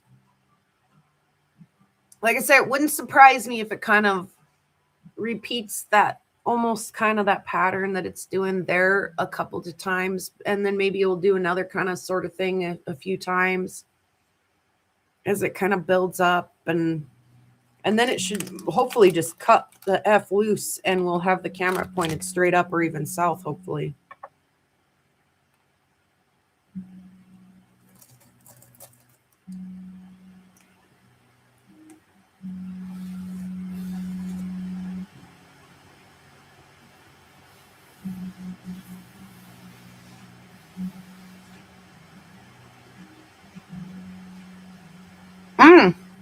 Might be good, chubby hubby.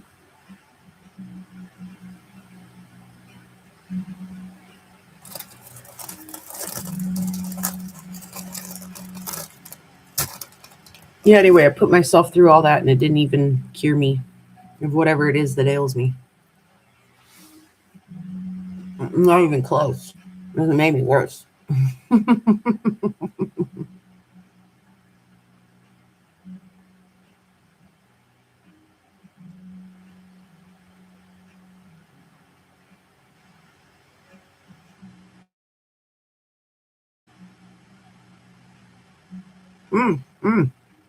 Sorry, my camera kind of froze and jumped there a little bit. It'll do that once in a while. I'm sorry about that. It wasn't your imagination, though. It did do that. Kind of freeze and then jump.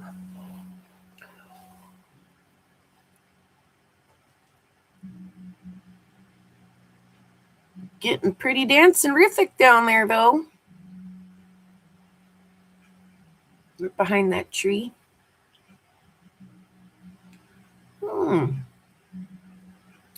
Kind of walked to the right that time a little bit.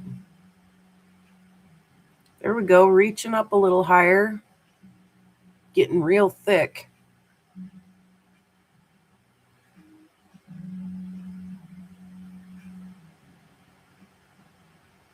Now what we would hopefully like to start seeing with something that's building up like this is maybe just a dash of color, maybe down one side or the other of this big spire.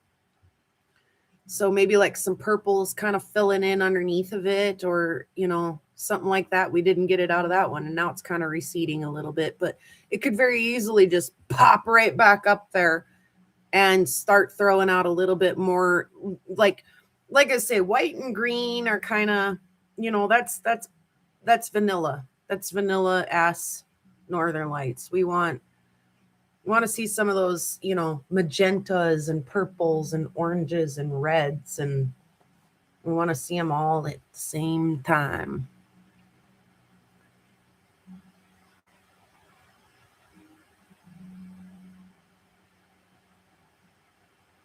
Come on now, boy. It sure is playing in the middle and kind of walking off to the right. That's awesome. That's great. Like I say, hopefully our next step is to see a little color pouring in down from the top a little. That's fun. Look at that. Okay. That's got opportunities to build and get great. What time is it? 11:24.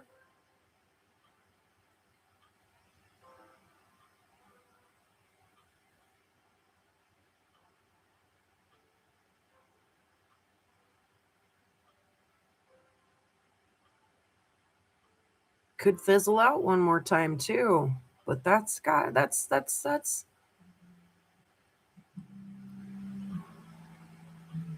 it's got potential. It's still playing real heavily right there. I'd like to see it shift back toward the middle just a little bit. I think it probably will before it gets color. I don't know. It's coming down from the top. That's interesting. We may get some color up at the top.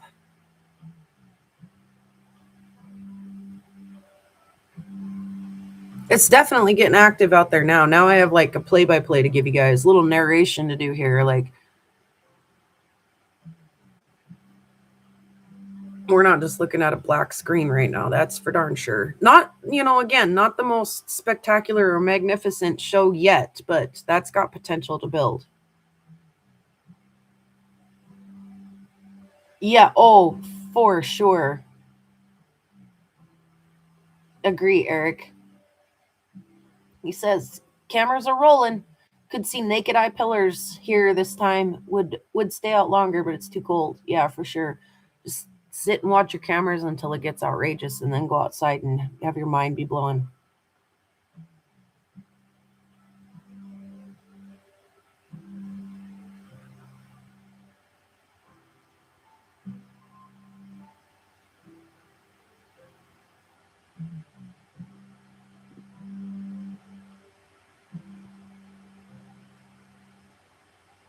Ick, chubby hubby.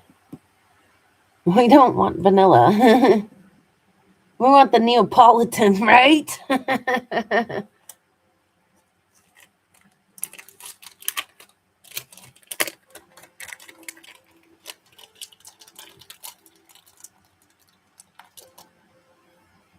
At least the pistachio.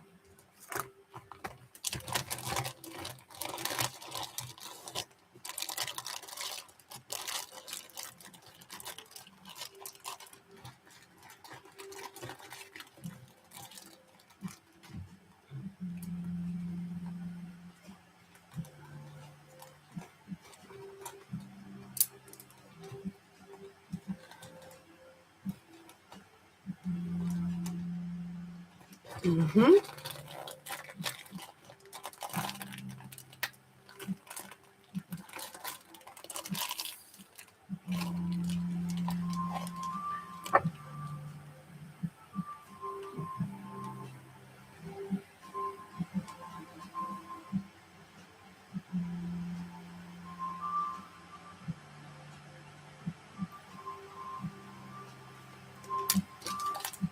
Be right back. I'm going to go drop off my snack and fill up my cup.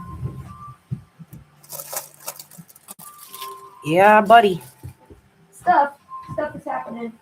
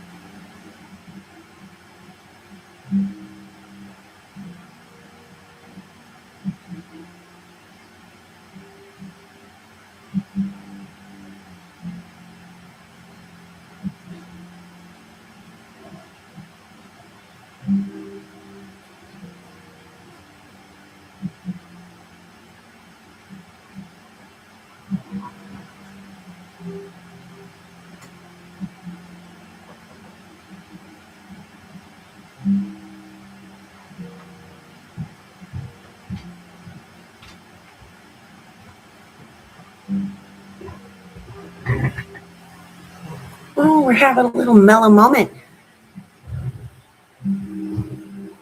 Not a whole lot of color out there. Has been south for some time now. Yes, they could. Yes, they could. I agree.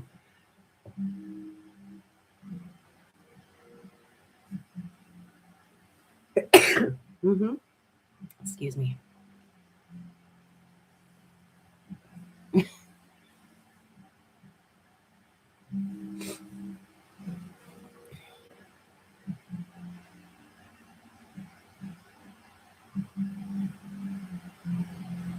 Yeah, I had to peek out the windows too real quick while I was up and about just to make sure.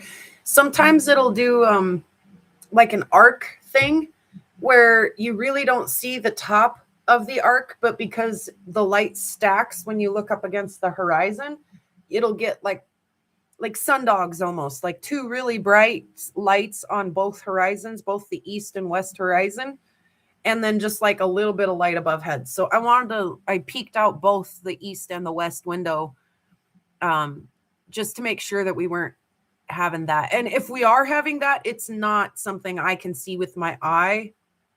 And so probably not worth really monkeying around with the camera for.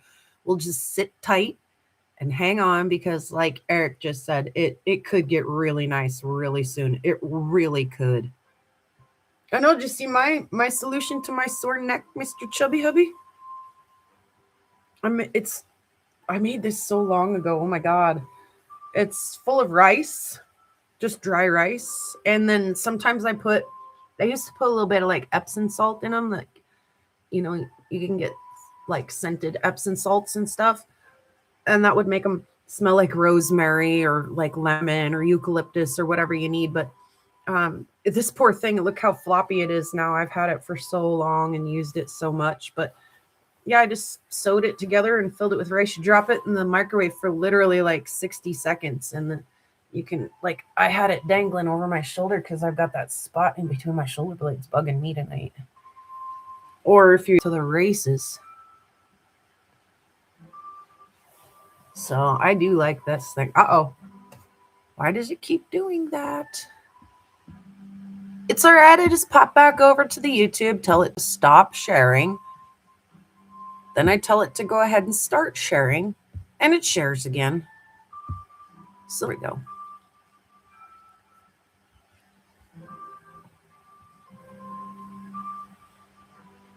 Actually, probably a good thing that it does that, probably like refreshes it just a little bit because it can get a little choppy and laggy and stuff sometimes. So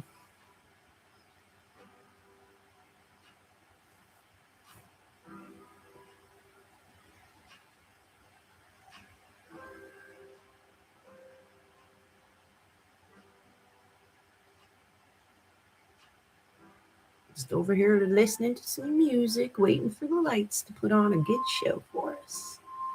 I have a feeling they mightn't do so.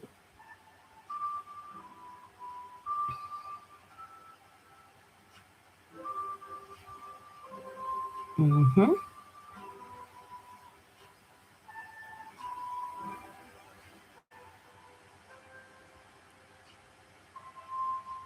Mm-hmm.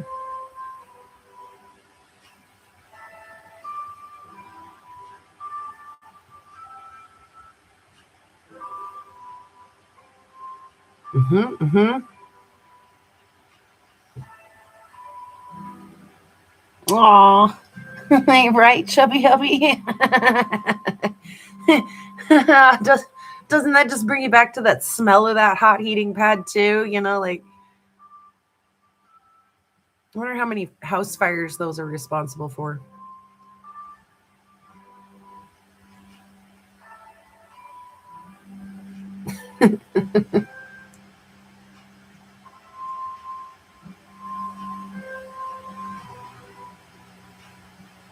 Oh, I forgot my coffee. I did fill it up and shut the coffee pot off so it wasn't sitting there toasting. I'm gonna go put this in the microwave for 60 seconds because that's not a terrible idea. And you guys keep an eye on the sky for me. It's starting to starting to do stuff there in the middle again a little bit. That's actually really cool. I love that wide swath of kind of dense lateral stacking that it's doing right there. That's really pretty.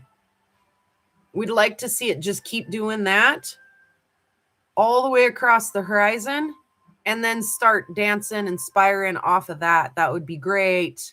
We want that green bottom. That would be great. We'll yell if we see anything awesome. Best thing for an earache is a rice thing. Yeah. Yeah, because it pulls too, right?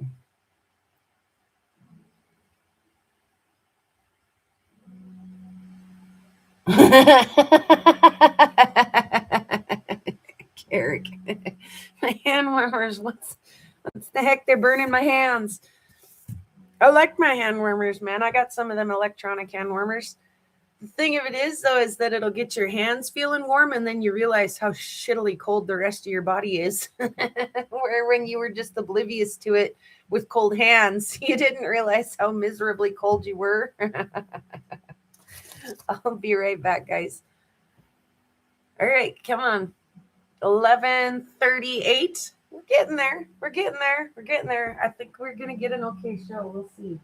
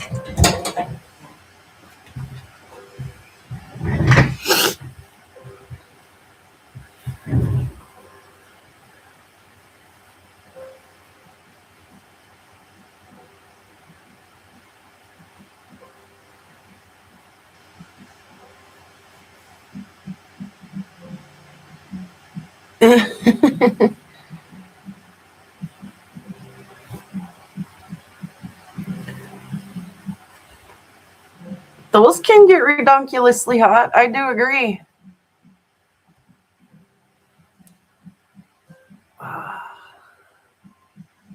Like this thing, if you put it directly on your skin, it might not be very comfortable. It's not bad in your hand, but somewhere like your neck or something, you need to wrap it in a dish towel or in your hoodie or something.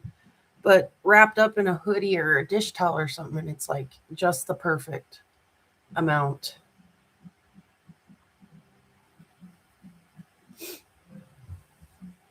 Oh, so itchy.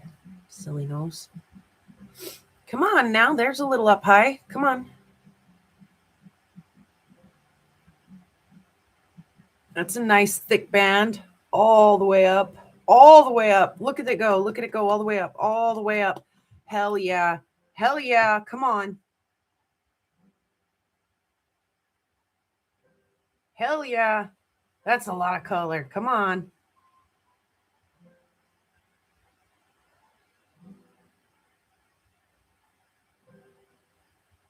Oh, that's pretty. Oh, that's pretty. Oh my goodness. Wow. Yeah. Stack up. Stack up. No, you're just going to walk all the way across the screen. Oh, how pretty. That was cool. That was so cool.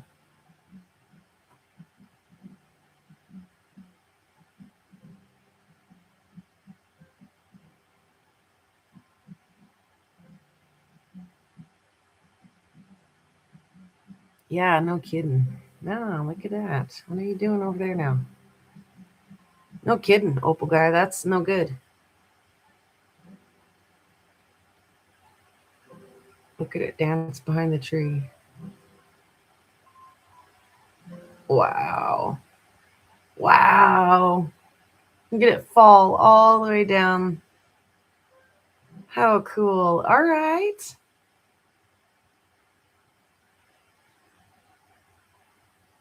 It's still behind the tree. You can tell because you can still see it up high. It's cool. There it kind of tucked down a little bit. You suppose it'll repeat that, kind of do that again, or do you suppose it'll do something entirely different?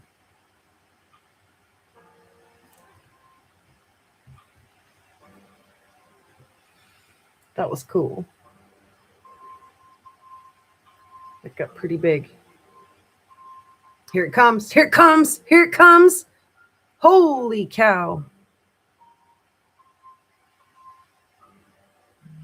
Oh, yeah. Oh, yeah. Come on, baby. Come on, baby. Come on, baby. Hell yeah.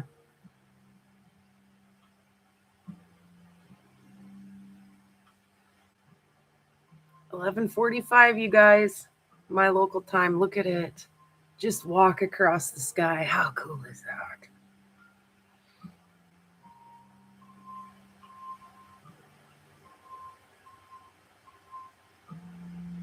Right on, Opal guy.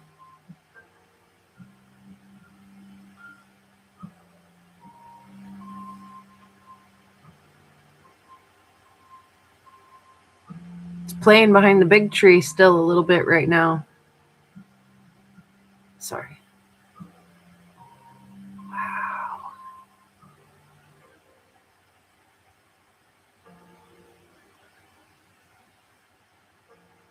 Yeah, come on.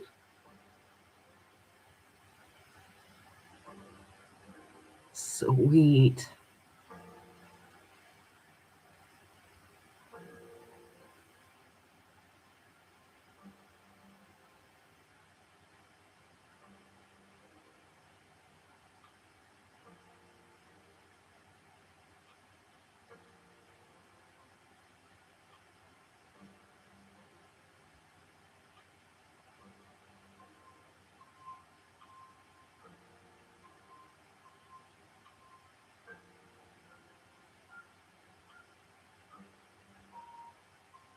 Playing around up at the top of the tree still.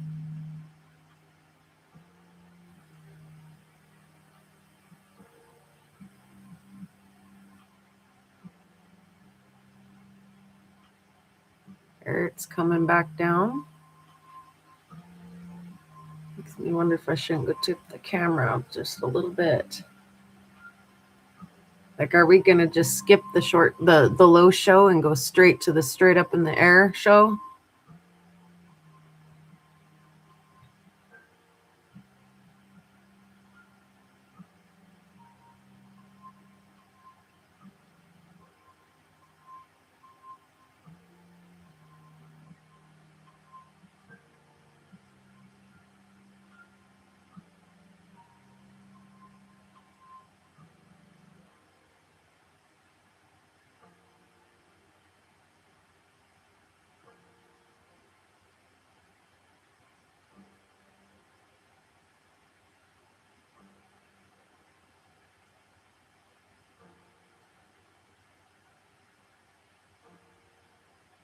Mm-hmm. Mm-hmm. Mm-hmm. Come on.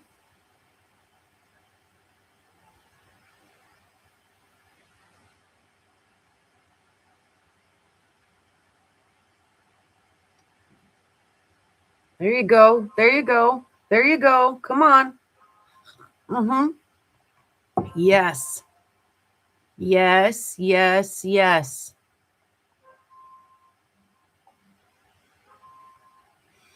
Mm-hmm.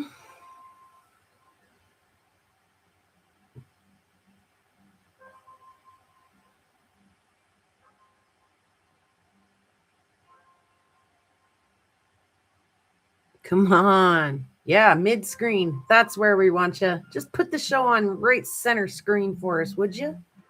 Yeah, all the way down. Heck yeah.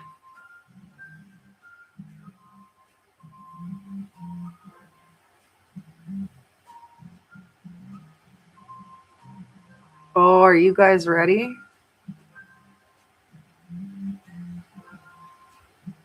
It's 11:49.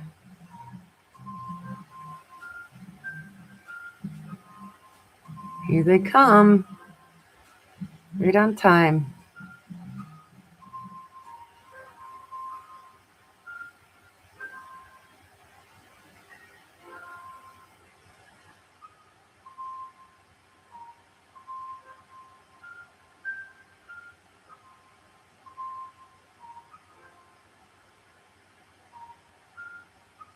Here it comes, dropping down the middle, towards the tree, all the way down to the ground. There it is, picking up over in the middle some more. I point like you guys can see me.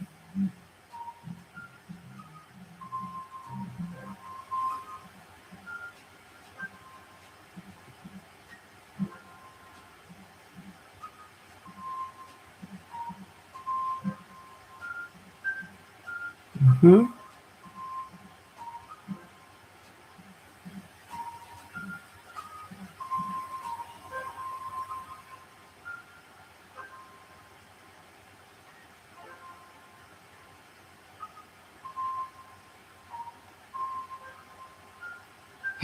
Pretty fascinating, isn't it, Eric? I agree.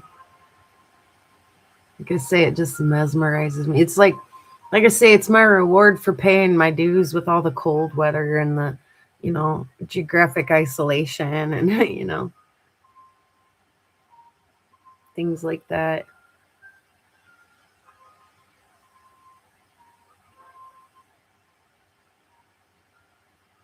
There we go. Come on.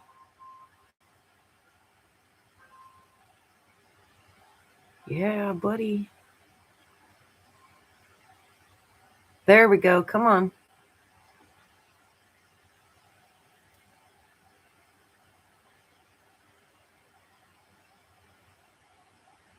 Don't be shy. Don't hide behind the tree.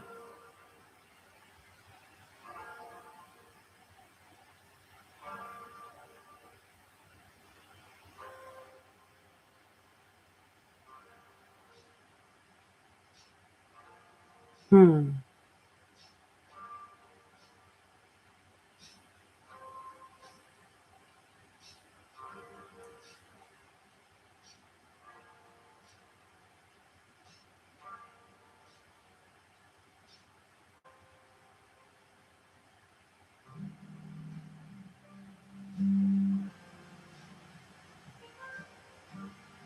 Okay.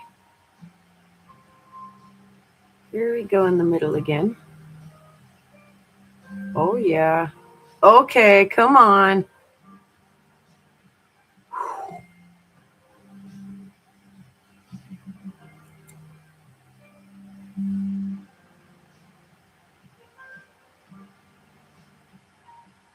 Nice. Nice, nice, nice. Yeah. Super cool. Heck yeah.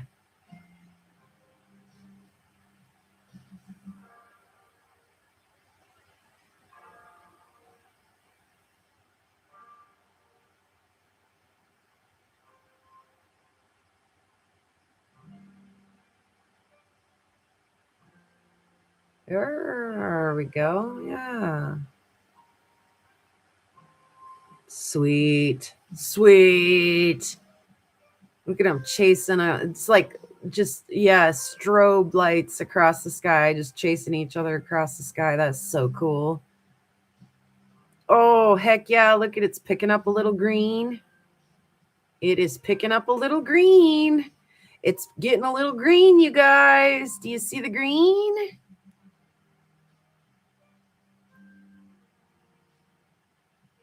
Starting to get a little pushy with the green now. That's good. Yes.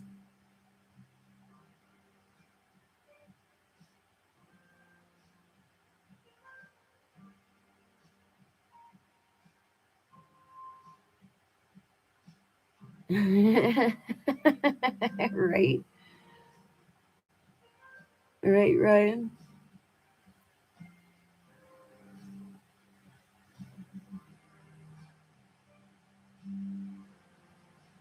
Wow.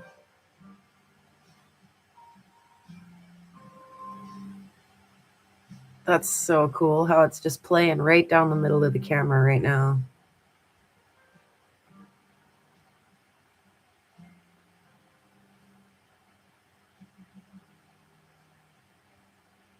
It's like it just keeps sending a new like spritz of green and it just falls down, and then another spritz and it falls down, and then another one. That is so cool. Look at it doing that. That's cool.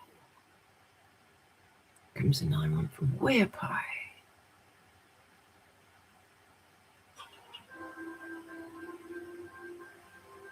Oh, that is so cool. So cool.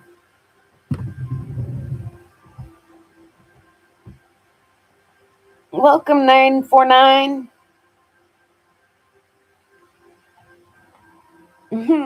Glad you could stop in and join us.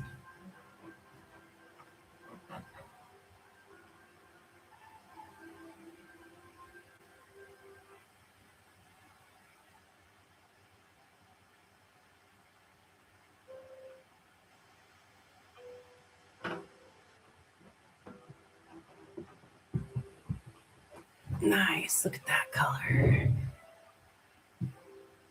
Hey there, Sierra. Yeah, just really getting started. We had a couple little like outbursts earlier, like isolated little outbursts earlier that gave us a little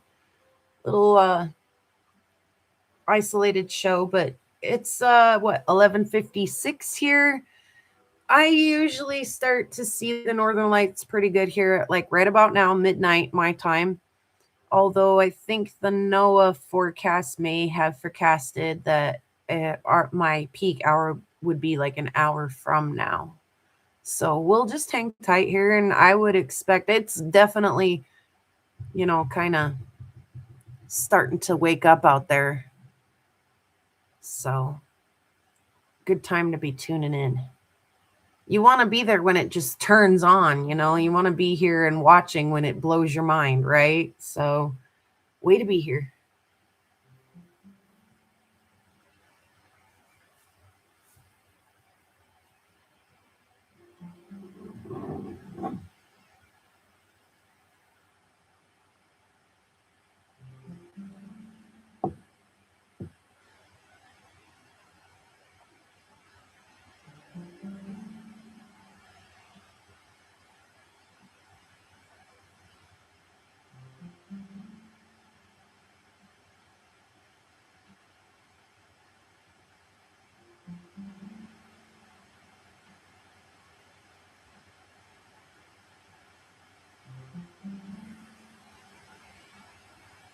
Oh, I'm sorry, Allison.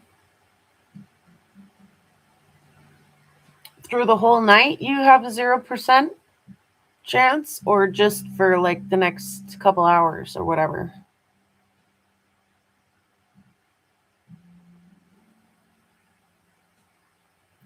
Yeah, like I said, just getting started here, Sierra. So we'll see.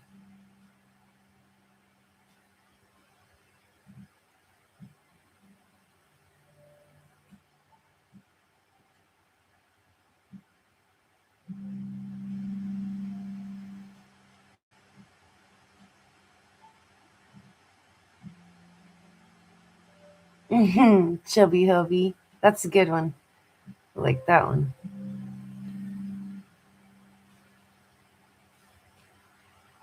There.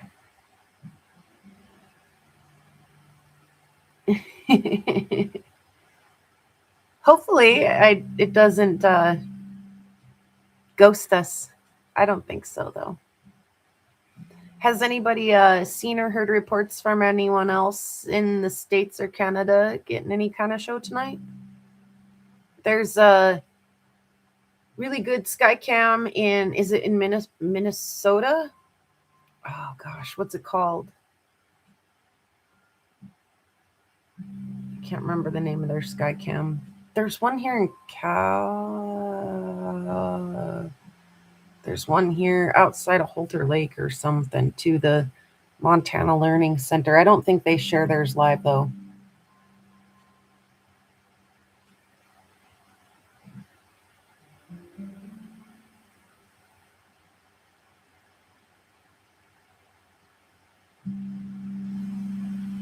It's literally got 30 seconds to the stroke of midnight.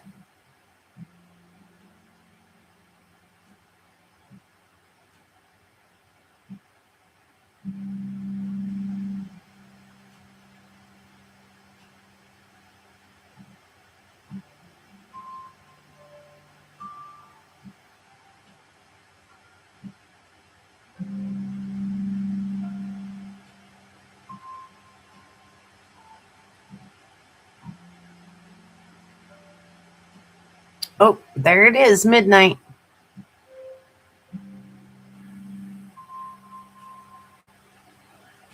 Slightly concerning that we're not seeing a heck of a show. Come on, right on time now. Come on.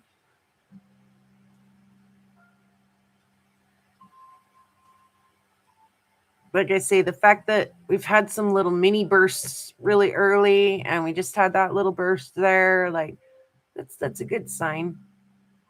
Watch, it will be like between 1 and 4 in the morning and I'll be up all night doing my thing.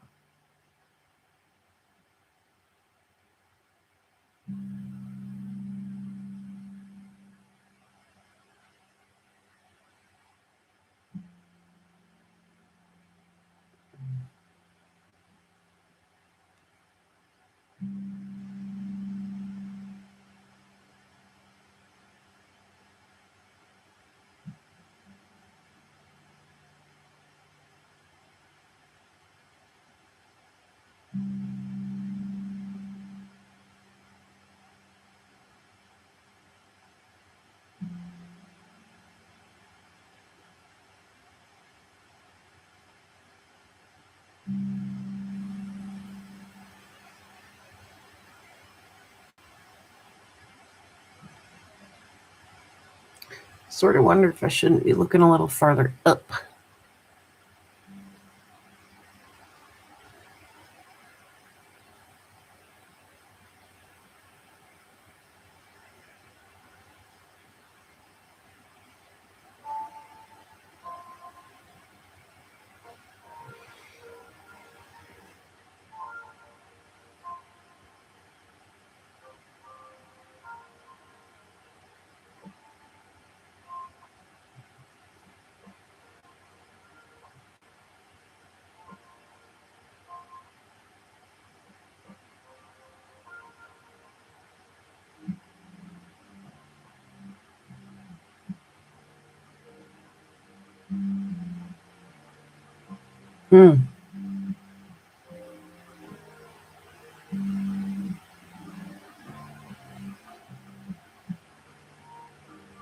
Seriously, what is going on out there? I've got a scowl on my face because I'm actually having a really hard time figuring out what it is doing. It is doing something, but what is it doing? What the crap is it doing? What is it doing? What is it doing?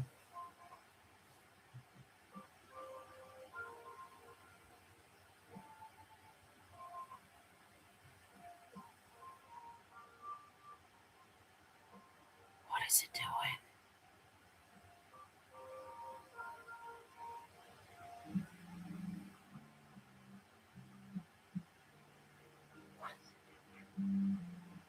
Is it? What the shit is it doing?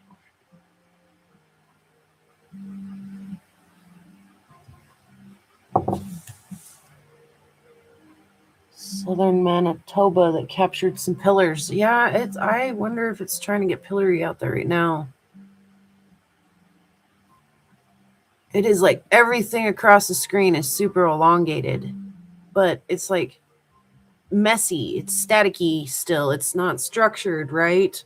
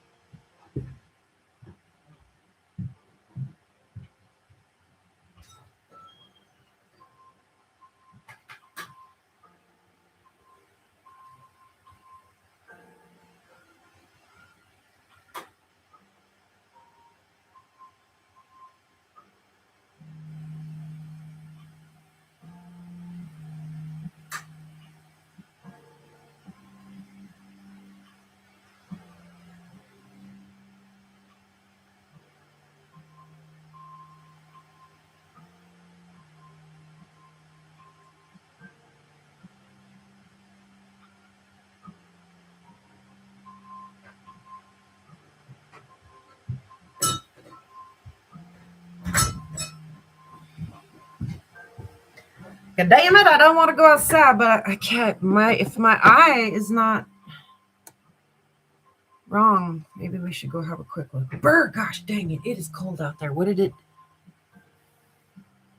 Down to one? Down to one? That's not fair. News for who? Let me grab my coat or a blanket or something. Hang on. Or a couple blankets. Something in this like south sky. I can't make sense of what my eye is seeing any more than I can make sense of what the camera's seeing. It's freaking me out. It's messing me up.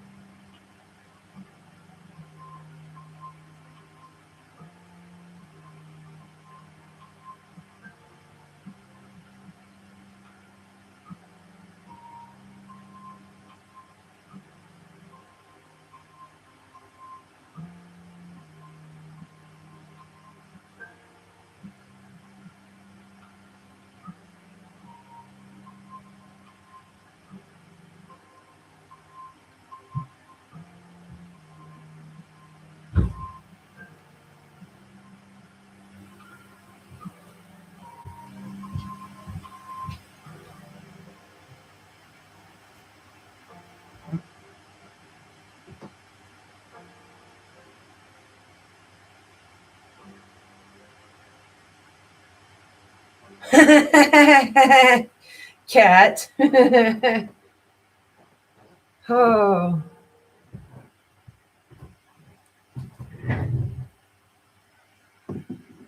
Okay, well, I thought I saw something to the south, but it might be just one little rando cloud out there, so I didn't jerk the camera around and look at it. Oh shit, it's cold out there. I don't see any more with my eye than this camera sees right here, right now. So fingers crossed that it picks up here in the next hour. In the next 50 minutes, as a matter of fact.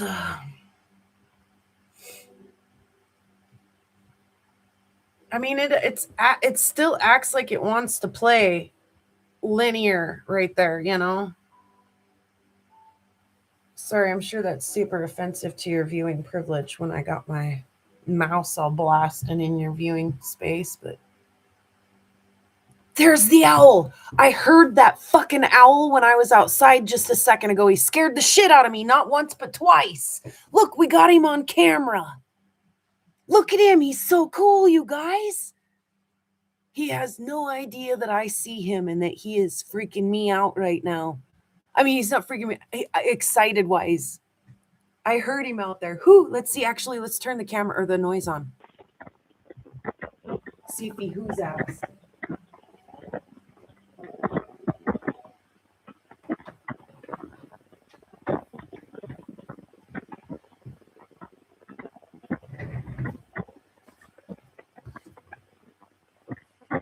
Wow. He's sitting on my house. How cool.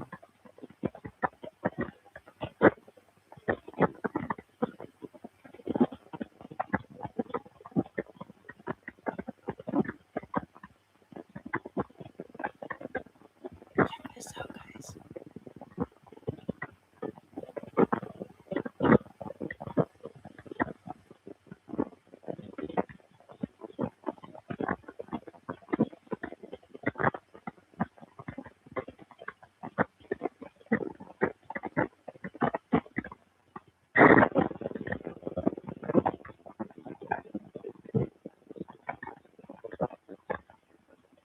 Is that him? Is that the owl?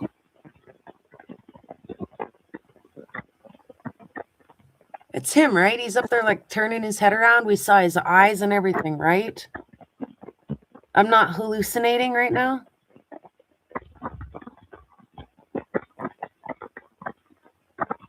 I swear to God, it just moved, right?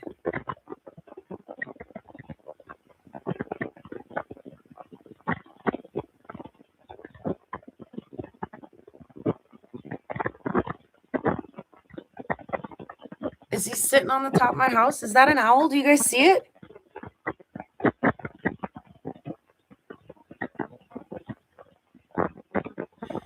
Am I messing with myself right now, or is there literally an owl in the top corner of my camera right now? Or is it like a smudge or a spot or something? What is going on?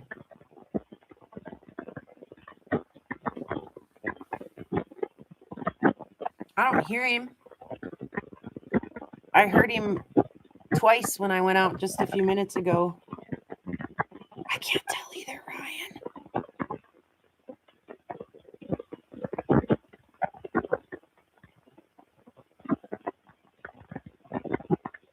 That doesn't particularly seem plausible, but maybe. Is it? What is going on? Should I go turn the camera?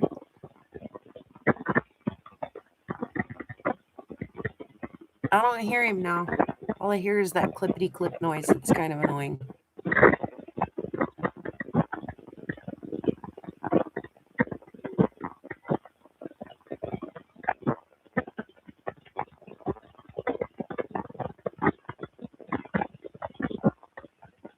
Okay.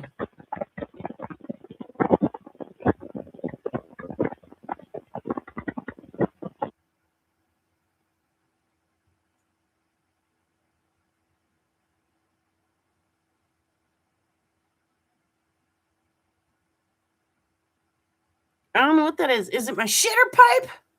Wouldn't that be funny? I'm all freaking out. Look, it's a majestic creature of the nature. It's my shitter pipe catching the reflection of the aurora. I don't know what that is. It's messing me up. Anyway, there is an owl out there. He scared the shit out of me. Did you guys hear me make a comment about it? Maybe not. I went out the front door and heard something move. And I was like, what the hell was that? A deer or something? Or a bunny or something? And then I went out the back door and definitely heard something move. And then I heard him say, whoo, hooty hoo, hooty hoo. And I was like, you scared me, owl. So that's why I was so convinced that maybe that shitter pipe sticking out in the top of the camera might have been an owl.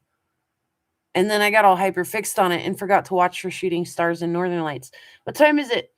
12:13. I didn't get hung up on it for too long, just a couple minutes. Y'all can laugh at me later. It's okay. I'll laugh at me later too. You should have seen some of the editing bloopers lately. Oh my God. I showed you guys the one where I reached up and took my mask off and put 2 smudges on my cheek and already had one out the corner of my mouth. Man, I've had some, like, the band and I were headed down to Billings the other day, and I thought, oh, that'd be a great time for me to catch up on some editing, right? Like while I'm stuck in the truck and we're just putting miles on. And so I was just running through what I had recorded, and like sometimes I'll do the same part a couple of times, just because I feel like it could come out a little better. Like I could make better eye contact, or instead of saying, like is a magnet, using magnetically attracted in the right way and things, so I'm being pretty critical about the language and stuff that I use. So sometimes I'll say it more than one time, so I'm just listening through thinking, yeah, I probably like that way better than the second way I said it. So I'll probably trim that there and crop that there, as I'm driving down the road, listening to myself talk. And all of a sudden I just like got stuck in a like feedback loop. Like I just got stuck. Like stuff seemed weird and I couldn't move forward. And I was like totally hung up, and I laughed so hard I dang near cried and snorted and all kinds of stuff. And Lily up in the front seat, like, what you got back there, Allison? And I'm like, I'm laughing at myself. I just watched myself totally like go blank and get stuck in a feedback loop. It was really interesting. And then I showed it to my drummer and he was like, you're not joking. Holy cow. I was like, right. And he's like, so what'd you decide on? And I was like, nothing. I just finally moved past whatever that thing was. And I never even did make a decision. I just was like, I don't know. It was really weird. It's weird. And I caught it on camera and it was funny. It made me laugh so hard I snorted. It is pixelating. I agree. And I think it's my crapper pipe right there. But I also, now that I'm sure I don't see an owl on my roof, I'm also pretty sure that I'm not seeing a whole crap lot of northern lights right at this very moment in time either. So, not in the frame of this camera anyway.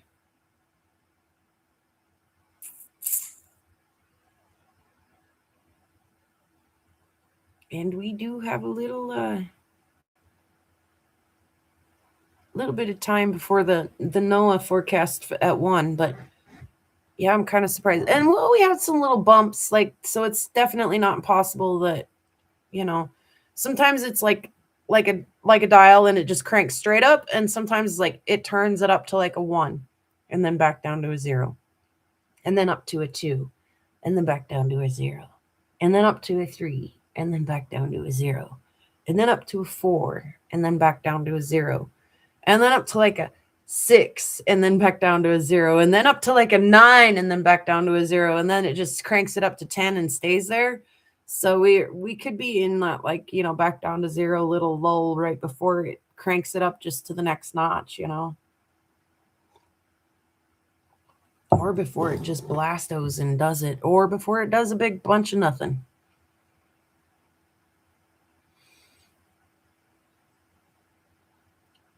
I'm going to paint my shitter pipe like an owl now. Just so I can always have an owl sitting on my roof. Mess with all the neighbors. Is there an owl? Wow. Majestic creature of nature.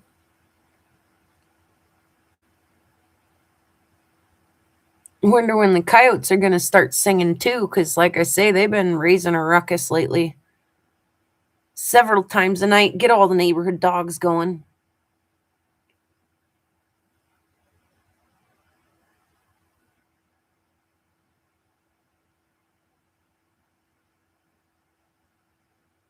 Yes, it will, Eric. It will come, whether you are ready or not.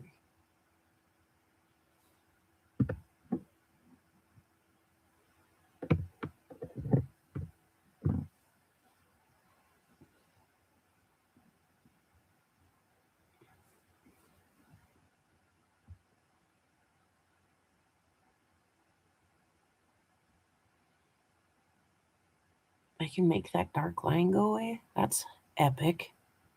Let me do that for you. What was that noise? Maybe my fire.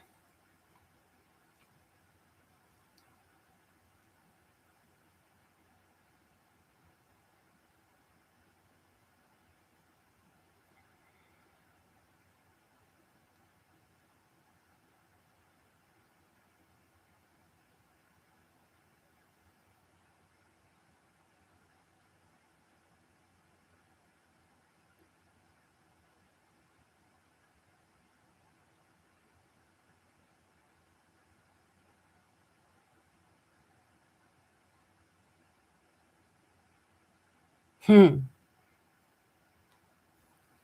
thinking about the kids' robots. Yeah, good night, Eric.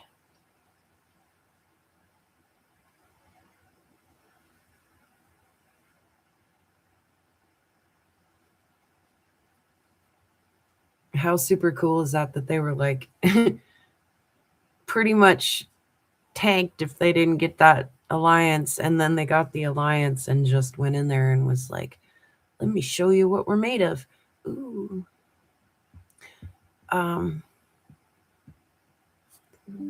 Oh, thanks. Let's get rid of that.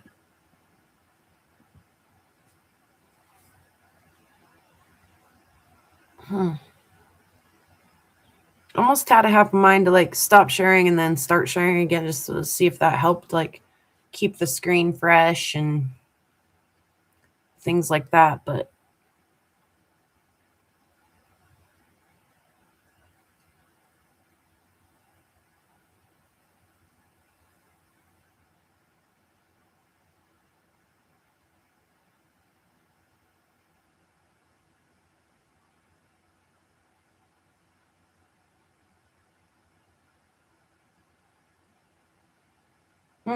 there we go.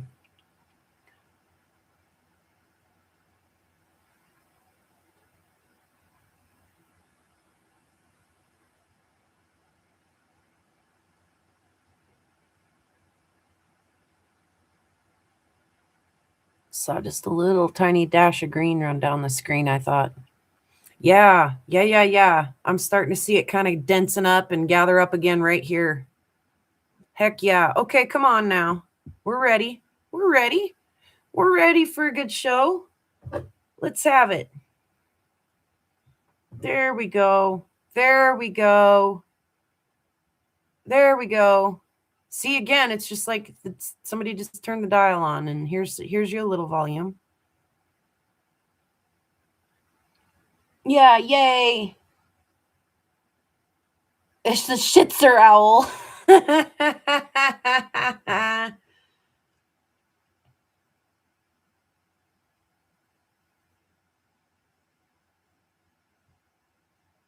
Oh my God.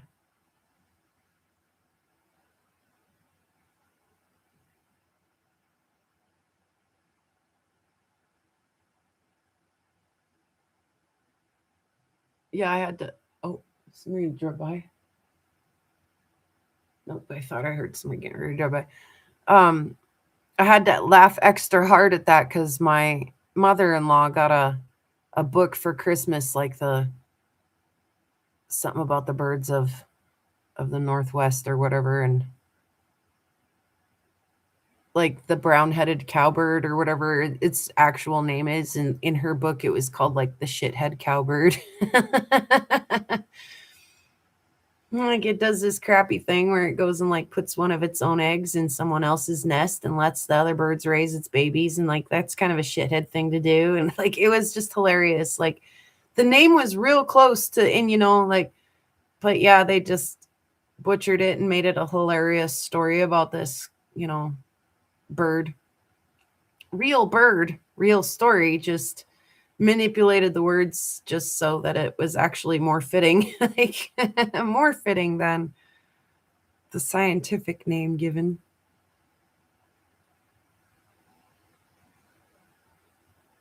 And then somebody turned the volume back down.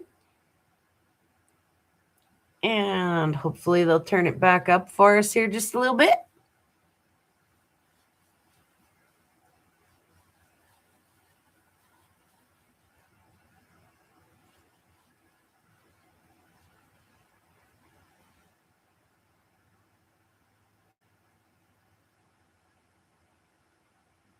Cheeseburger. The cheeseburger whistles cheeseburger, but it has another name, but I forgot. The meadowlark is Montana's state bird, and it's got a pretty little call, I guess. But once you hear what I hear, you'll never hear anything different again in your entire life. So are you ready for me to ruin the meadowlark call for you all? You know what the meadowlark is saying, right? He says, "Boop, fart, cheat a little bit."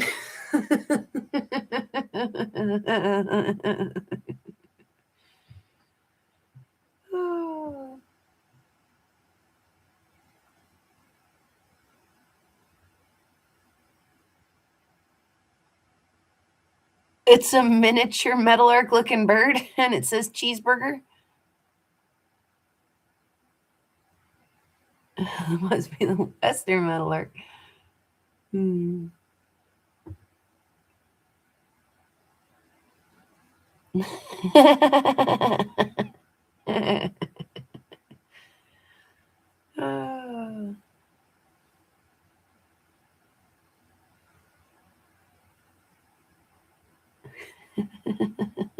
Get the eastern. Oh, the chickadees are great. Like, we used to go stay a couple weeks in the summer with my grandparents, and my grandma's actual name was Alberta, and they called her Birdie, and she loved the birds. She fed the birds. She liked them and stuff. And she taught me that, you could shout back at the chickadees and they'd shout back to you, and you could shout back to them and they'd shout back to you. And so me and my grandma used to stand on the back porch and holler, chickadee dee dee dee dee dee dee.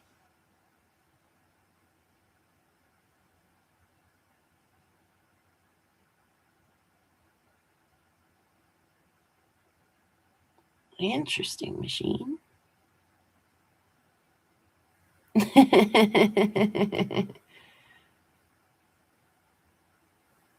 Yeah, birds are a little bit kind of gross sometimes, little bug eaters and carnivores. And come on, lights.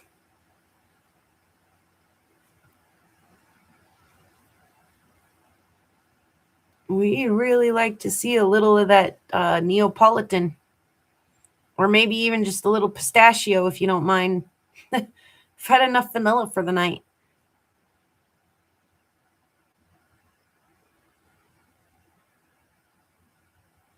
Yeah, exactly.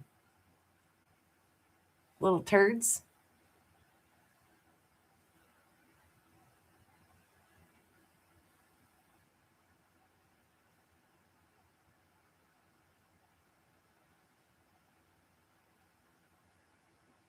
Hey, come on.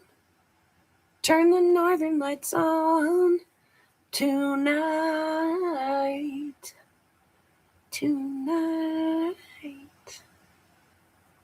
Hey, come on.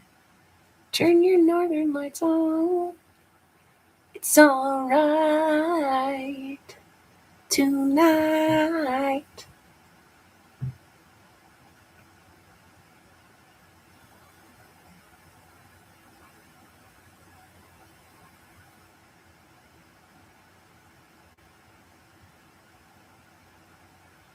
Come on.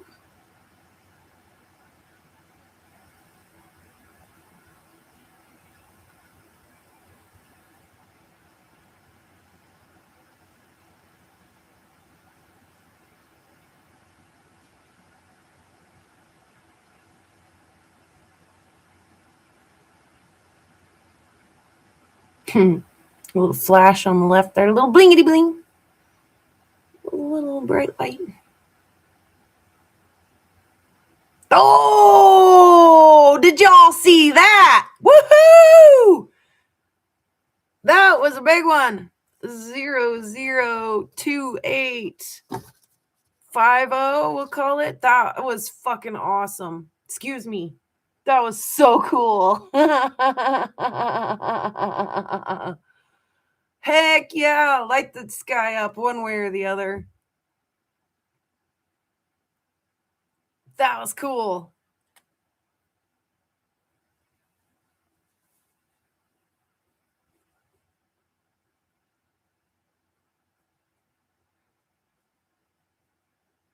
Almost hit my owl. Just kidding. I'm gonna go make some tea. You guys keep your eyes on that screen while I go heat up my kettle. Seriously, you don't know what kind of actually, like, that was really cool. We don't, know that we're not gonna see something like that. So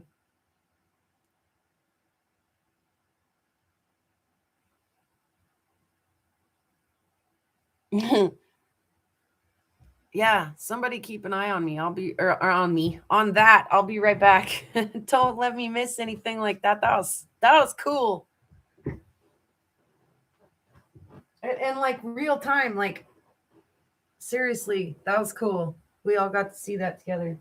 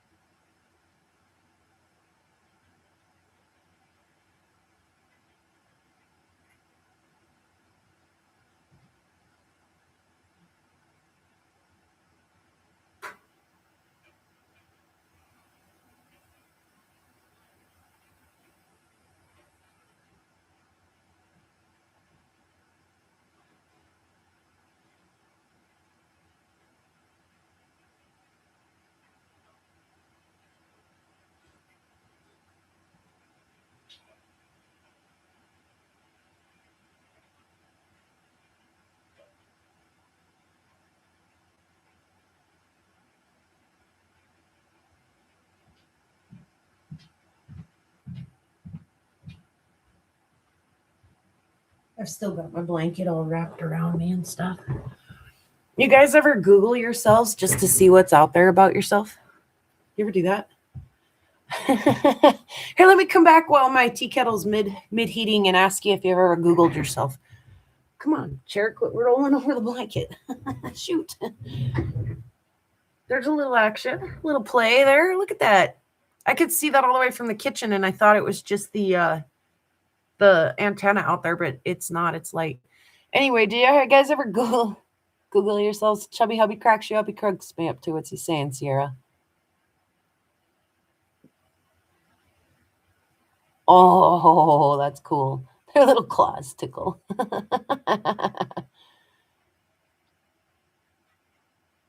What are you holy wine about? What are you sweeting about? What did I miss?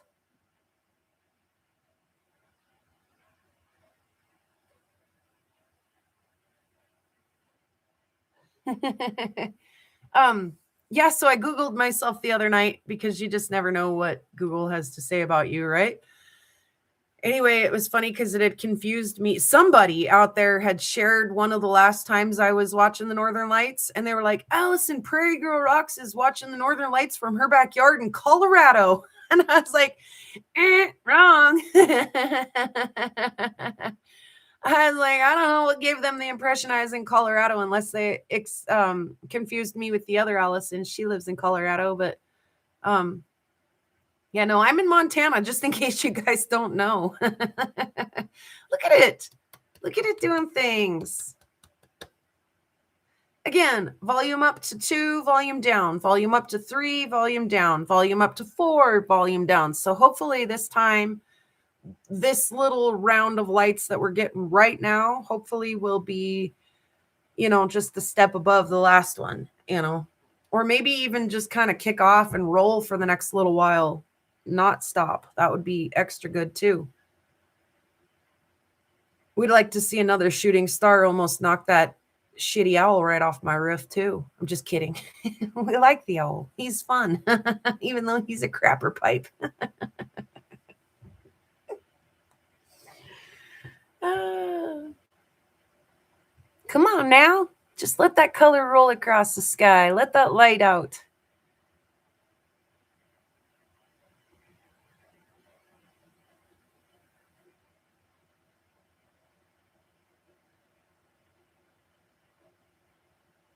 Mostly YouTube, Flickr, and some Facebook hits when I search.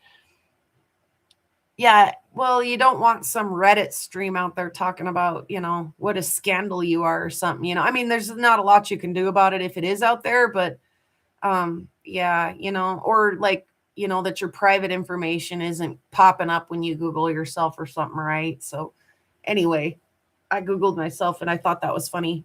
Allison Prairie Girl Rocks is broadcasting the Northern Lights from her backyard in Colorado. What do you do? Like I say, look at it. It's playing. It's playing and hanging out for a minute now. That's great. We want to see a little more of that, if you don't mind.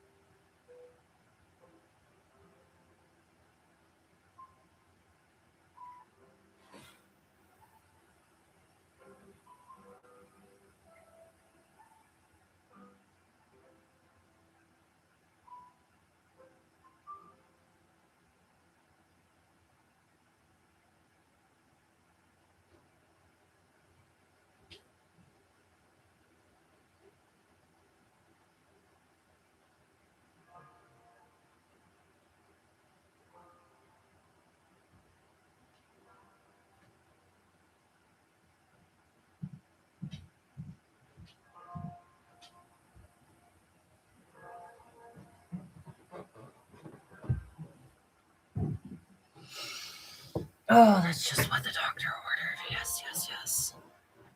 Come on. Heck yeah. Let's have it.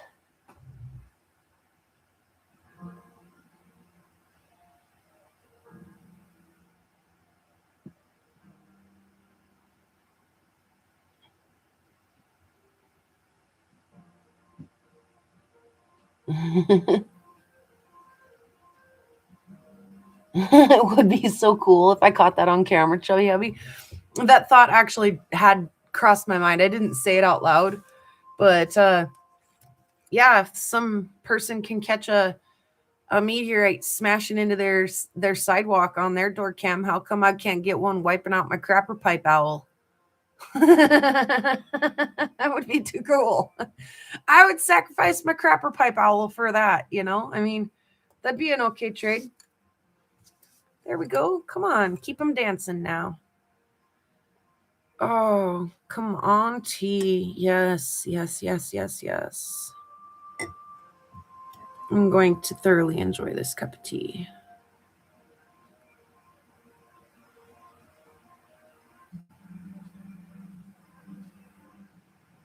You can do it, Lights. You can do it all night long.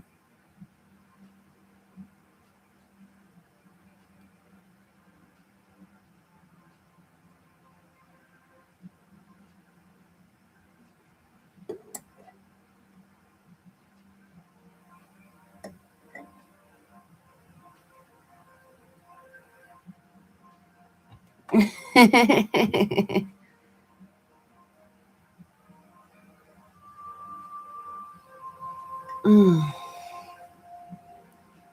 Mm-hmm.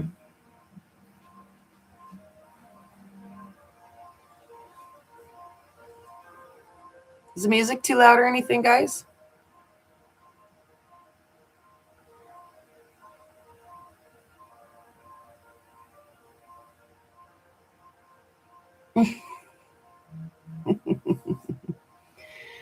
You've never looked, but you know, and you, like, if you're really not like engaging with the public and stuff, you really probably don't have any reason to worry about it, Sierra. But when you run a YouTube channel, you're subject to public opinion, you know? I mean, and again, you can't really stop somebody from getting on, like I say, Reddit or something and expressing their opinion, you know? So so I've Googled myself before and it summarized me like as a, you know, rock hounder, and it nailed it. It was like rock hounder from northern central Montana who shows special interest in meteorites. And I mean, they pretty much nailed it. Who runs a YouTube channel pretty much, right? And then I've done it again, you know, a year later or whatever, and it's like ready to dox my ass. It's like Allison Prairie Girl Rocks goes by the full name of, excuse me? No thanks. Please don't put that out there for everybody to know. Like, that's not publicly shared information. Like, there are a few people in this group who know what my name is, but like, excuse me, I didn't volunteer that information for the whole world to know. Like, so it's kind of nice to just check it out once in a while, especially if you are doing something like running a YouTube channel or something, you know? Like I say, if you're not really poking the public bear in any way, shape, or form, and you're like flying under the radar, you probably have nothing to worry about. But yeah, when you do a live once a week and a video once a week, you just never know. Somebody might have some kind of something to say. So I'm not important enough. See, right, Ryan. I'm not either, but you know, I just want to make sure. Make sure. Oh, that's getting a little fun to watch there. That's getting slightly more pistachio and a little less vanilla out there. Everybody's gonna like jump in later and be like, why does she keep talking about pistachios and vanilla and Neapolitan? I don't understand. What's with the ice cream references tonight?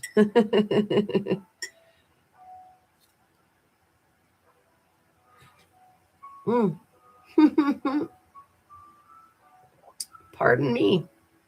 I'm not eating my tea tonight. You know what? You can just go over there. Go in the firewood. Ooh, hi there. Hi, lights. Ooh, hi there. You spazzed my camera out just a little bit there.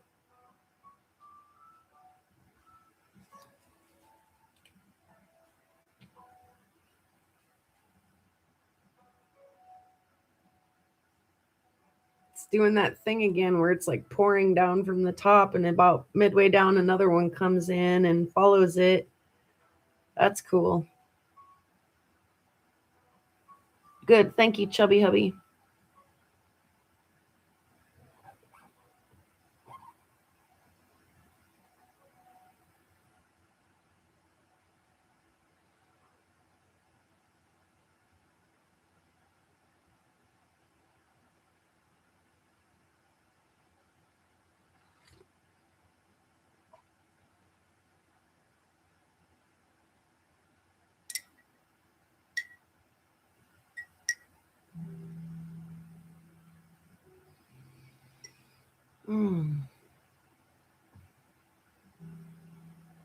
Put a little bear root in my tea. Even just smelling it makes my nose and my throat feel better, let alone drinking it.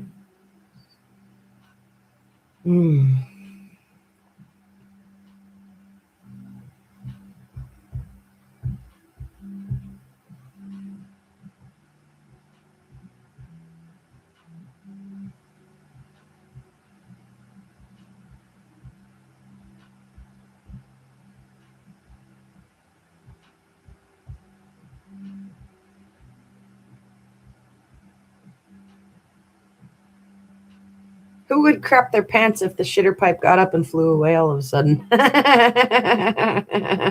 What if it was an owl?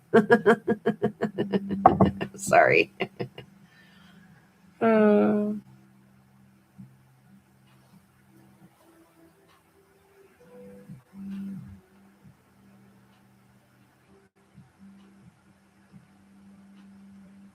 Oh, crap.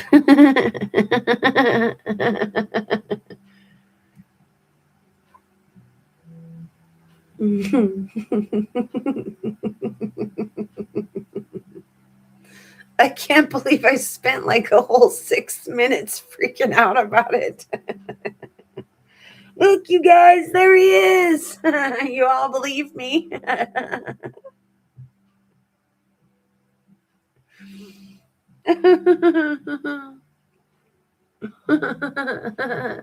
Is it? Wait a minute. Is it? Oh, that was great.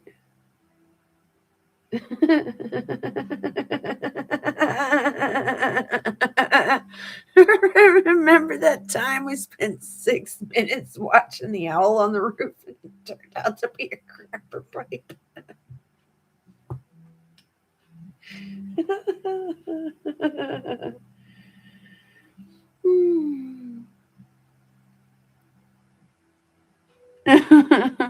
I'm pretty sure by now, Ryan.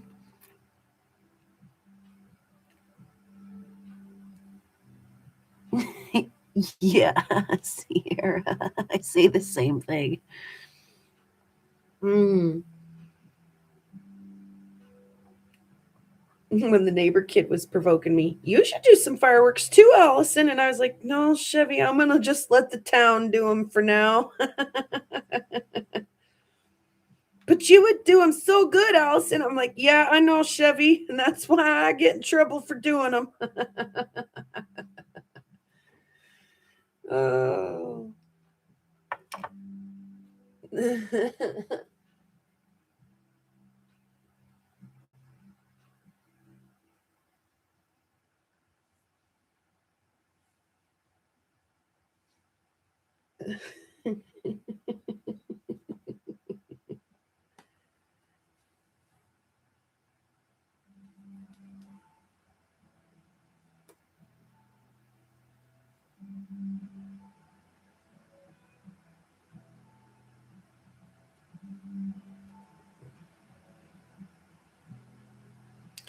Whatever this is rocking.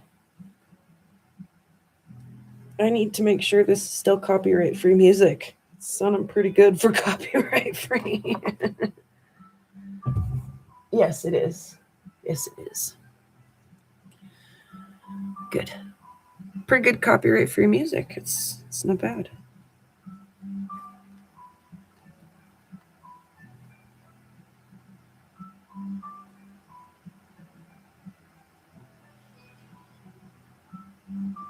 Wow, 12:49 now. Come on, lights.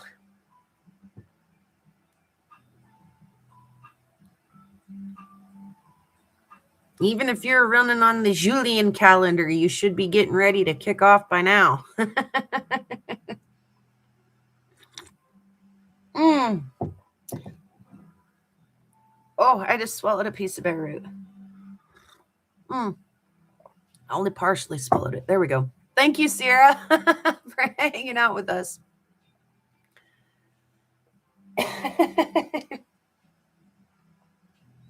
I did not mean for that to happen. I have my moment with the French fry here with Soul all over again. Let me see if I can get that swallowed.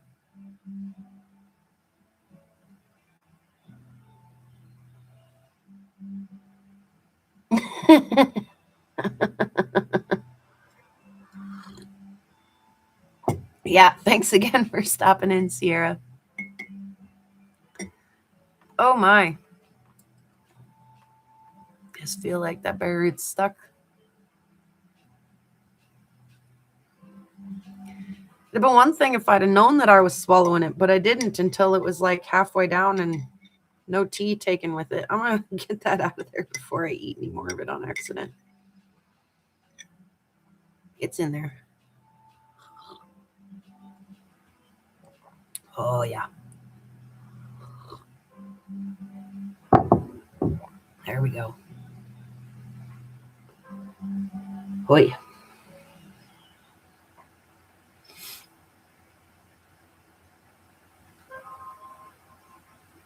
My mom was cracking me up today. She wants to make these little decorative pick things. So they're exciting little ends, and they're just like on a little pick, and you can stick it into a tree or a plant or a vase or whatever you want to decorate, you know.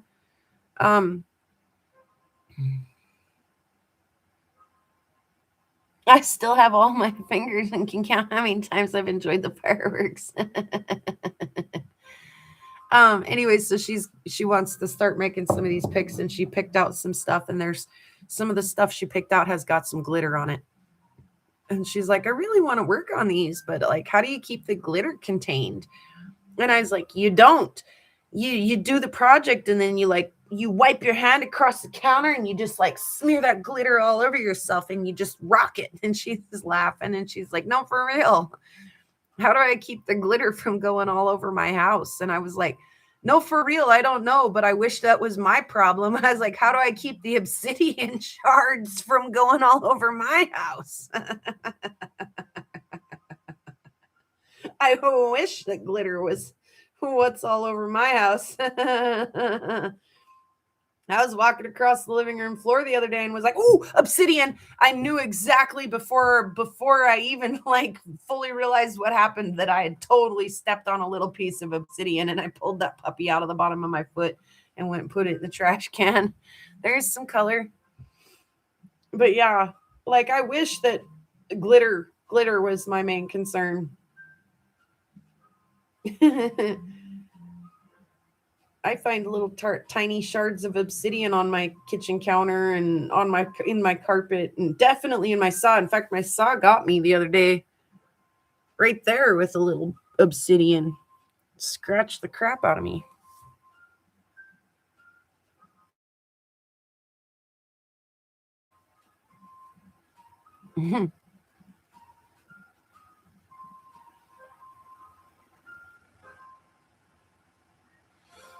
Yeah, I literally have obsidian confetti. How do you keep that contained? Come on, lights.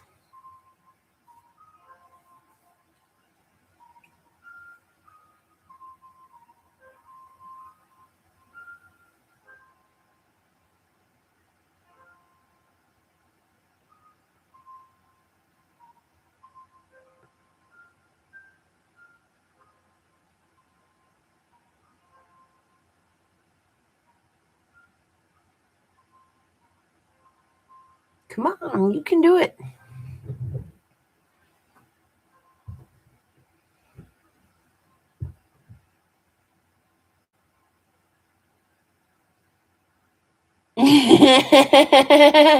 At least they're big confetti, Ryan. And they suck up a vacuum cleaner real easy.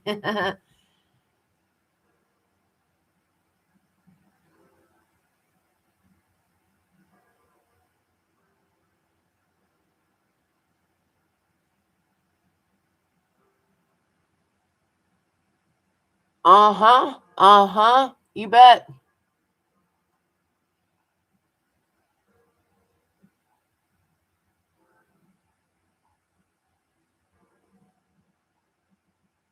Come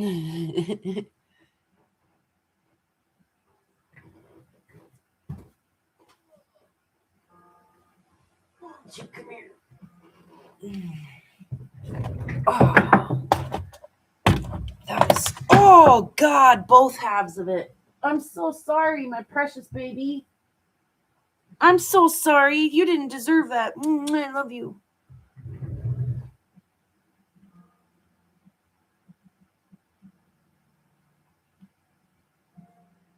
Jeez, cheese and rice. Did I screw you up? No, you're okay. You're okay. Are you okay? Gosh, did I break it? Is that a piece of it sitting right there? No, that's just a dark spot on the floor. What is that? On the end of that cord? Okay. All is well. There are no surprises down here. No broken bits of rocks. My polarizing film is down here, though, and that doesn't need to be down there. I'll scratch it up with my shoe. Come on, lights. You know, if all else fails, at least we got to see a really cool shooting star. Or, you know, meteorite. I don't think that put rocks on the ground, but it was really bright, and that was fun. Okay, that's my first meteor. Let's see. I got to pick out a couple of these rocks for this thing that I'm filming.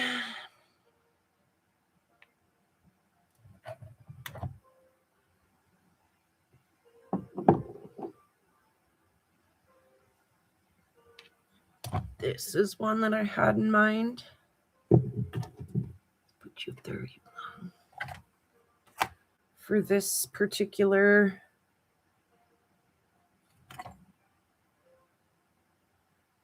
I guess you'll be handy. Sorry, I'm talking to my rocks at the moment. Are the skies all still clear? I can't see the stars anymore. I can, in fact, see some stars. I see one right there. And yes, with the naked eye outside, I do see some stars. Yes. Do you want me to go just double check that, confirm that for you, Ryan? I know what a disappointing G4 storm this is right at the moment, huh? Okay.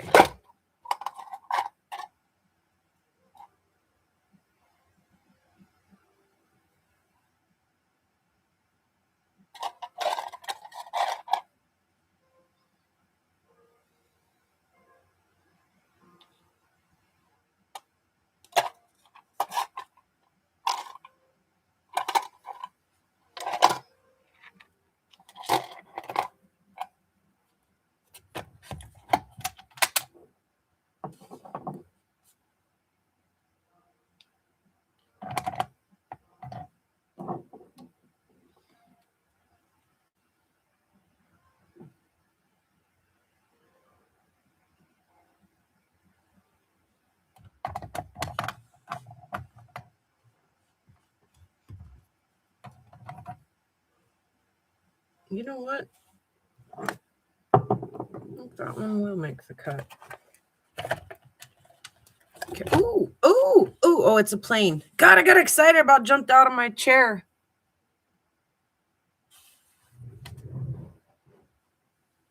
Let me just go make sure, Ryan.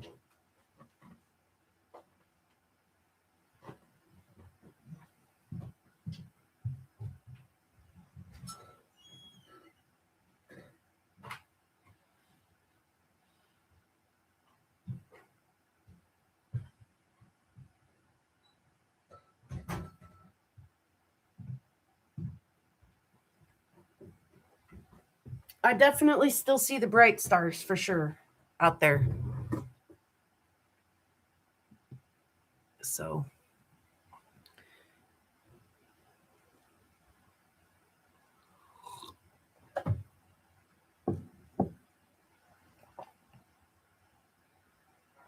I know, right, Allison? Ryan, definitely your eyeballs could be getting fuzzy. So could mine. And the camera does too from time to time get a little pixely and fuzzy. I mean, but considering what it is and what it's doing, it does a pretty darn good job for us. So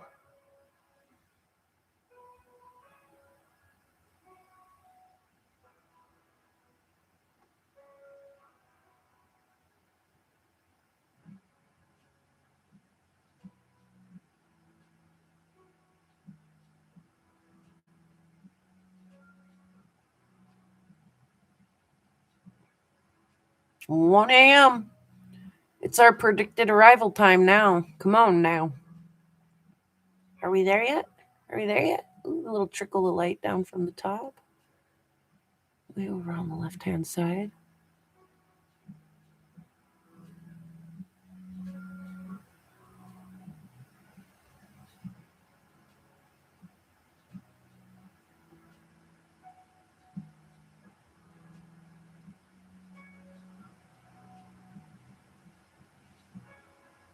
Yeah, I think, like I say, 1 to 4 was our predicted highlight.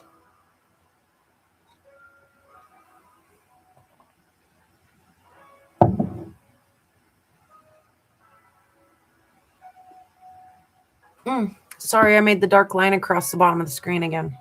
Sorry, guys.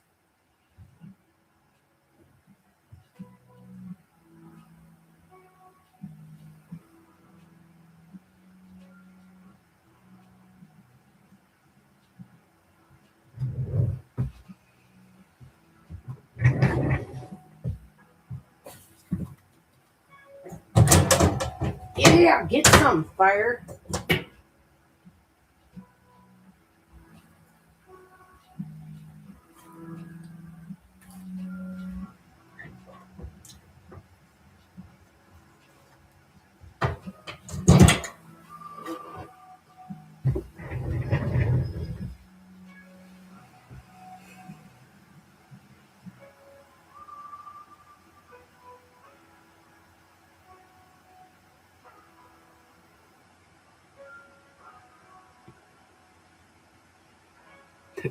Excuse me. Snow coming in about 3 hours. Hey, that's not a nice update, computer. You can keep that crap. We're supposed to be seeing the northern lights in about 3 hours. Thank you very much. Not the snowflakes falling. No, no, no, no, no, no, no, no, no, no, no, no, no, no, no, no. What the hell is that?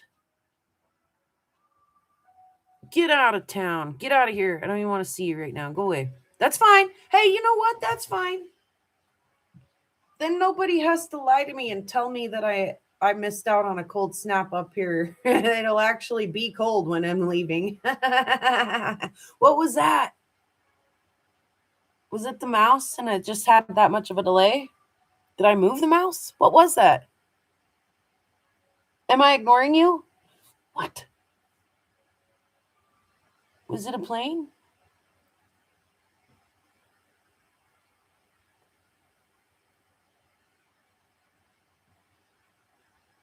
May have been seeing brighter planets earlier too.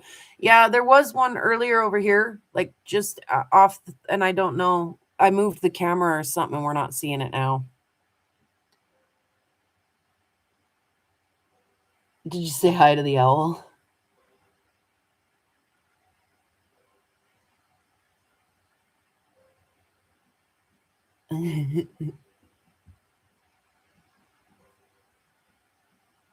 Definitely not ignoring you. Did I miss something?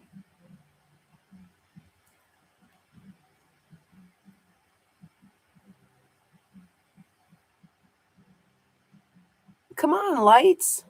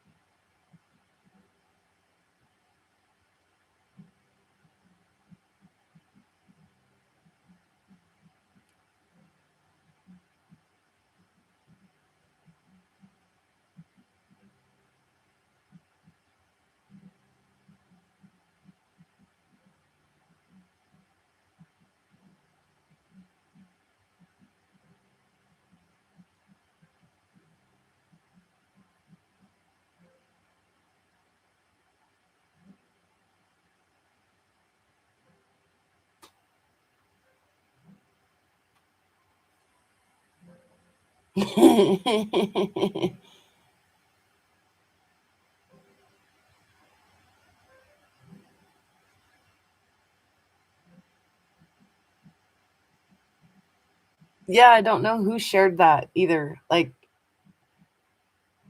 or where it got shared to. I can't even remember. But yeah, it was interesting. Somebody shared, hey, Allison Prager rocks. Seeing the lights from her backyard right now in Colorado.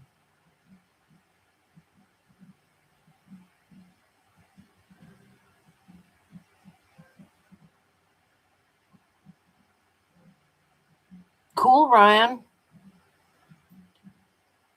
Way cool.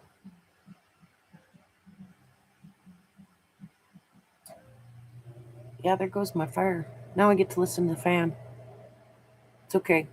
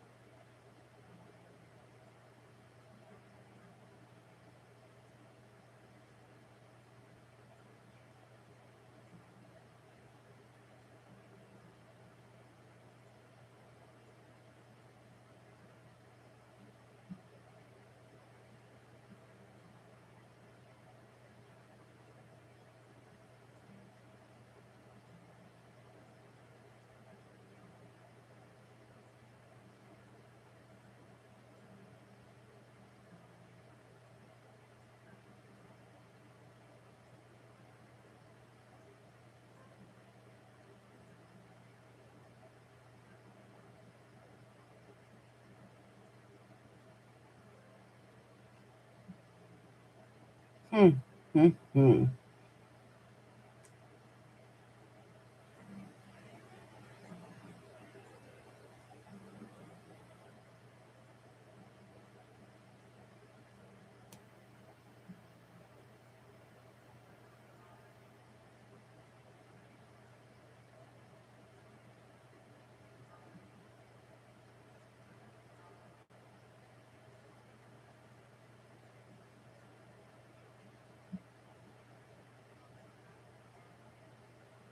Yeah, exactly, Ryan. I know what you mean. I know what you mean. Yes, I hope so too, Ryan. I'm starting to very much so wonder. I mean, it's only 8 minutes past 1, but still.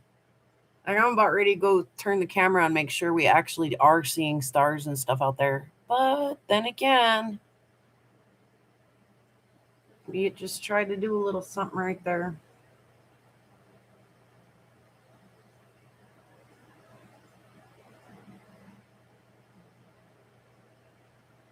I went out and looked at, whoa, I got a little bright right there.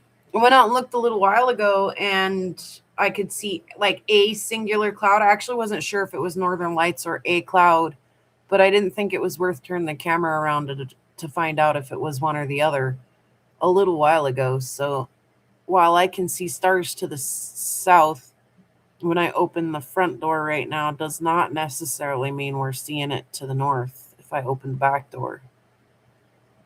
So I don't know that it's not trying to do a little something right now. It's getting pixely again, but what's it doing?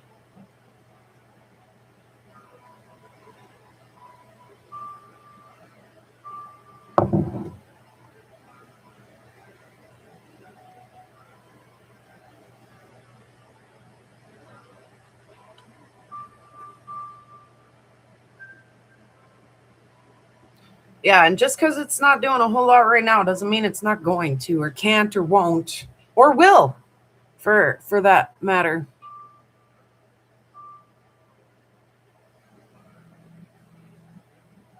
I'll be right back. I'm going to go study it with my eyeballs for a second. Yeah, stop with the snow alert on the thing, please.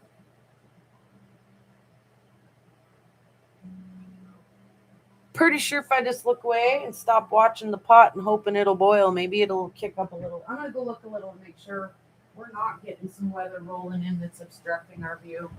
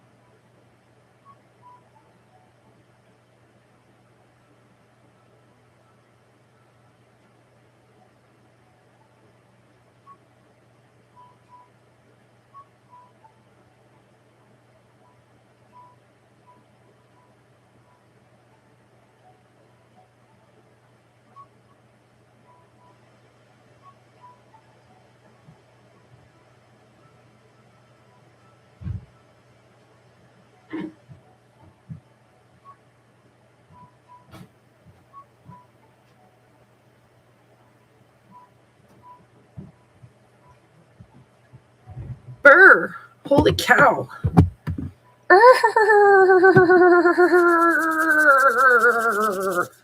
I was out there talking to you guys like you could hear me. I'm all, look, you could see stars down here on this side. And you could see my chimney making a nasty stink. I can see that light that's right there at the antenna. I can see this bunch of light with my naked eye. And it's vanilla. And I don't think it's clouds. I think it actually is northern lights, and it's just ever so bright enough to wash the stars out if it's not clouds. It is hard to tell. We'd sure like to see it get a little cray-cray and prove its point a little, wouldn't we?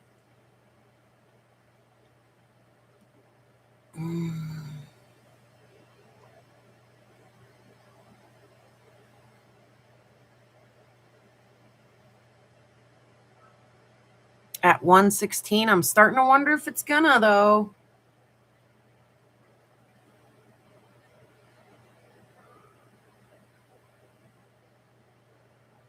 Ick, Brian, gosh. Yeah, no, I've fought that battle before where I'm like, shoot, I couldn't even get out of my blanket and function until I finally warmed up.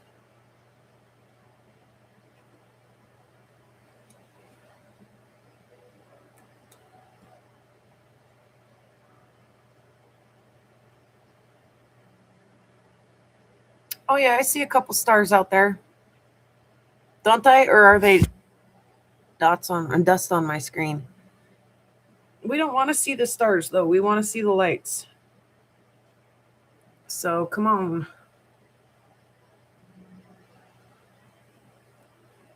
We don't want to see the stars unless it's knocking the owl crapper right off the roof of the house.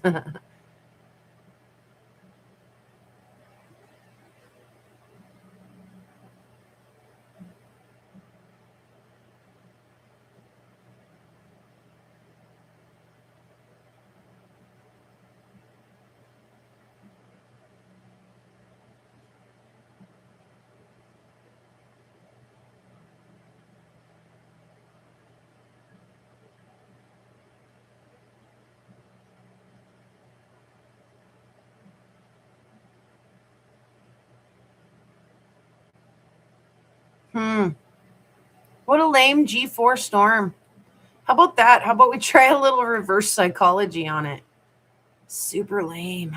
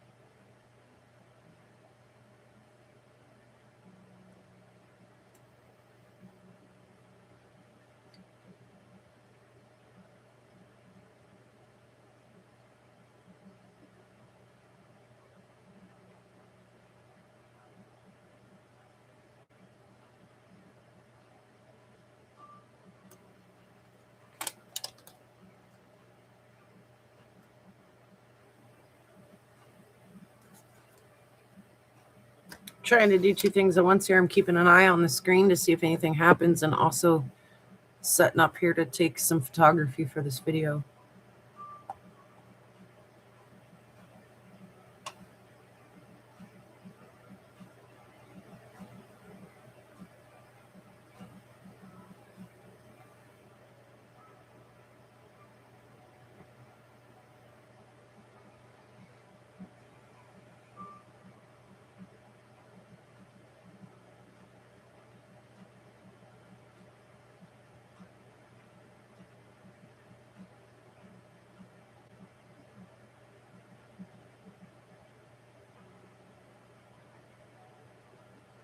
Total ham and egger. Yeah, so far. We had a couple little, like, little random outbursts there, but boy, if I'd have drove to Alaska or something to see this, I'd have been a little sad.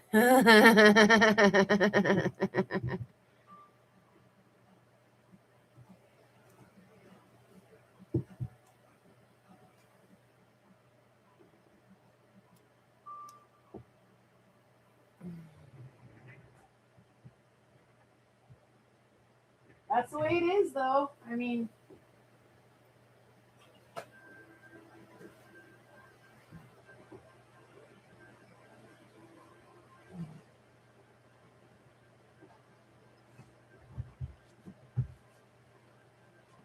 a little hard to predict.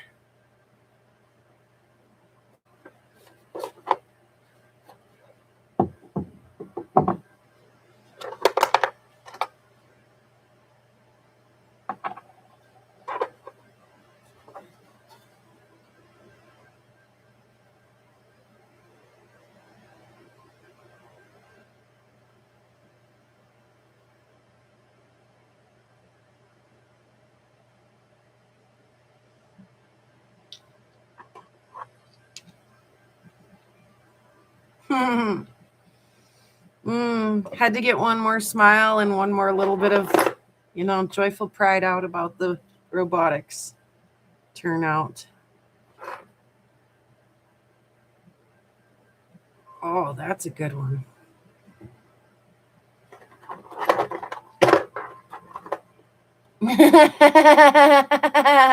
Chubby hubby.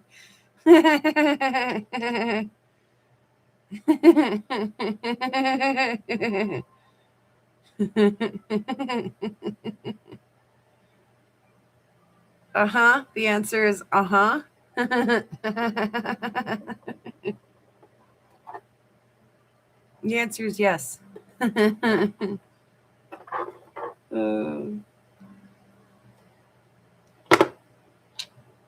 Yeah, I clicked that a couple weeks ago, and I didn't get into that list of like top searches, but I did get into the like what's trending, and so like what videos were posted, in the last little while that are getting lots of views, so you should try to like make your own take on that video, that might be really successful, is the kind of thing that they're trying to get. Yeah, nice, he says.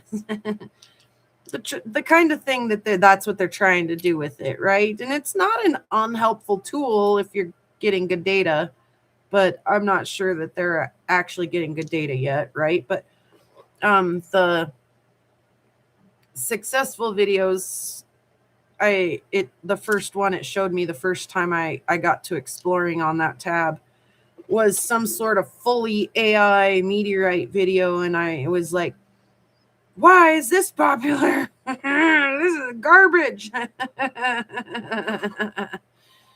it sent me into a little bit of a like murderous rage. So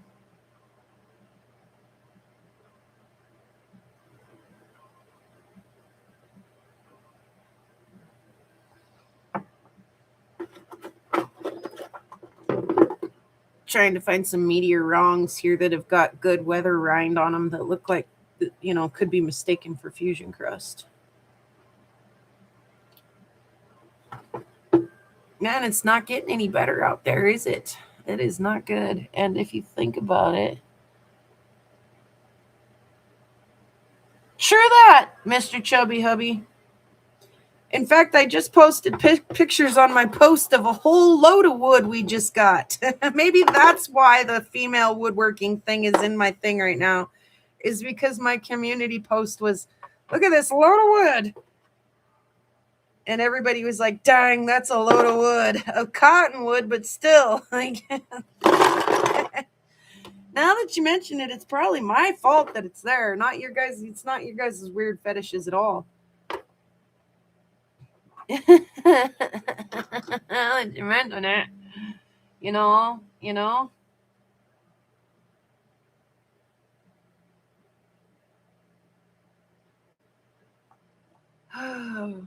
So yeah, there's that.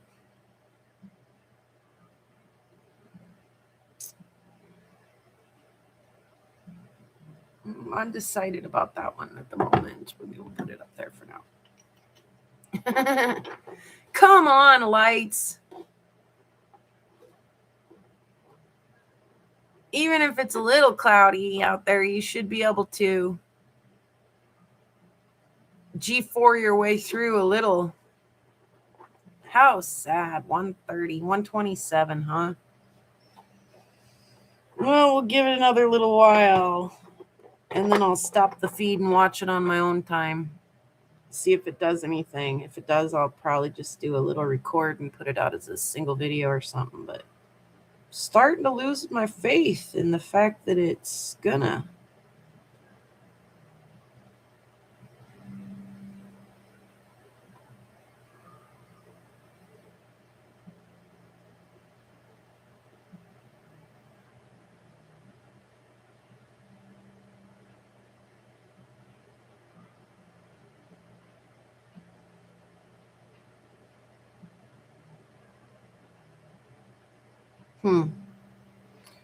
So undecided about that one. I can't believe it's not doing a little something more out there with his.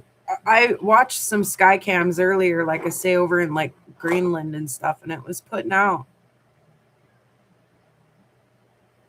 And then as predicted and as called for as they were here tonight, I'm kind of surprised that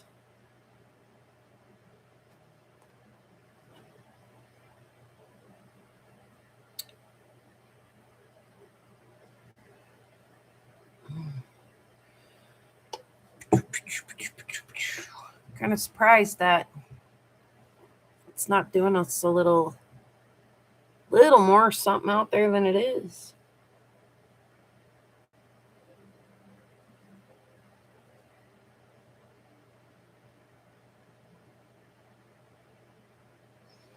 Yeah, regardless, it's been a fun stream. Even if the lights don't actually, turn out to do stuff, it's been a fun stream. We got to hang out with Prairie Kid, and he's usually busy at school when I'm live, so we don't always get to sit down with him like that. That was kind of cool. And hear the recap on robotics before they head out to state. That's cool. There was a really cool shooting star in the middle of today's feed. Some weird alien blip. It's been pretty cool. It's been a heck of a good hangout. For some random ass Monday night. For sure, right? Yeah. Like I say, I can see that bit of color back there with my naked eye even, so.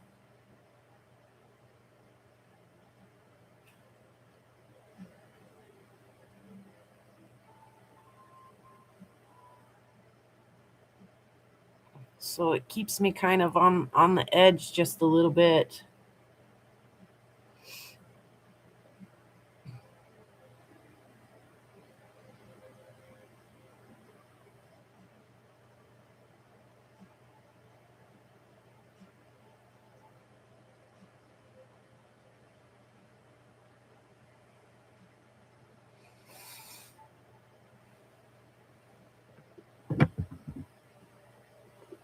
It's all right. I know how to kill two birds with a stone.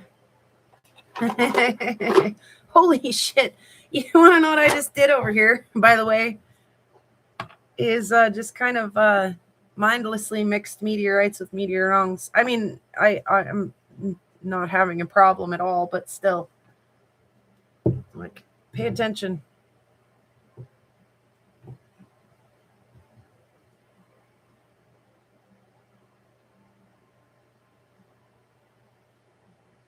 That's a pretty rock. Let's see.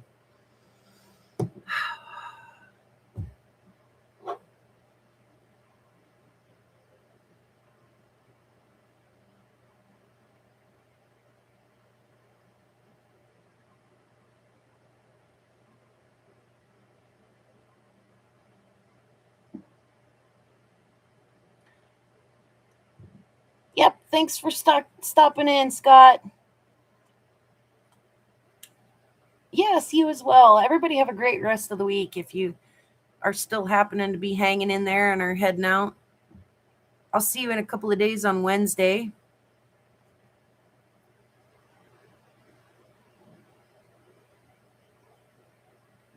One way or the other, whether I have a video or a live or both, I still am not sure.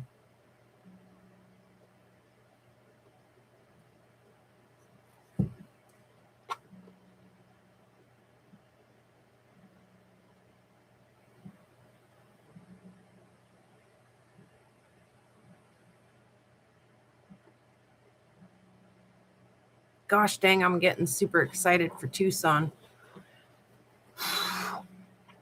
I look at the calendar and I'm like, oh, that's a lot closer than in my mind I thought it was. But then it's like, it'll go from like, it's still so far away in my mind, right? Like, another 2 weeks or whatever. And then I look at it on a calendar and I'm like, dang it, that is so close. Like, stupid close.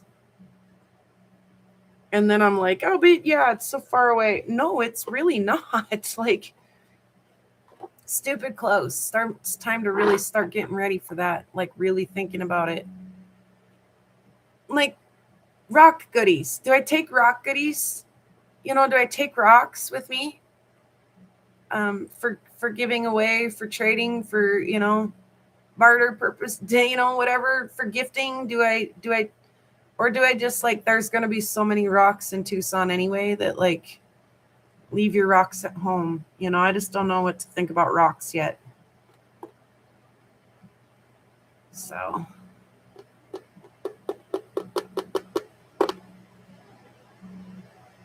Dang it, I wish you'd pop off out there, lights.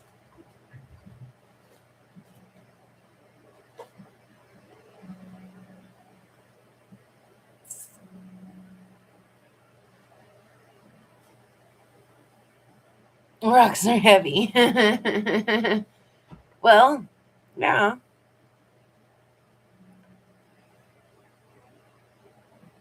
And the wind doesn't blow in Tucson like it blows out here, so I don't have to anchor myself down in my, usual fashion. So, yeah, like giving rocks, Yeah, should I keep a pocket full of tumbles or should I take down some like super nice finished opal pieces or, what?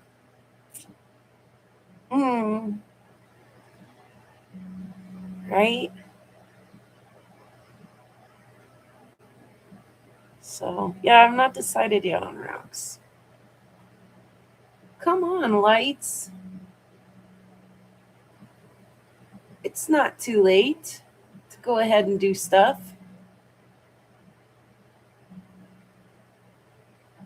You'd be right on time.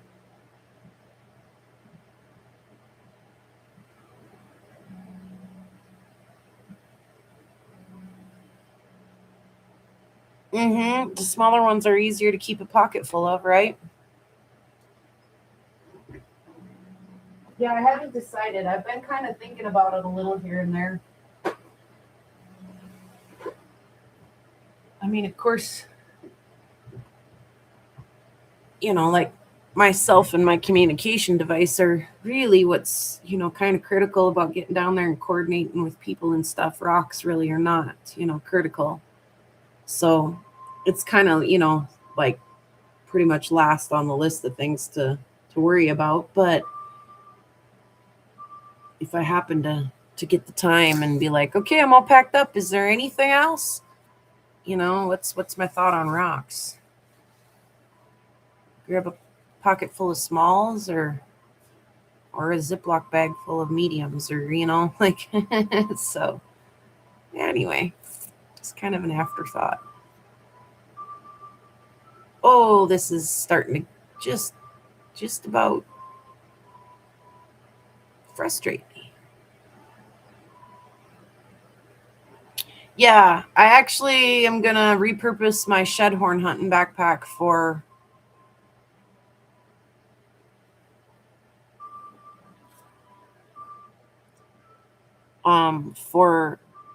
Tucson.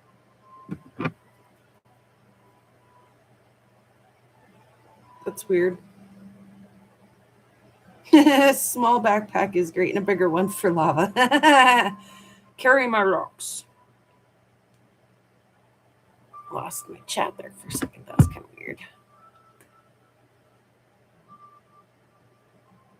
My mom was saying I should pull a little wagon, and I was like, I don't think that's a good idea. I'd be tempted to like drop it in the corner of the room so I could, you know, meander on through tether free, and somebody would pickpocket all my stuff. I'm like, I don't think that's a good idea. Damn it, I just broke my coaster. That was sad. I like that coaster. So, yeah. And I plan on keeping a lot of the stuff in my backpack that I'll need. You know, like I say, microphones and batteries, sanitary wipes, anti-back wipes, so I can clean my hands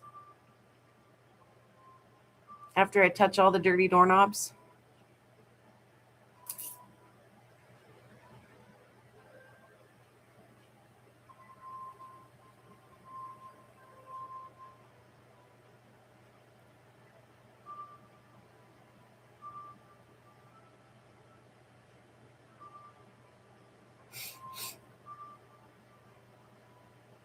And a sandwich, for sure.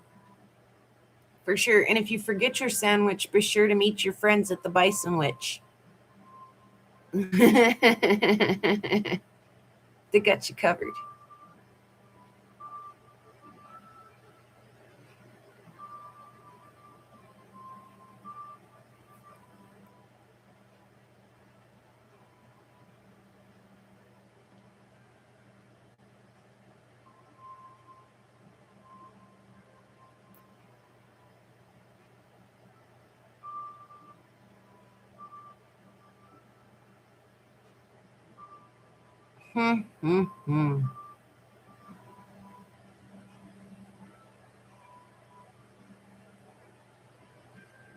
Okay, well, I'm convinced next time there's a G4 storm that we're owed double. Since we got like minus G4 this time. And maybe tomorrow night, you know, maybe tomorrow will be way better. Maybe tomorrow I'll be under a snow warning. Who knows, you know? So we'll see. Well, really?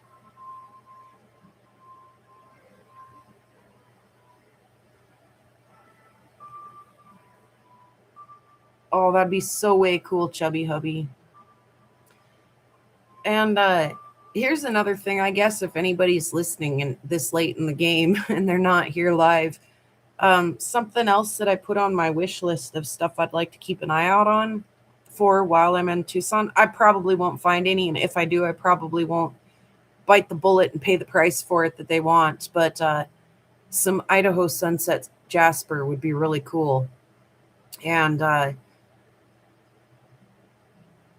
then I thought, well, maybe you could just go over there and find your own. Like, yeah, there's certain place, you know, there's like an Idaho sunset jasper mine, or two, I think there's even 2 places where they like officially pull it out and mine it. But that doesn't mean that, you know, upstream or downstream or whatever of, you know, if there's some BLM land or something that you might not be able to find your own. But if they did like some mine tours or something over there, man, that'd be something I'd super be interested in doing.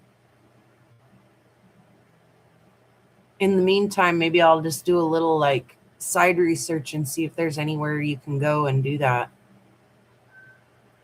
and be, mildly successful even. Because Idaho's not far for me. So.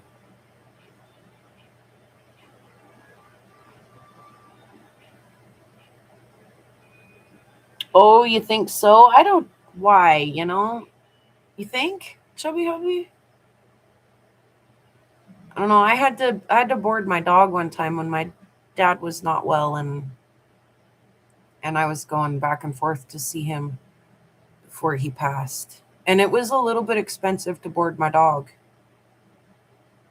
I thought it was well worth it though. I mean, because they're family, right?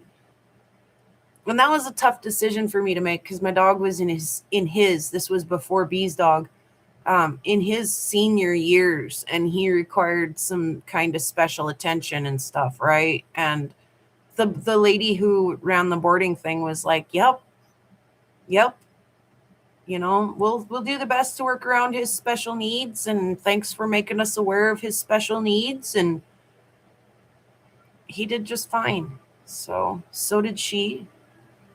I worried about it like a mother sending their kid off to summer camp, though. But it still was worth it, to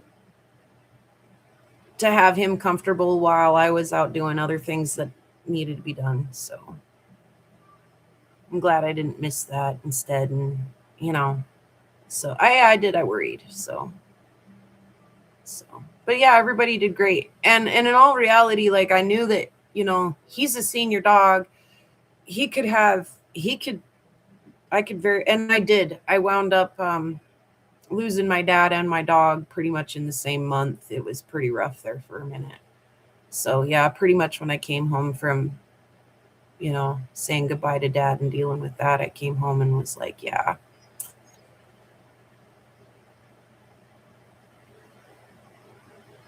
Time to do the dog. So, but like I say, she was super good with him. He did really well there. And I told her all the whole time, like, if anything happens, call me. It's not out of the realm of possibility, and it certainly wouldn't be your fault, So, but yeah, he did really well while I was away. So,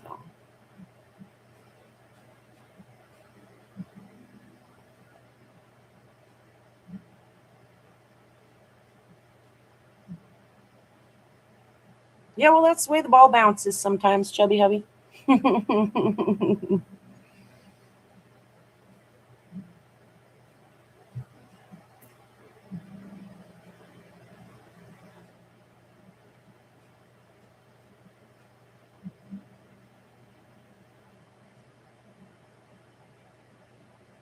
Yes, sadly so. Yes. So, if it weren't for a few bad times now and then, we wouldn't know when we were having good times. So,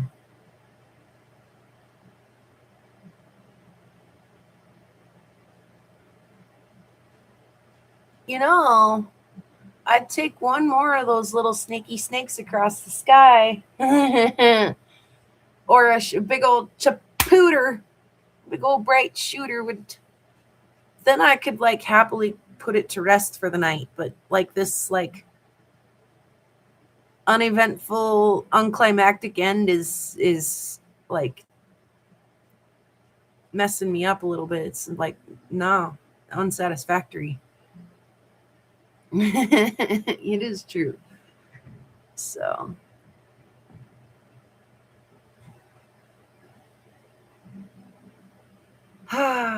Might have to say goodnight to the crapper pipe owl.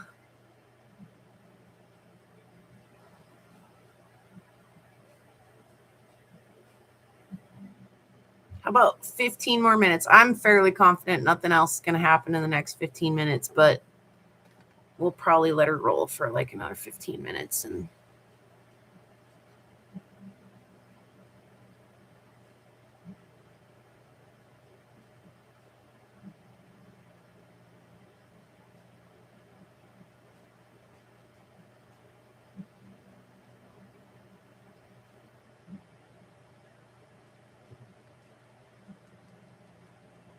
silly lights. That was not nice. It was just a big fat tease tonight. Hopefully that means we get a show tomorrow. Or as soon as I shut the camera off tonight, let it just like light it up out there or something, you know, but I just don't know. I don't know. It acted like it really wanted to a couple of times there. It got to going and it just didn't stack up, you know, it just didn't quite stack up and build on itself like it needed to do to get better color. And now, like, we really are, like, this is Northern Lights through here. Like I say, I can see that with my naked eye. I don't know if it's trying to fight through cloud cover or if it's just really that pathetic, but, or a combination of both. But we are not getting a good show tonight. This is not the, you know, the Jerry Maguire show me the lights kind of G-force storm I was really jacked up for tonight. That's all right. It's all right. Sometimes it's like that. You win some, you lose some. Here. Oh, you got a hose day, hoser? Hey, buddy. So far, anyway, chubby hubby, and we're running out of time for it to happen. Oh, gosh.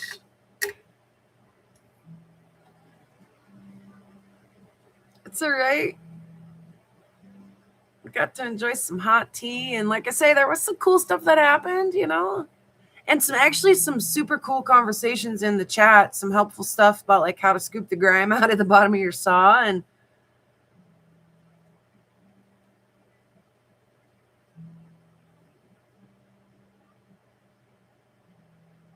some fun stuff.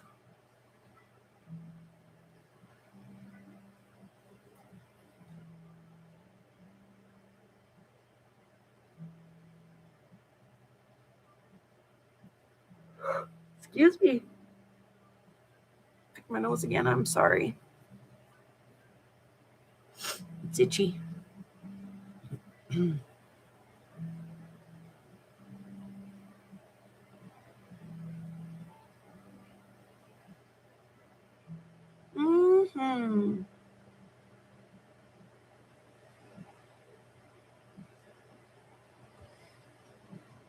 Yeah, we'll see if I can get some of this stuff taken care of. Like I say, would like to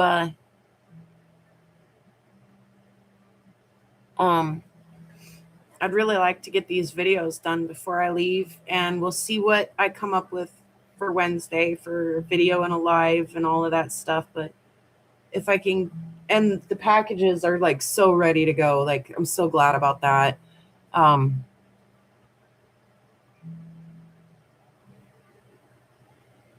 Guys, hope you'll be tonight at the mailbox opening. Ooh, Romania, I do hope so. Hopefully I get a notification. If I don't get a notification and I'm not there, or if, you know, I'm doing stuff, you bet I'll be watching that replay at the very least. So yeah, I'm excited.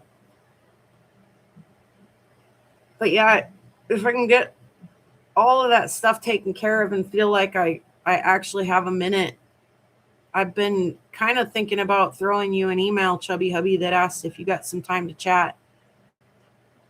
So I may bottle it all up and save it for after Tucson, or if I get a minute, I may throw you a message and see if we can't have a good hearty knee slapper one of these nights. Yeah, I don't know.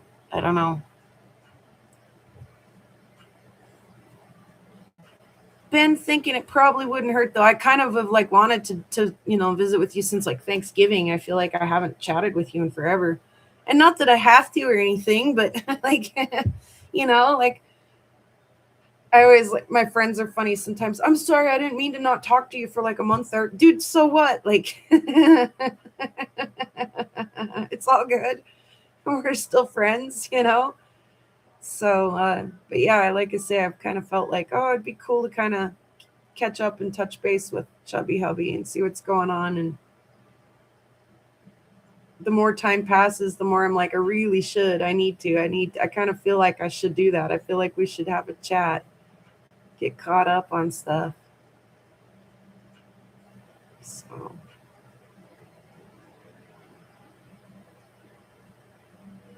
And then right about the time I'm like, oh, making pretty good time on these videos, pretty about halfway through editing this one, and I'm like, oh, turn the camera on. It's supposed to be a G4 storm tonight.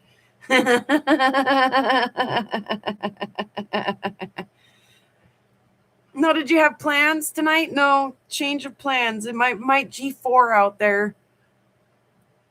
Too bad. Too bad it really didn't. That's all right. Oh, yeah, what time is Romania thinking? That's an excellent question. Like I say, I'll try to keep my eye out. YouTube's pretty good about giving you a notification, But if I'm in my editing app, I don't see the notification until I come out of my editing app. So sometimes I'm like, dude, I missed it entirely.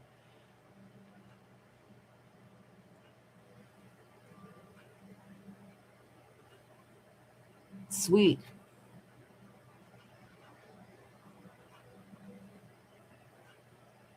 Yeah, awesome.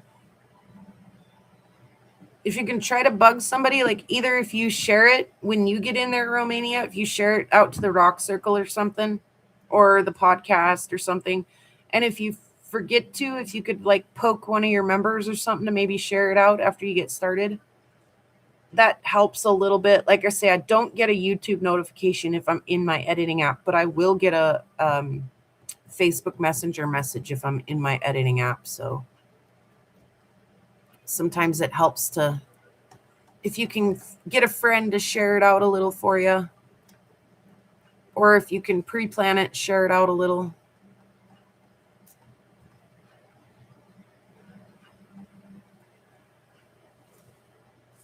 That's super duper helpful. But yeah, in the meantime, just having a heads up is an extra bonus. Yeah, for sure. She says, good. Yeah.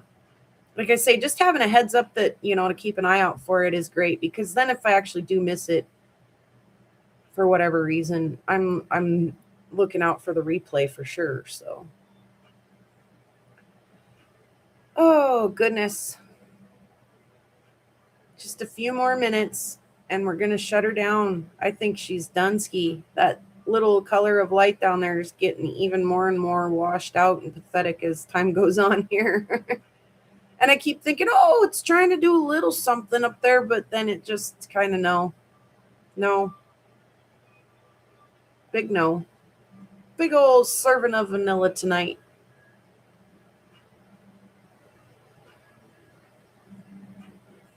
Big old plop of vanilla with just a tiny little pistachio drizzle. And a couple sprinkles. That's okay. That's okay. At least we were here if it did do something cool. We were here watching if it did do something cool. So.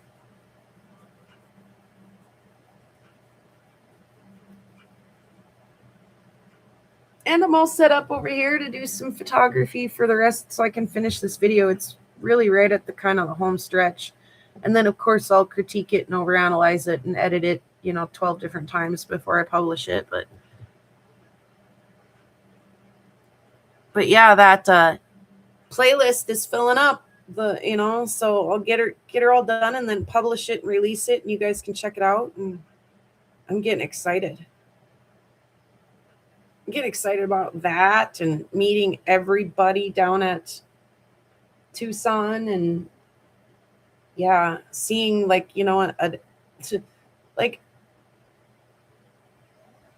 I say, I think there's like 230 people in my town or something, like 250 maybe, just a little over 200 people in my town.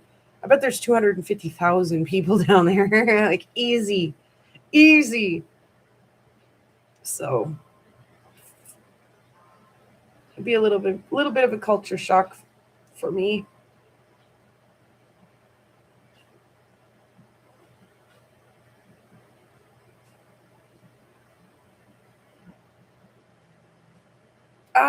It's torturing me. Like, it got all pathetic and like super focused down on the horizon, and now it's like, oh, maybe I'll light the sky up a little. It ain't doing nothing. It ain't doing nothing out there.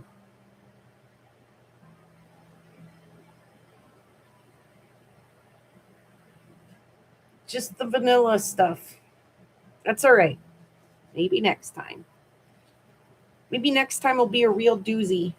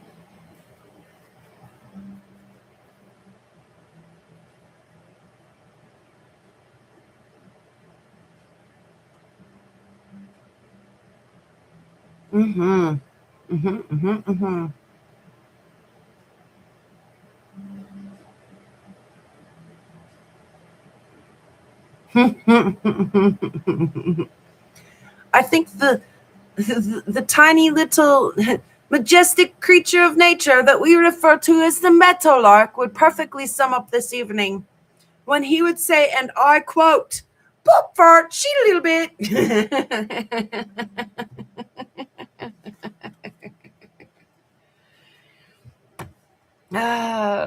Oh, I'm just checking my mailing list here really quick. Oh, to make sure I got everybody covered here. Like I've got everybody's stuff packed and ready to go except for Rick Rock. And I should just go ahead and do that one. I was going to say I should follow up and ask a question, but who cares? Let's just send her some stuff. And this one I have emailed to follow up with.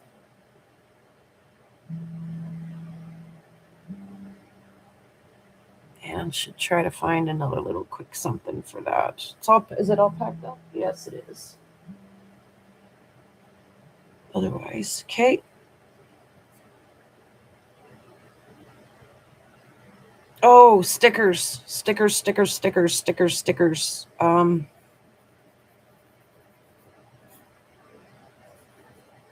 Romania, I don't remember if I put stickers in your. So if you get extra stickers.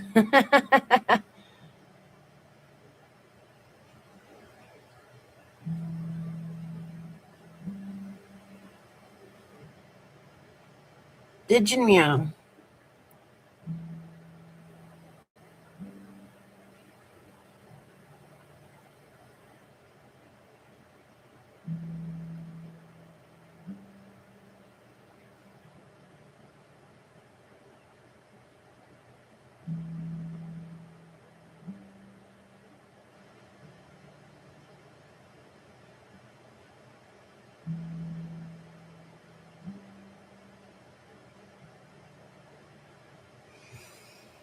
Now you got me watching again, Romania.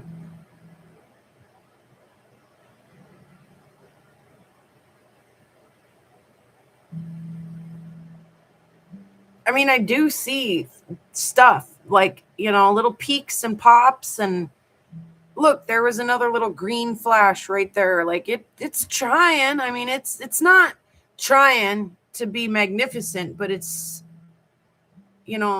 definitely Earth's bell's getting rung a little bit right now. Like just because it's not lighting up my sky doesn't mean that somebody isn't getting a good show somewhere right now. Like farther north, they probably are getting a really good show. Anybody with a slightly clearer sky may be seeing something right now, you know? Like, there's definitely a little activity out there, even though it's not anything more than that basic vanilla, you know? Like, yeah, it is. It's totally wishy-washy. You're still right there. And then it pops a little up here every now and then, but it's just not, it's not breaking through, you know? It's not stacking up. It's not adding up. At least, you know, I said I'd shut the camera off at 2:01 or 2 o'clock. It's 2:01. You literally watch. As soon as I shut the camera off, it'll pop off out there.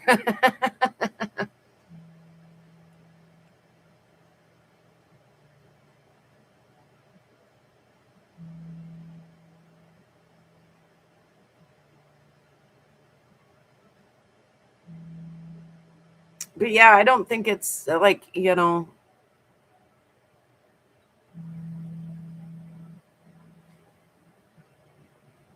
I don't know if it's going to be able to beat that if it hasn't already, because again, our predicted highlight was 1 to 4 a.m. and we're right smack in the middle of that right now. And like I say, whether it's cloud cover or they're just not stacking up quite like they need to, it's just not doing it right. It's just struggling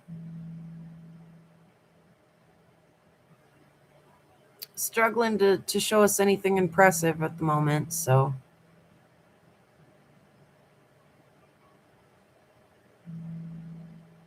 but yeah, definitely ringing our bell a little bit. Hopefully it'll just keep resonating and ringing, and the atmosphere will get a little more excited maybe tomorrow night for us.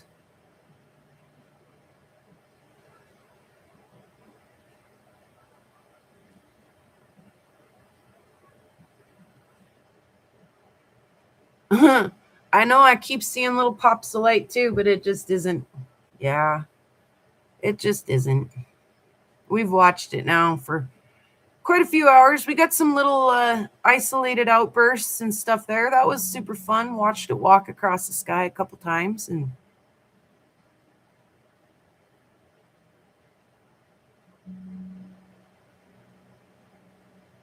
some fun stuff. But yeah, I don't know if it's going to amount to a whole lot more than that tonight. Not here anyway. So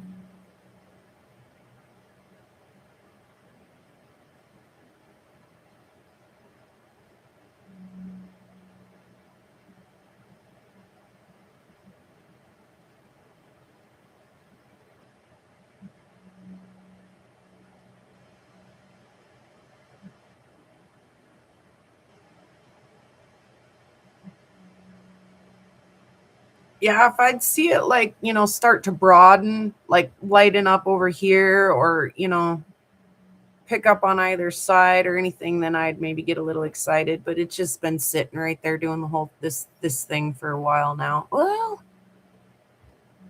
is it doing something over there right now, or is that somebody driving around or something?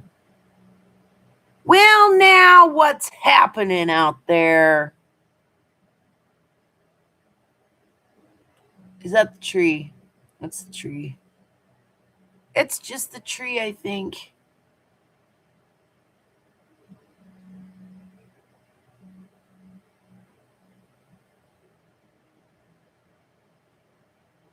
Just the tree, I think. All right, yep. Well, I stayed 5 minutes longer even than I said I would, so yep, it's time for me to. Aw, and thanks for enjoying my slice of the sky with me, Chubby Hubby. Much more enjoyable when I can share it with friends. So,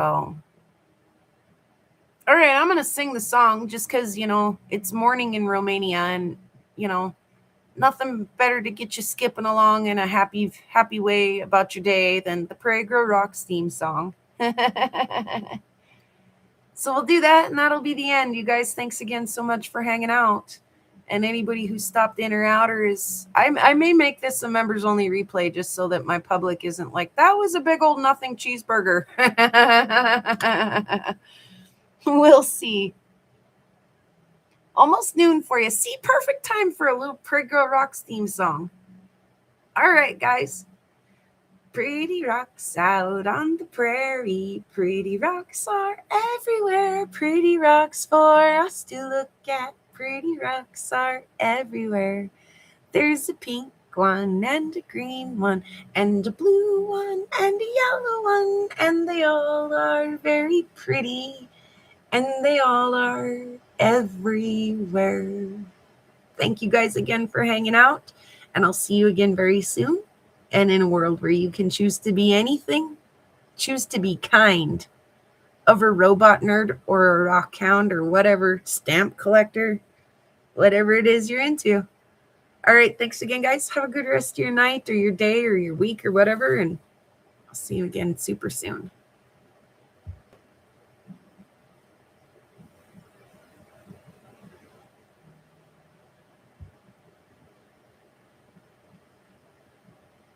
Maybe if I can figure out where the button is.